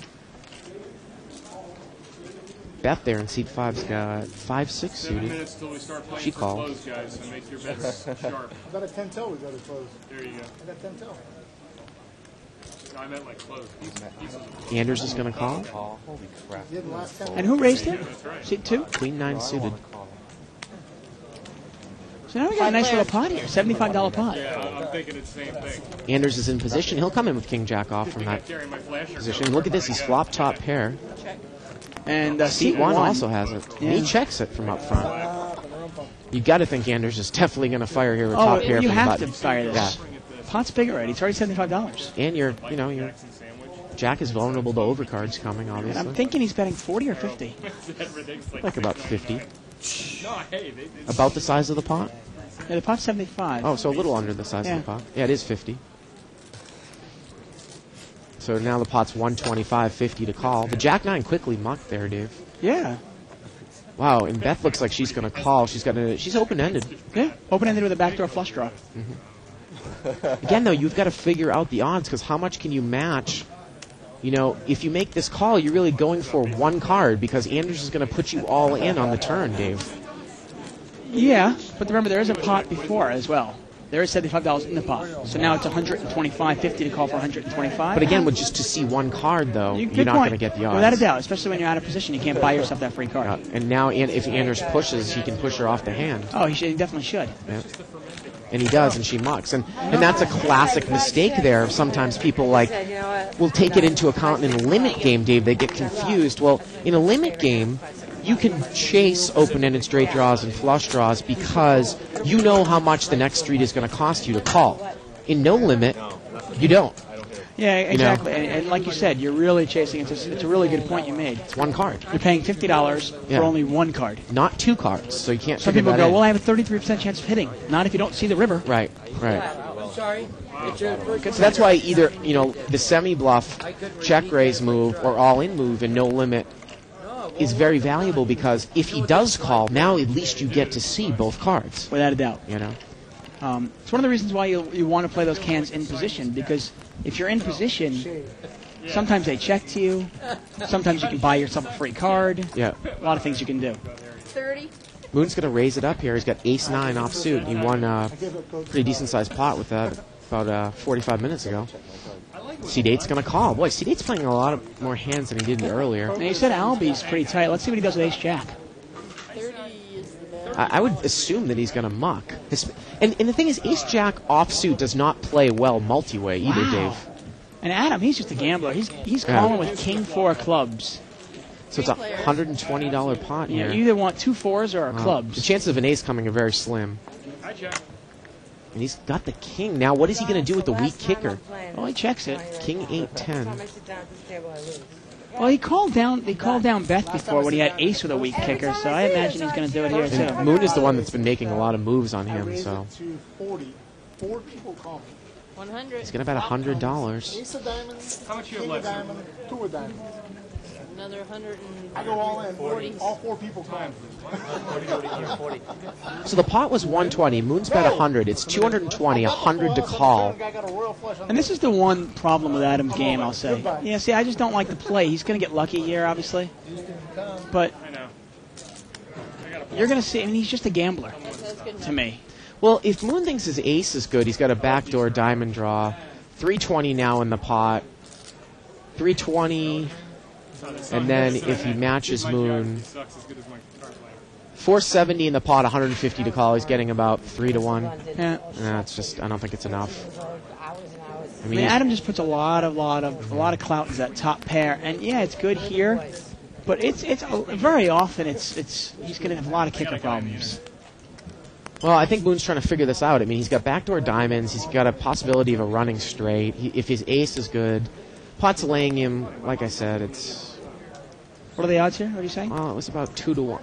It was about 320, 100, 470. It was a $470 pot, and it's 150 for him to call because he only has 150 left. So it's about 3 to 1. Yeah, I can't imagine him thinking he's the right. And he mucks it. And he doesn't even know if his ace is good. Yeah. But you're right, Dave. I mean, if Adam, if Adam consistently makes those plays, I don't think it's a long-term winning strategy with King 4.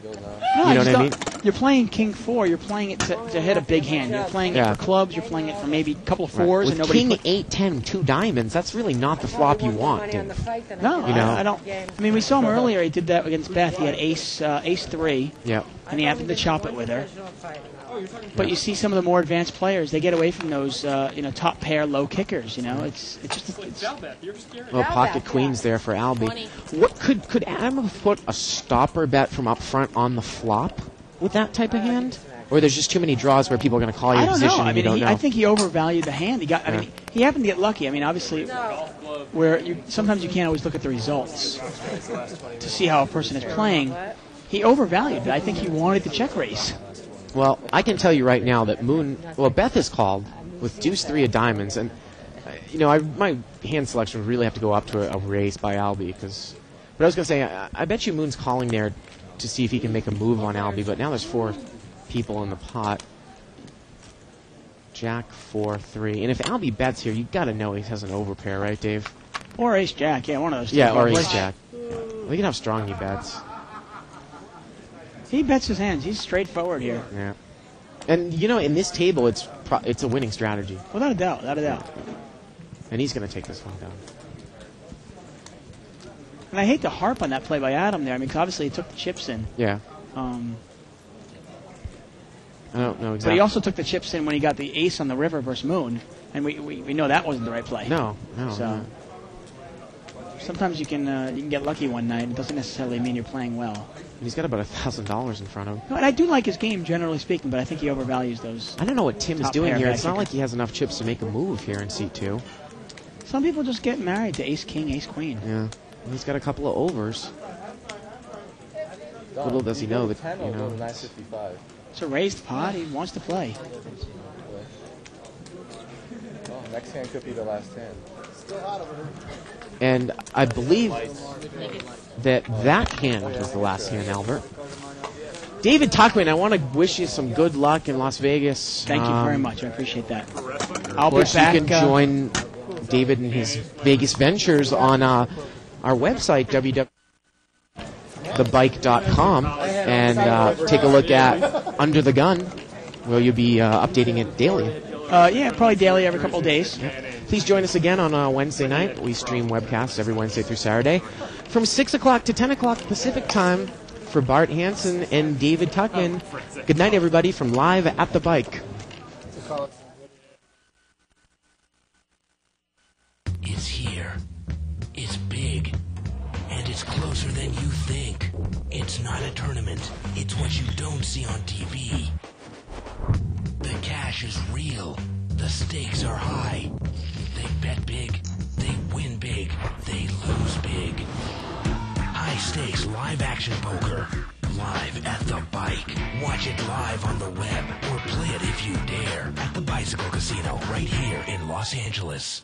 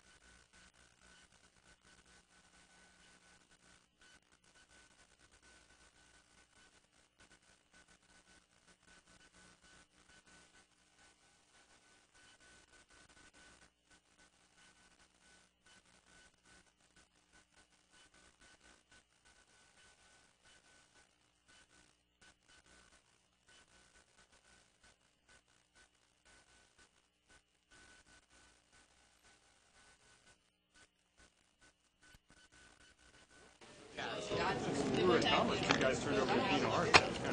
Yeah, I know. One of my good buddies is at a poker tournament at Bellagio.